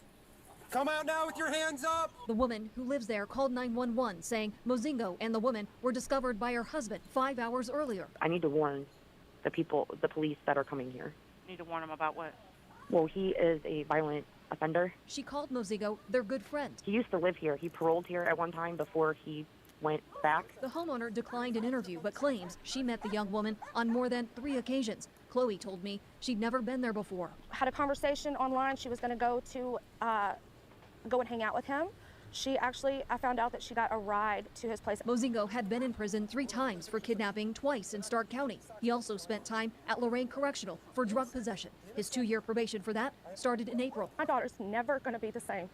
Her life as she knows it is over because he was allowed to walk out in the streets, and that is not acceptable. I'm News. Oh.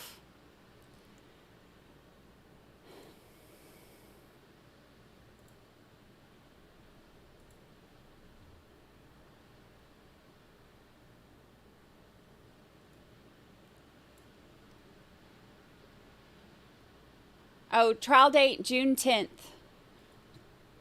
I'll put it on our calendar.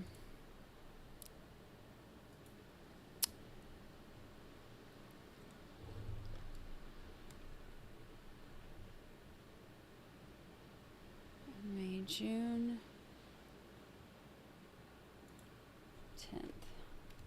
10th. So this is one of those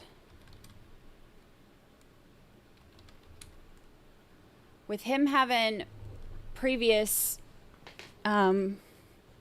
kidnapping charges 3 times.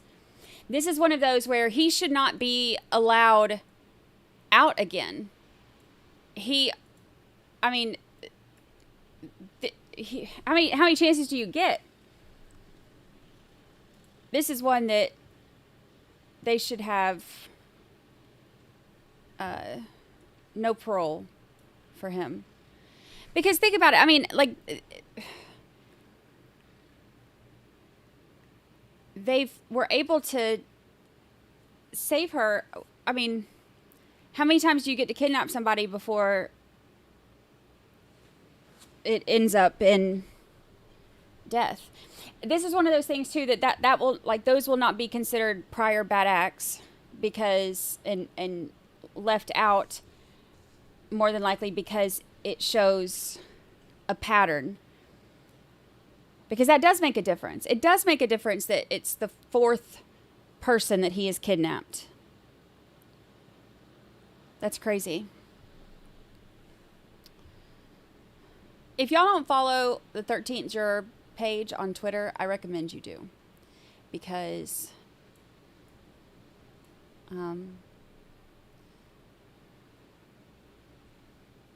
she does a good job of putting all the latest stuff out.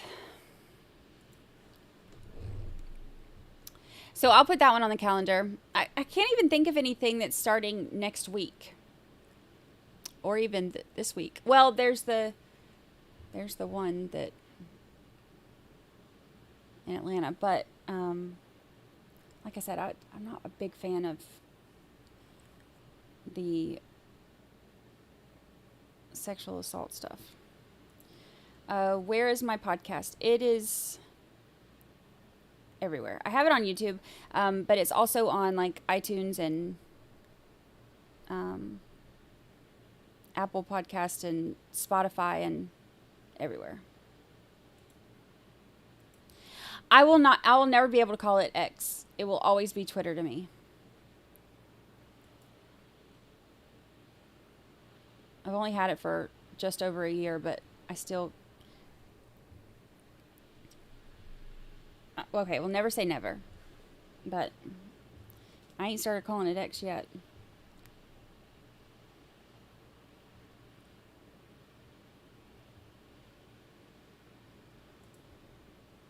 That poor woman is going to have to relive this in court, not just in her head, for the rest of her life. Oh, gosh. Awful.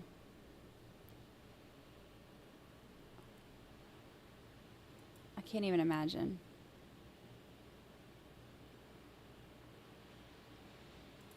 X is those peeps I no longer talk to, and I have enough of them.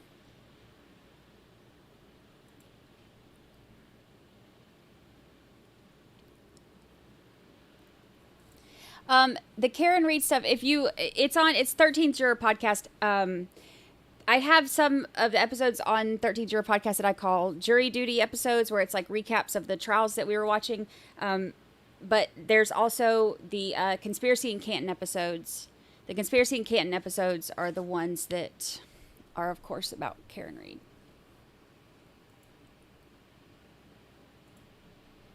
I did too. They gone.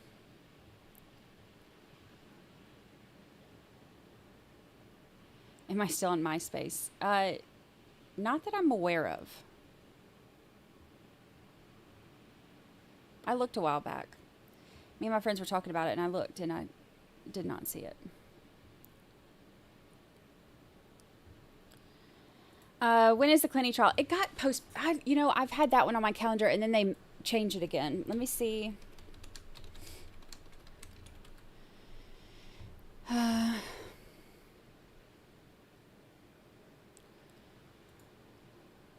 Her attorney got in trouble recently.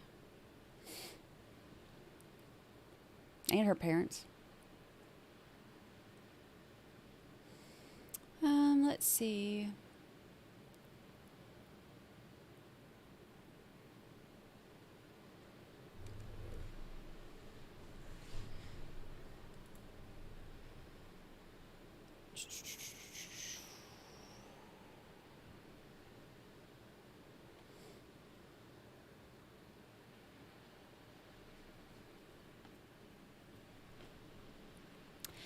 All right, let's see.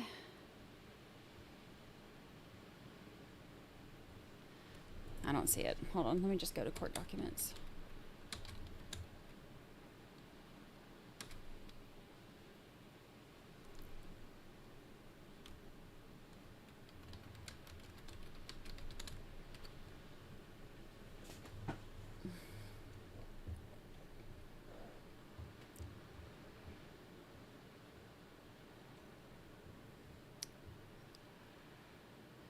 I hope that they live stream the contempt hearing. I'm going to be so upset if they don't.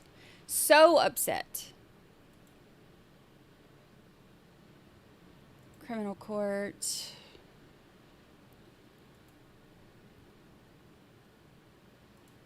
Case search.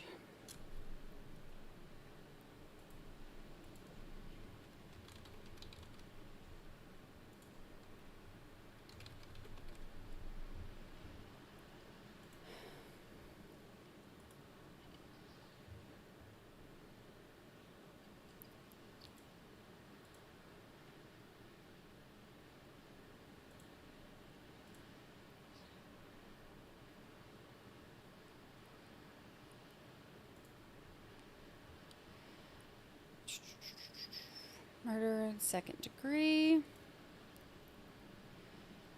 All right, let's see.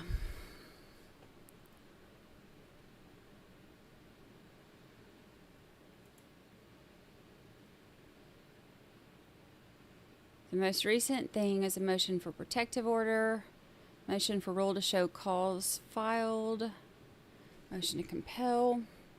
Oh, gosh. March 8th. There's a hearing at, it says hearing date.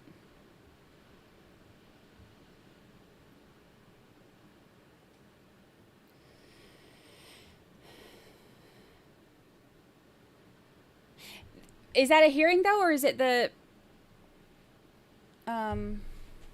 trial?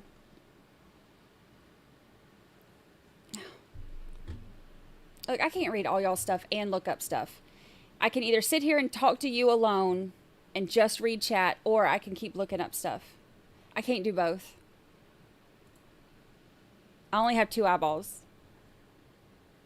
And they both face the same way at the same time.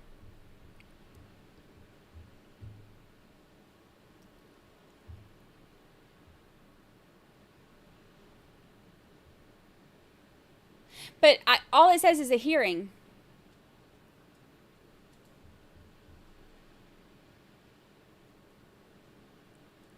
Oh my God, y'all are annoying me. Yes, Cajun, let me... Okay, I see the March 8th, but on the...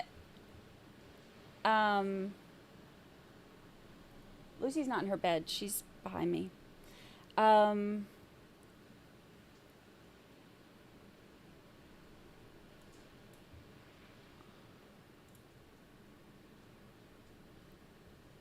I need you to speak directly to me for the rest of the day.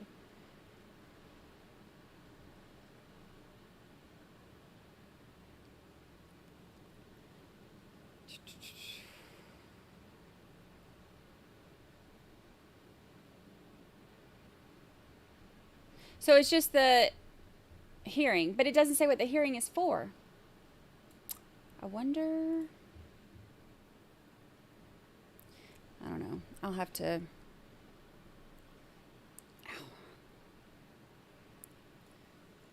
add it to my list. There's a lot of hearings coming up. Like for different people. And there's a couple sentencings coming up. But see, they've like postponed stuff on this multiple times.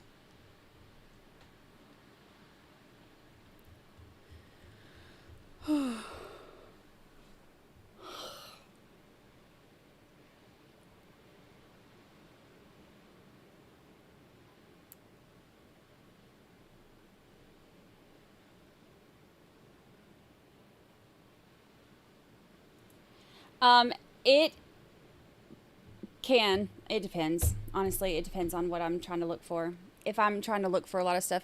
I don't think y'all understand how hard it is to...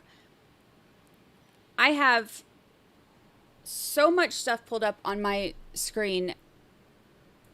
I have to watch so many different chats, plus when I'm looking for something, plus trying to watch the stream to see when it's coming back on, plus all of the like control stuff from Streamlabs.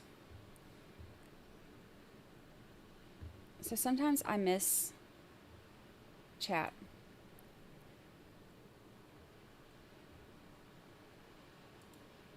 But then if I don't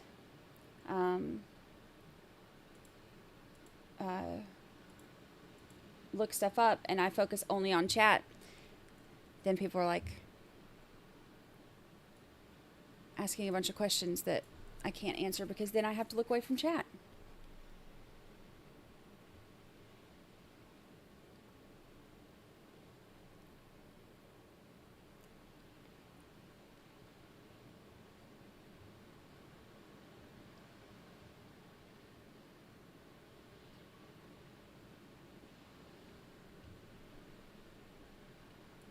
Let's see.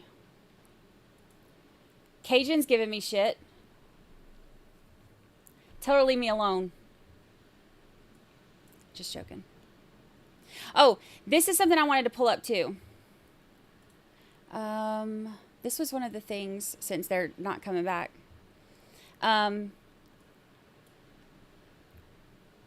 Okay, you know how we talked about Kent Mahaney? With Kent, you know, they said, what did Shoehorn say? Something about how it seemed like an afterthought or something. Like his stuff seemed like an afterthought. I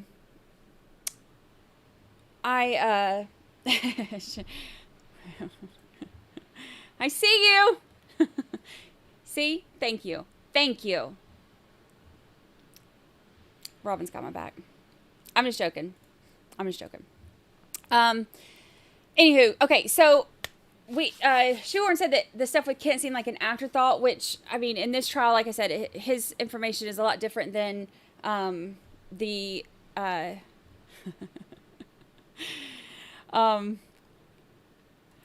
with the stuff against her. So, I mean, he ain't right, but that's a whole nother different issue.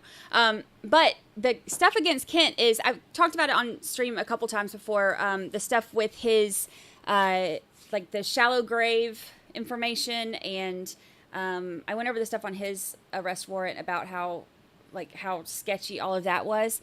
And the situation with his ex-wife, and how his ex-wife had told police, like, I think that, you know, my husband and Fotis are planning to kill me, and all of this stuff. Like, I mean, there's a lot of sketchy stuff surrounding him. There was a thing that I had saved.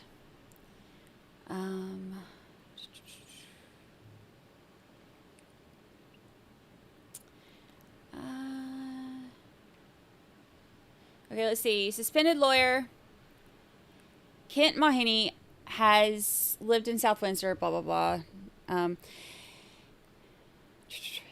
Okay, he was accused of raping his estranged wife.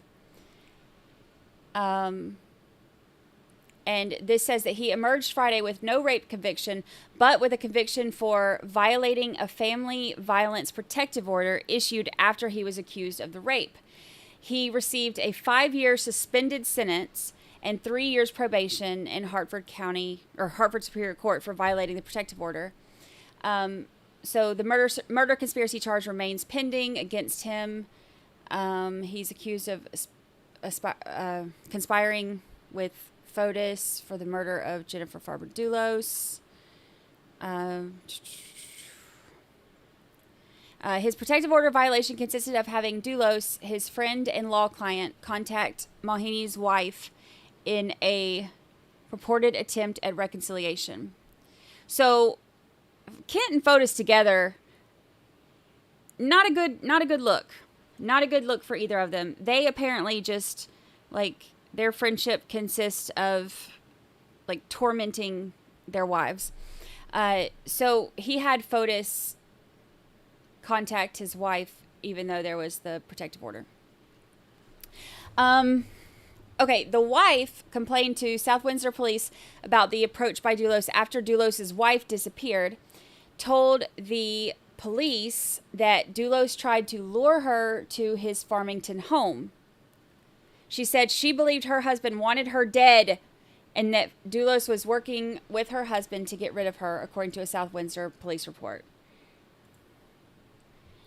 All that multitasking, you deserve lunch on us. Thank you for all you do. Thank you so much. Thank you. I appreciate it. It's hard to multitask when you have all this stuff going on. It really is. I try. But thank you. Thank you. I appreciate it. Let's see. Fotis was subsequently charged with murdering his wife. Mahaney was charged with conspiring in the murder. Mahini's wife, who is now divorced from him, accused him of raping her repeatedly in the early hours of January 21st, 2019. The incidents occurred... Okay, so January 20... So this is like 4 months before Jennifer Dulos went missing. Let's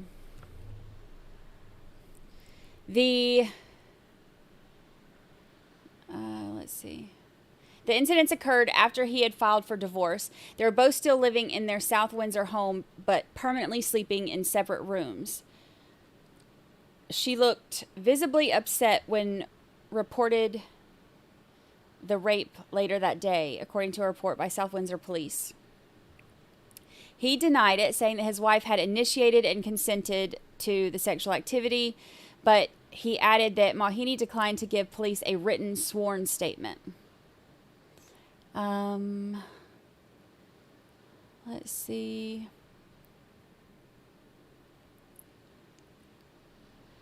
In court Friday, and when I say Friday, this is a long time ago, the spousal rape charge against Mahini was nulled or dropped. The charge can theoretically be revived in the next 13 months, although that almost never happens. In his plea agreement, he was convicted of violating the protective order under the Alford Doctrine, meaning that he didn't admit guilt, but he acknowledged that the prosecution's evidence, if believed by a jury, was sufficient for a conviction at trial.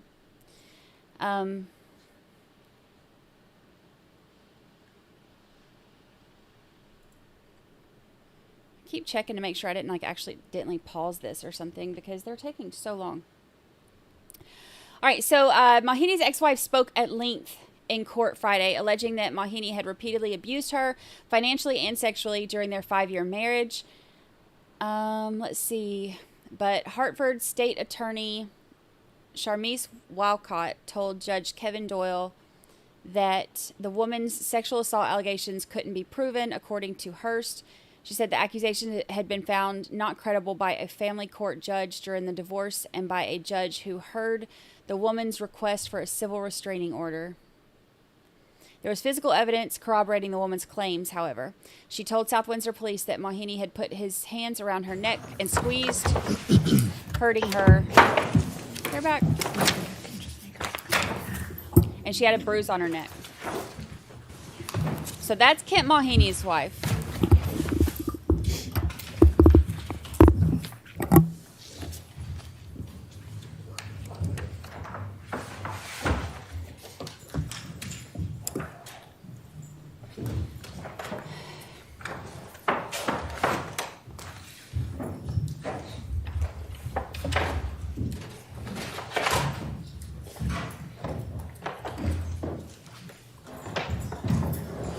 Thank you, Robert McNair. Will counsel stipulate, please?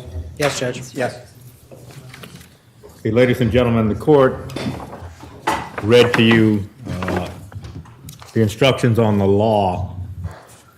Now, you have a copy of it. Now, what the court would indicate is that if you see any sentence that doesn't make sense, you can just inquire of the court what word is missing, or is this misspelled, or you're missing an article, the or a, and it will just come to the court's attention that you're trying to figure out whether this is just a typographical error or whether that's what the court intended. Now, if you still have a copy of your instructions, the court is just going to direct you to the bottom of page 52.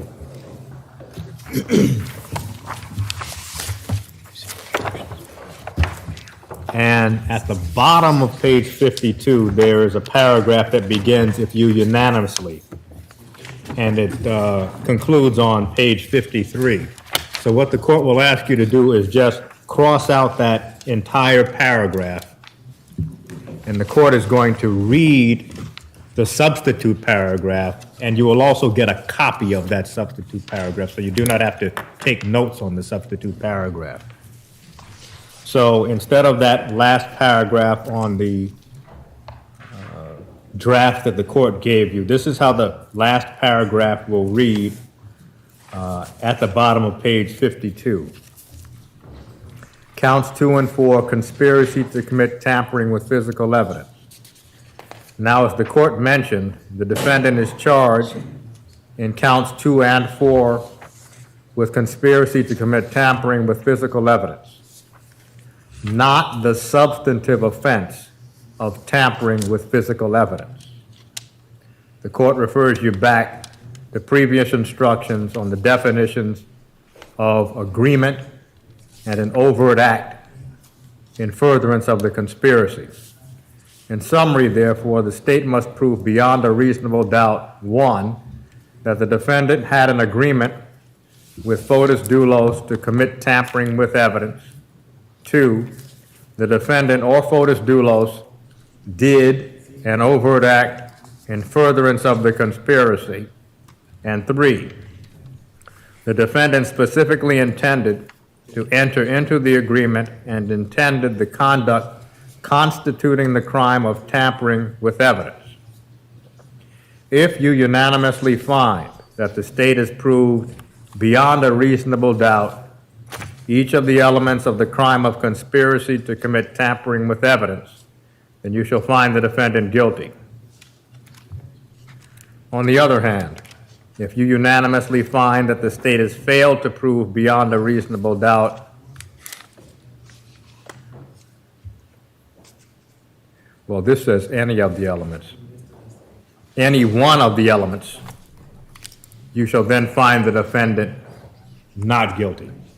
So that last line should read, on the other hand, if you unanimously find that the state has failed to prove beyond a reasonable doubt any one of the elements, you shall then find the defendant not guilty.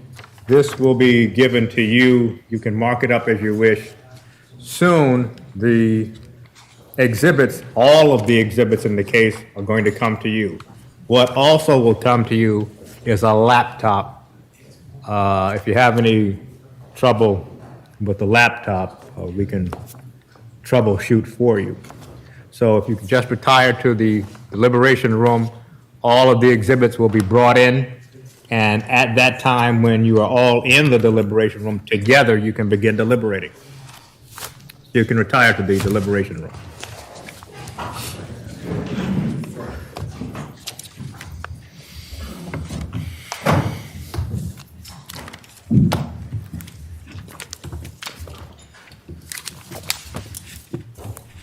And counsel have checked all of the exhibits? And Yes, we have. And are they all there? They are, and we've separated out the ID ones, I believe, and I also looked at the laptop, so I have no problems with that either. Thank you. So Madam Clerk will get all of those exhibits into the jury room, and we'll stand in a recess. All rise. This honorable Superior Court now stands in recess. You may enter the courtroom for a recess. Yeah, it took them so long on their break. I was wondering if he was just going to send them away, but I guess he's going to let them deliberate. Also, the I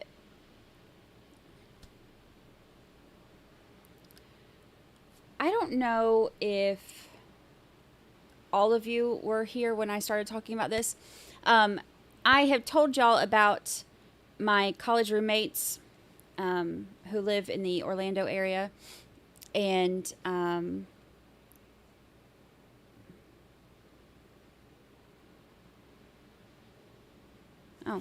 hold on. A friend of hers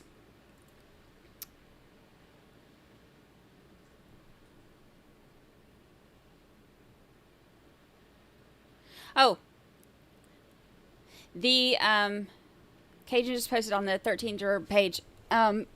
Breaking verdict was reached in the Jam Master J murder trial. Jam Master J murder trial. 2 men are found guilty of murdering Run DMC rapper in 2002 in drug deal gone wrong.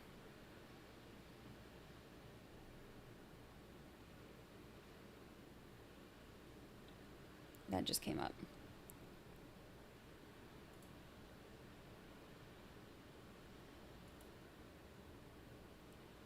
So there you go. Anywho, my friend I went to college with, she's still one of my good friends. I'll go visit her sometimes. She is, or she became friends with this woman, Laurie, who lives in the same area, like right outside of Orlando. They had kids that went to the same school. They were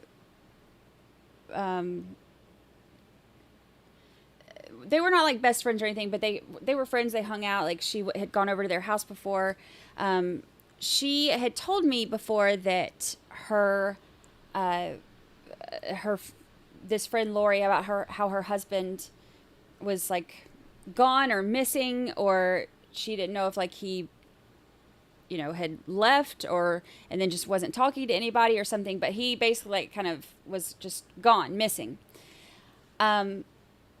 She had gone over to Laurie's house before with Laurie's new husband, and they had the kids playing, in the yard and stuff, and they had like a bonfire outside. They had like a fire pit that had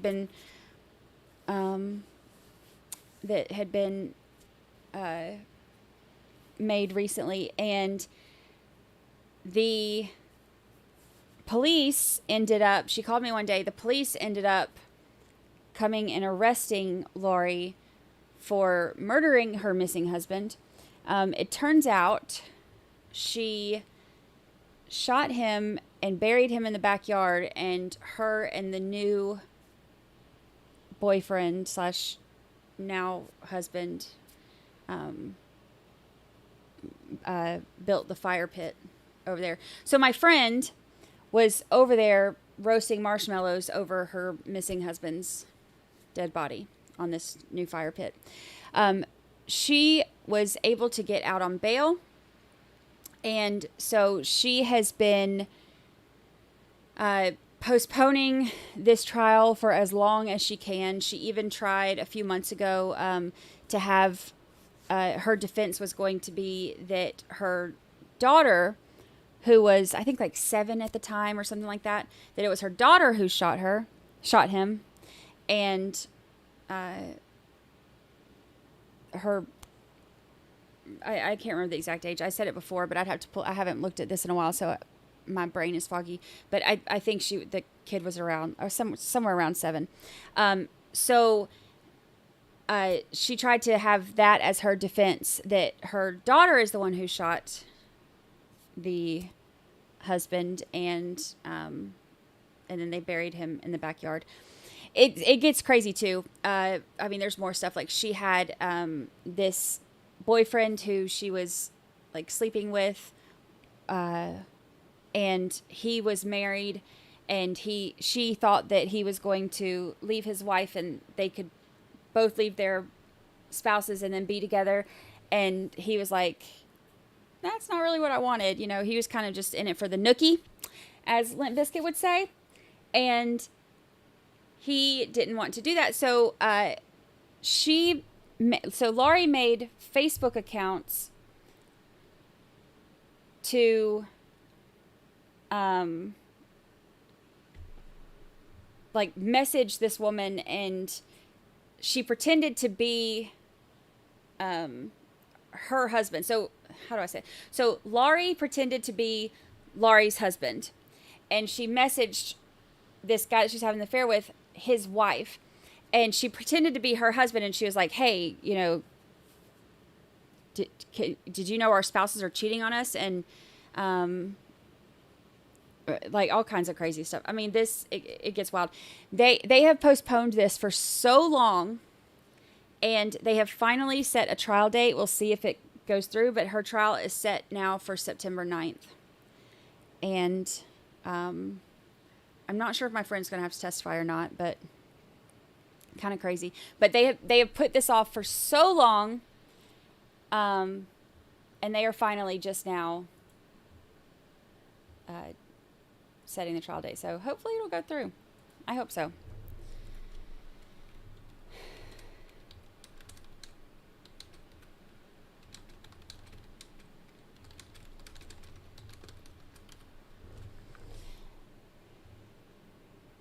gotta add that one to the calendar. Yeah, that one's crazy. But Nookie, whatever you want to call it. You know. It's what Fred Durst calls it. And Fred Durst says it can't be wrong. Yeah, it's crazy, right? I think, didn't I do a video on that? Pretty sure I did a video on that.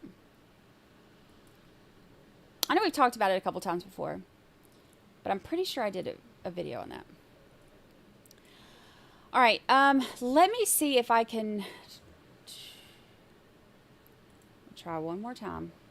One more again to see if I can get that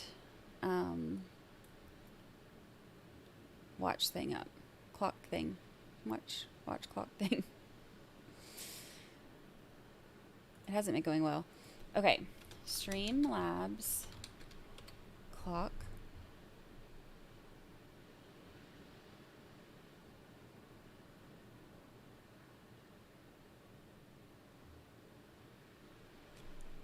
I'm going to figure it out. We're going to get there.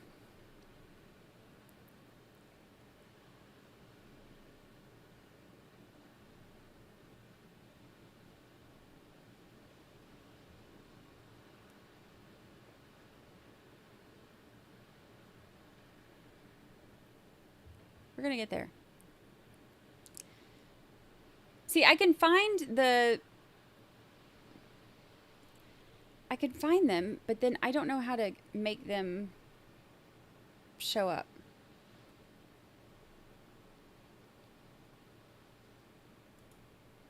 I want to do this. Okay, I'm going to tell y'all now. Oh my gosh, Aaron Morgan, that song came on. I went to dinner last night. They do dinner and music bingo at this place on Monday nights, and since we finished early yesterday, I took a little nap, and then I went with my friend and her husband and kids and some of their friends, and we went to music bingo. And that one of the categories that we did on our cards was, I think one of them was the 90s songs and one of them was 2000 songs, and that one came on, and we were all like, oh my gosh, I haven't heard that song forever. I kind of forgot it existed. You remember the music video? They were like dressed like monkeys or something, right? If I remember that right. I'm pretty sure. Crazy. Oh yeah, there's a video. I forgot. My friend Kristen went too, and she recorded me and my friend Miranda as we were singing and dancing. It was fun.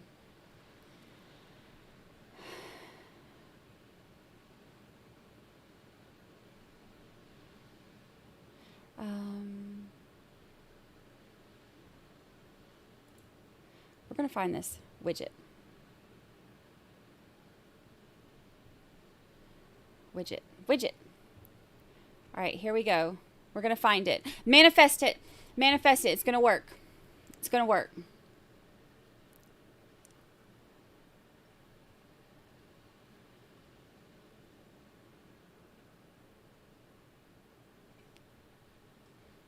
Maybe.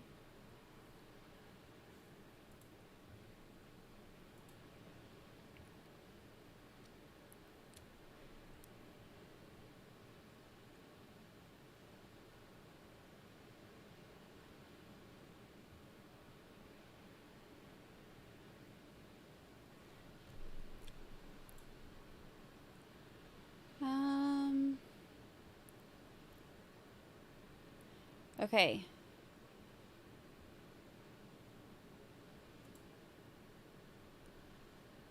Stream widget. Okay, then how do I get then what is this? I don't even know.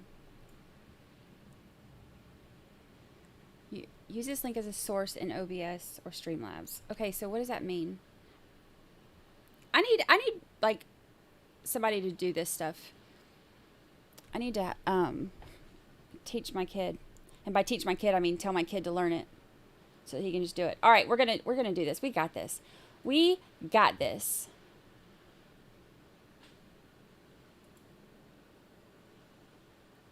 Probably.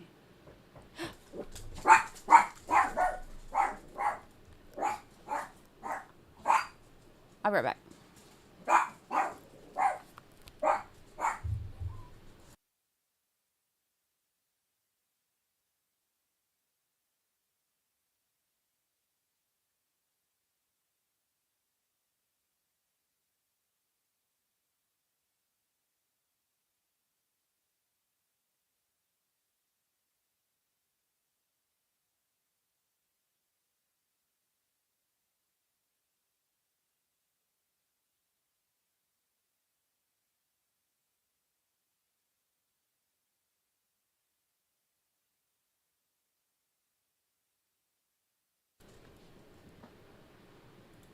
Okay.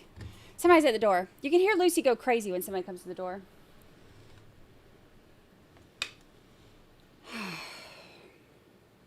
My kid had something delivered here.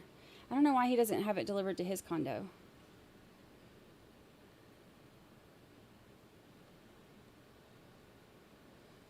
Okay.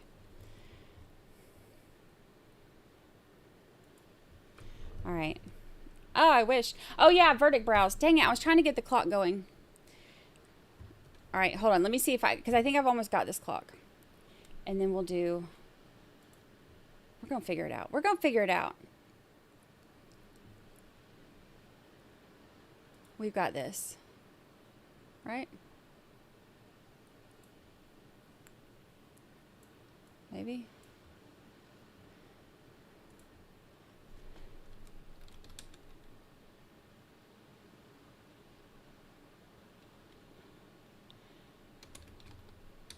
Okay, so how to add...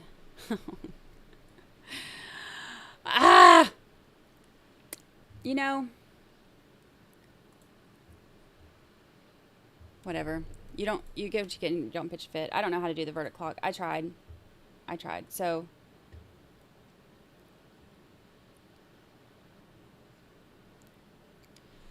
Whatever. We'll do verdict browse and then we'll go back to it. I have to find...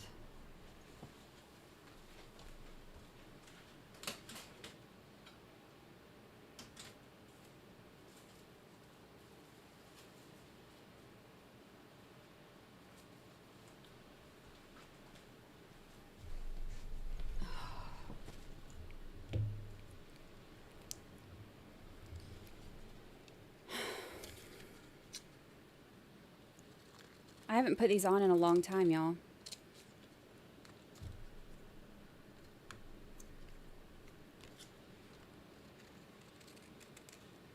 I only have one more pair left from the originals. And then we'll have to swap over to the new ones.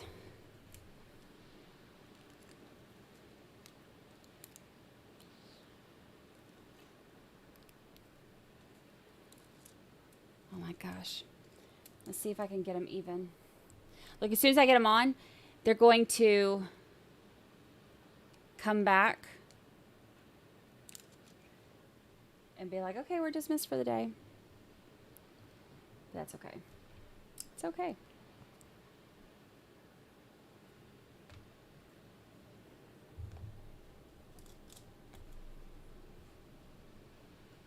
Hi, baby. You did good barking at that door. You did good.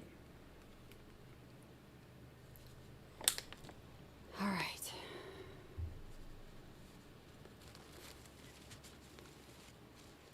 Here we go. Verdict browse. Verdict browse. Just in time for them to come back and tell us they're done for the day. Watch. I guarantee it. I don't have a mirror. Hold on. I don't have a mirror, so we're just going to have to do this like this for a minute. Wait, is this the right one? Yeah.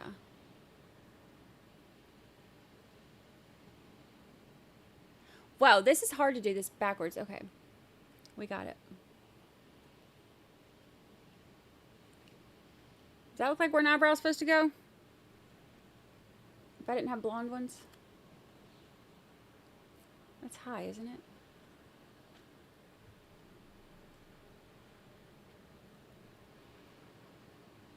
We're going to go with it. You know, if it doesn't work,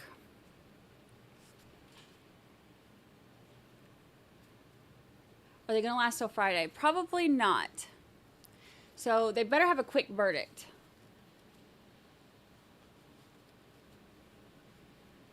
They have to have a quick verdict because the browse only lasts for so long.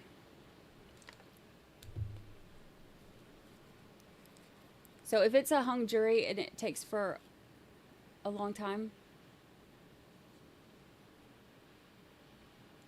I can't remember. Like, when was the last time we did this? It's been a while. Partly because this trial took so long. All right, let's see if it worked.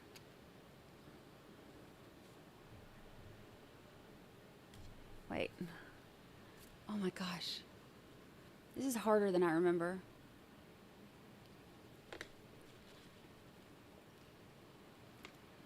So much work. The things I do for y'all.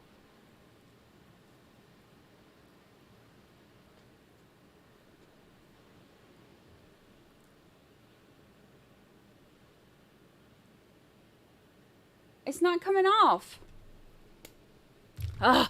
Let me get a mirror.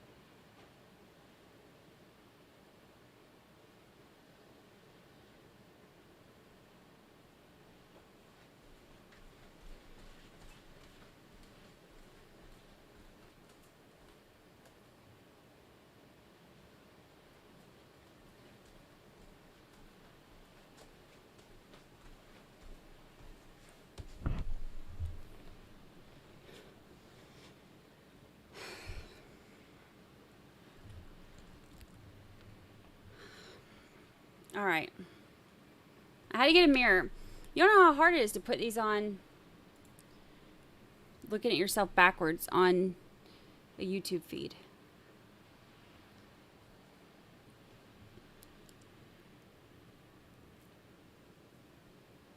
Okay. Aha, I got one eyebrow. One eyebrow on.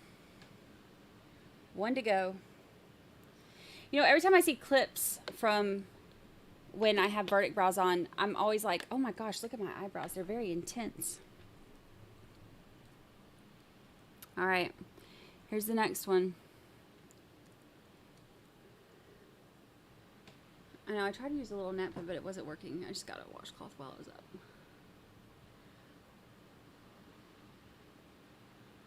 That's one more eyebrow than I have. I know! I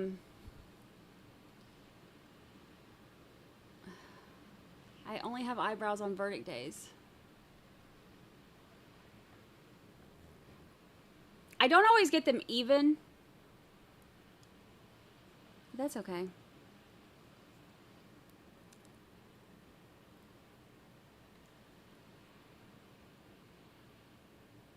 Yeah, they're definitely not even.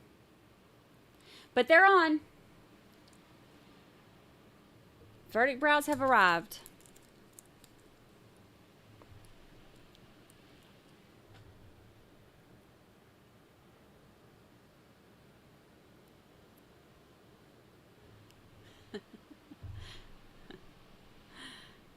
There you go. Eyebrows are sisters, not twins, so it's fine. Okay, we got verdict brows. I keep thinking one day y'all are going to forget about those. But you never do.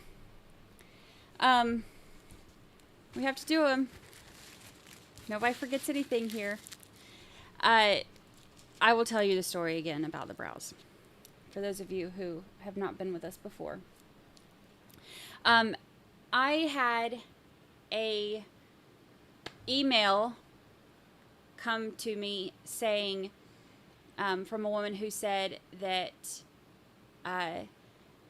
she really liked the channel and she liked my coverage of stuff and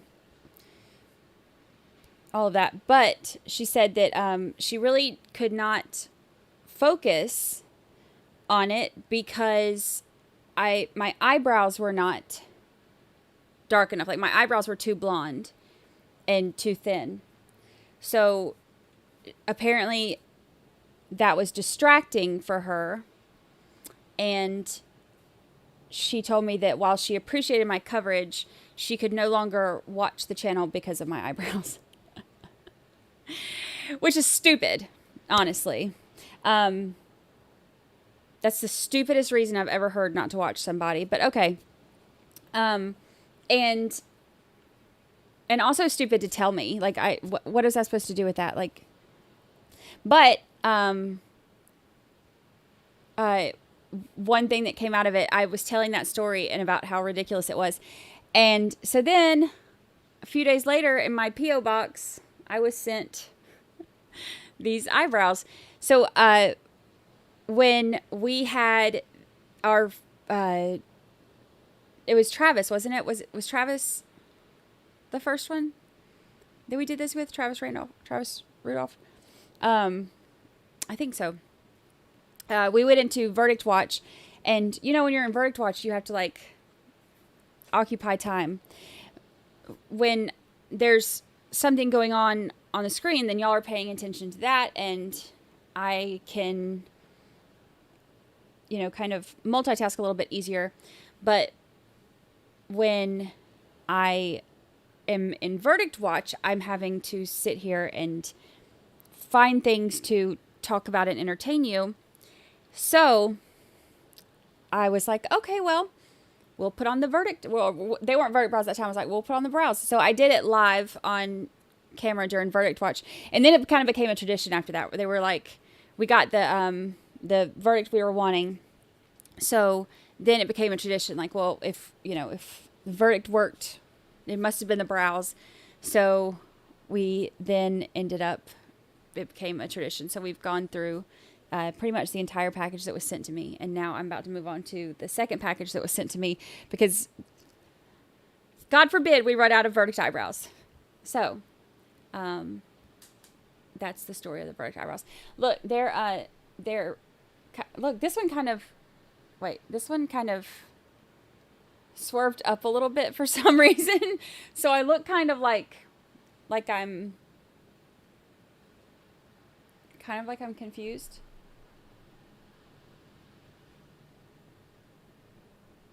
Or something. Verdict eyebrows. Oh, Lisa Dempsey. This is what she started. Yeah, it's become tradition. So funny. They do kind of look like villain eyebrows.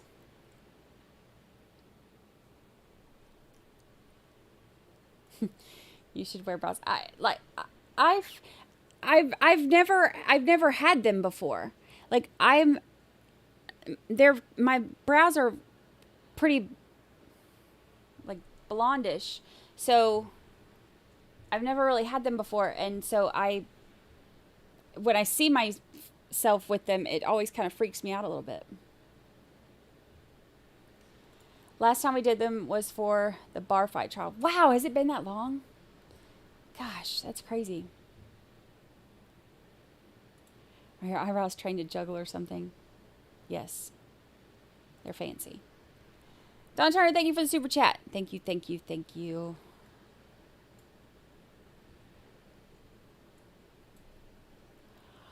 Thank you, thank you.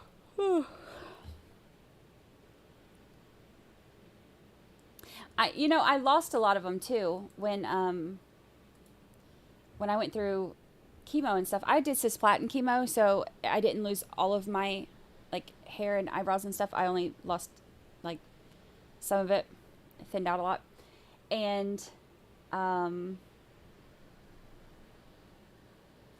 of that included my eyebrows.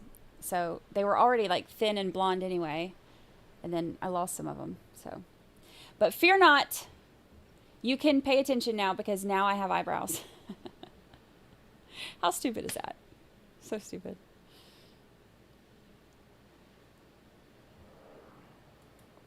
If you find the big, I'm not putting on the big bushy ones.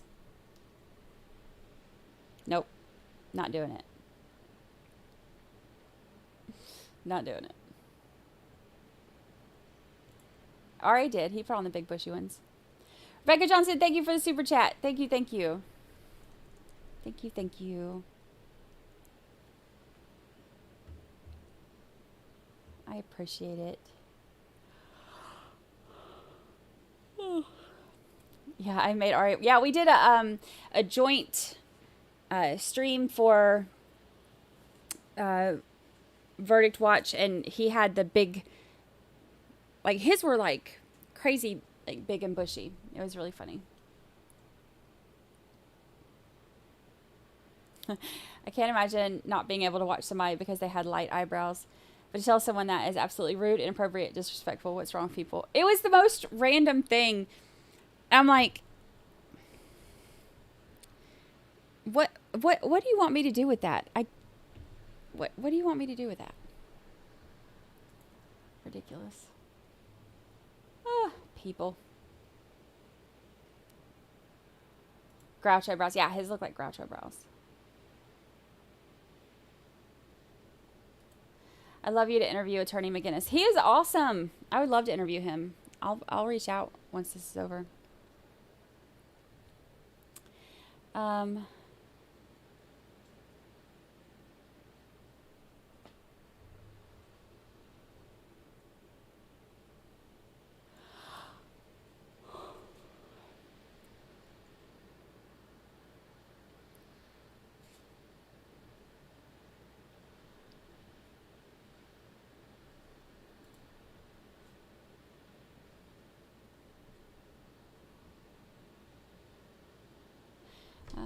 Let's see.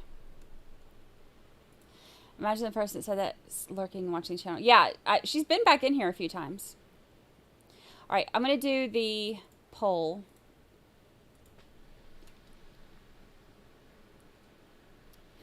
You can tell that I can't, while I'm going through the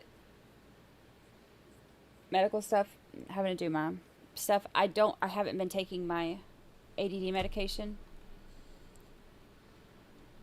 because of all the other crap I'm having to do, so you can tell that I cannot focus. All right, how long do you think it will take to get a verdict? All right, what do you want the options to be? We could do less than 3 hours. We can do 3 to 5 hours.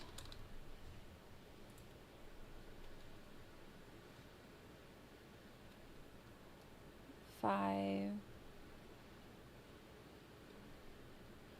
to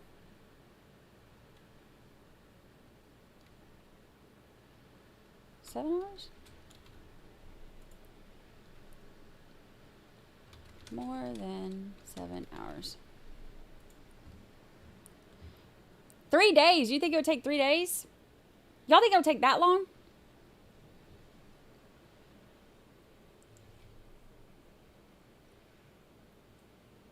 Keep in mind there's only 6 jurors. There's not 12.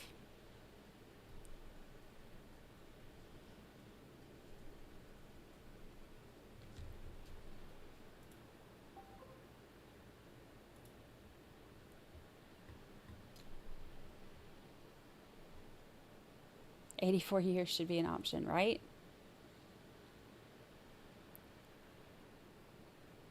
Get your vote in quick and then we'll do another longer one. End of Thursday or Friday morning. That's a long time. See, I think it will be...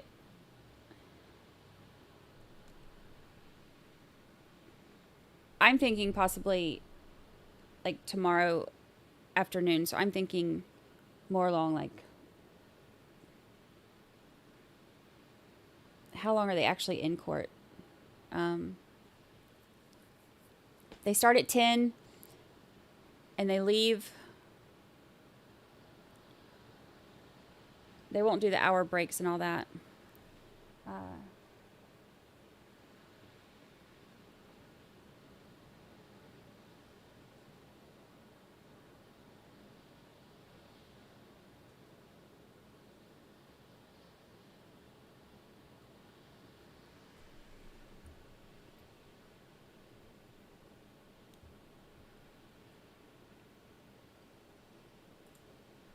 You think they'll watch the police interviews and that will take a while?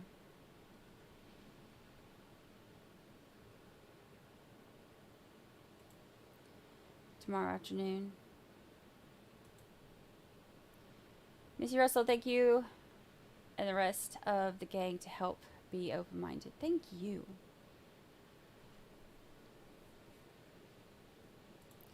If they aren't quite sure right away, I think it'll be Friday. I hope I'm wrong.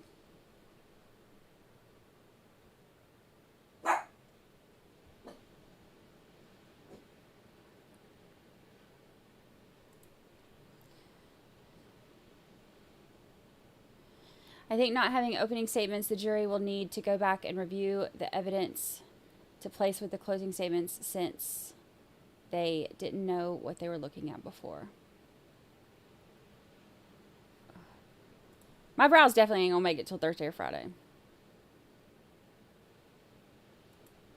The close was awesome.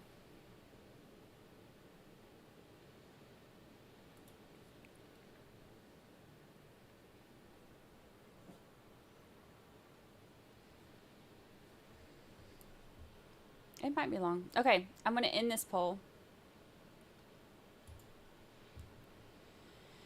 We'll do one with longer. So, 9% say less than 3 hours, 23% say 3 to 5, 28% say 5 to 7, and 39% say more than 7. All right, start a poll. Okay, so we'll do it this way. When do you think the verdict will come in? What's today? Tuesday?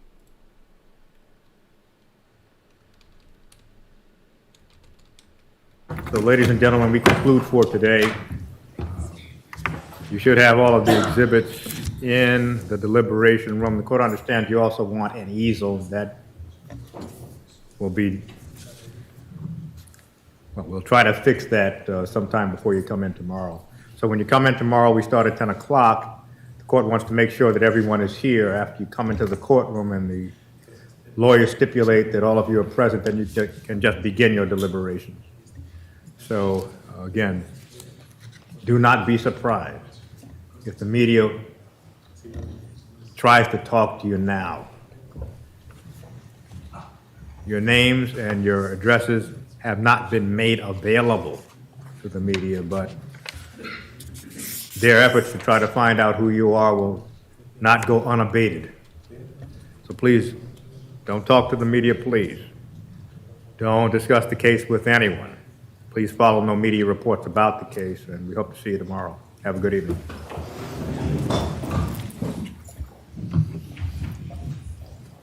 There we go.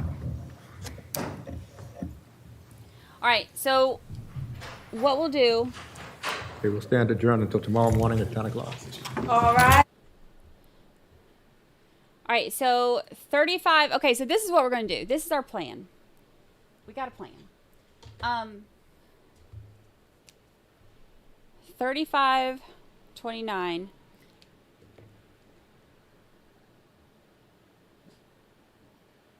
is when the clock stops.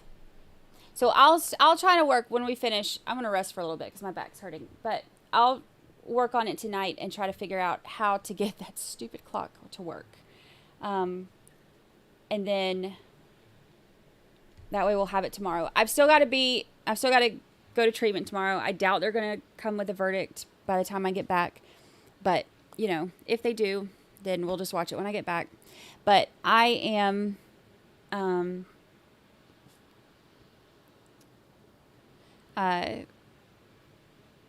I'll be here about 11 my time, or I'll start I should say, about 11 my time. And that means about noon Eastern. So is when we'll start. So we'll miss the first 2 hours of Verdict Watch, but that's okay. It is unlikely that they will reach a verdict in those first 2 hours. So we'll watch tomorrow.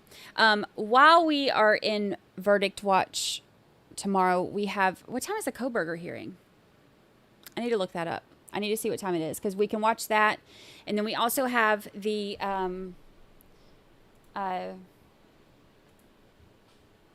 oh, yes, I'll show you.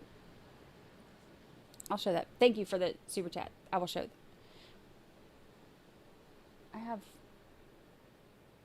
I'll show that. Hold on one moment. I'll go grab it.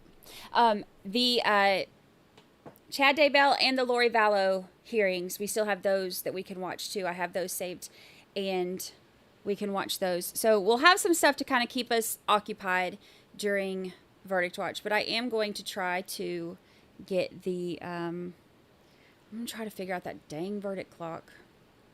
It should not be this hard. It should not be this hard. All right, let me show, hold on, let me grab it. Oh, Lucy's back. Lucy, say hi to your friends. Say hi to your friends.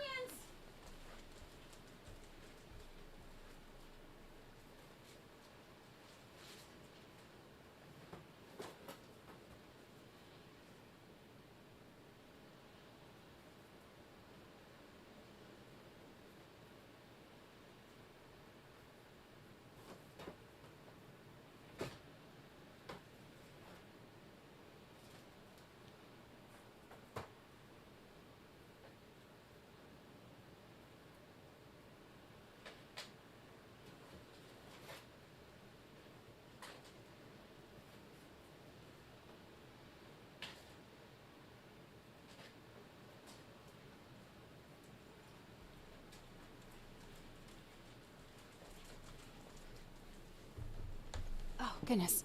Some of the stuff I have to find,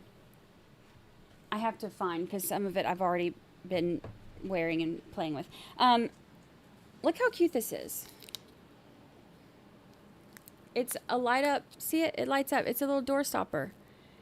Y'all know I love my, so it's like heavy, but also look how cute it is. So I've got that gnome to go with my gnome collection. Look, my kid's here. My kid tried to steal this from me, and it had like all of this stuff to color it with. Hold on, I'm coming. And the panda costume. My door is dead bolted. The panda costume for Lucy, and Lego set. My kid tried to steal this from me too. So, okay, my kid is here. She's going crazy. I will. Okay, Lucy, we will be back tomorrow for Verdict Watch. I appreciate y'all, and I will, look, she is mad that her brother's on the other side of the door and she can't get to him. I will see y'all tomorrow, and I'll show you the rest of the stuff.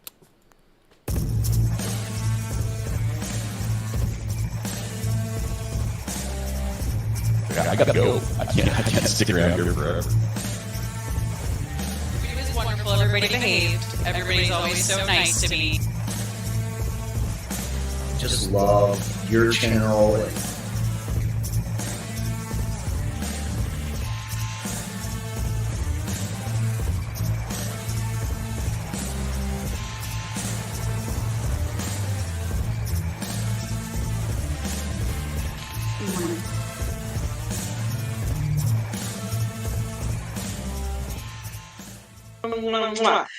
Goodbye, good people. Now, how the heck do I get out of here?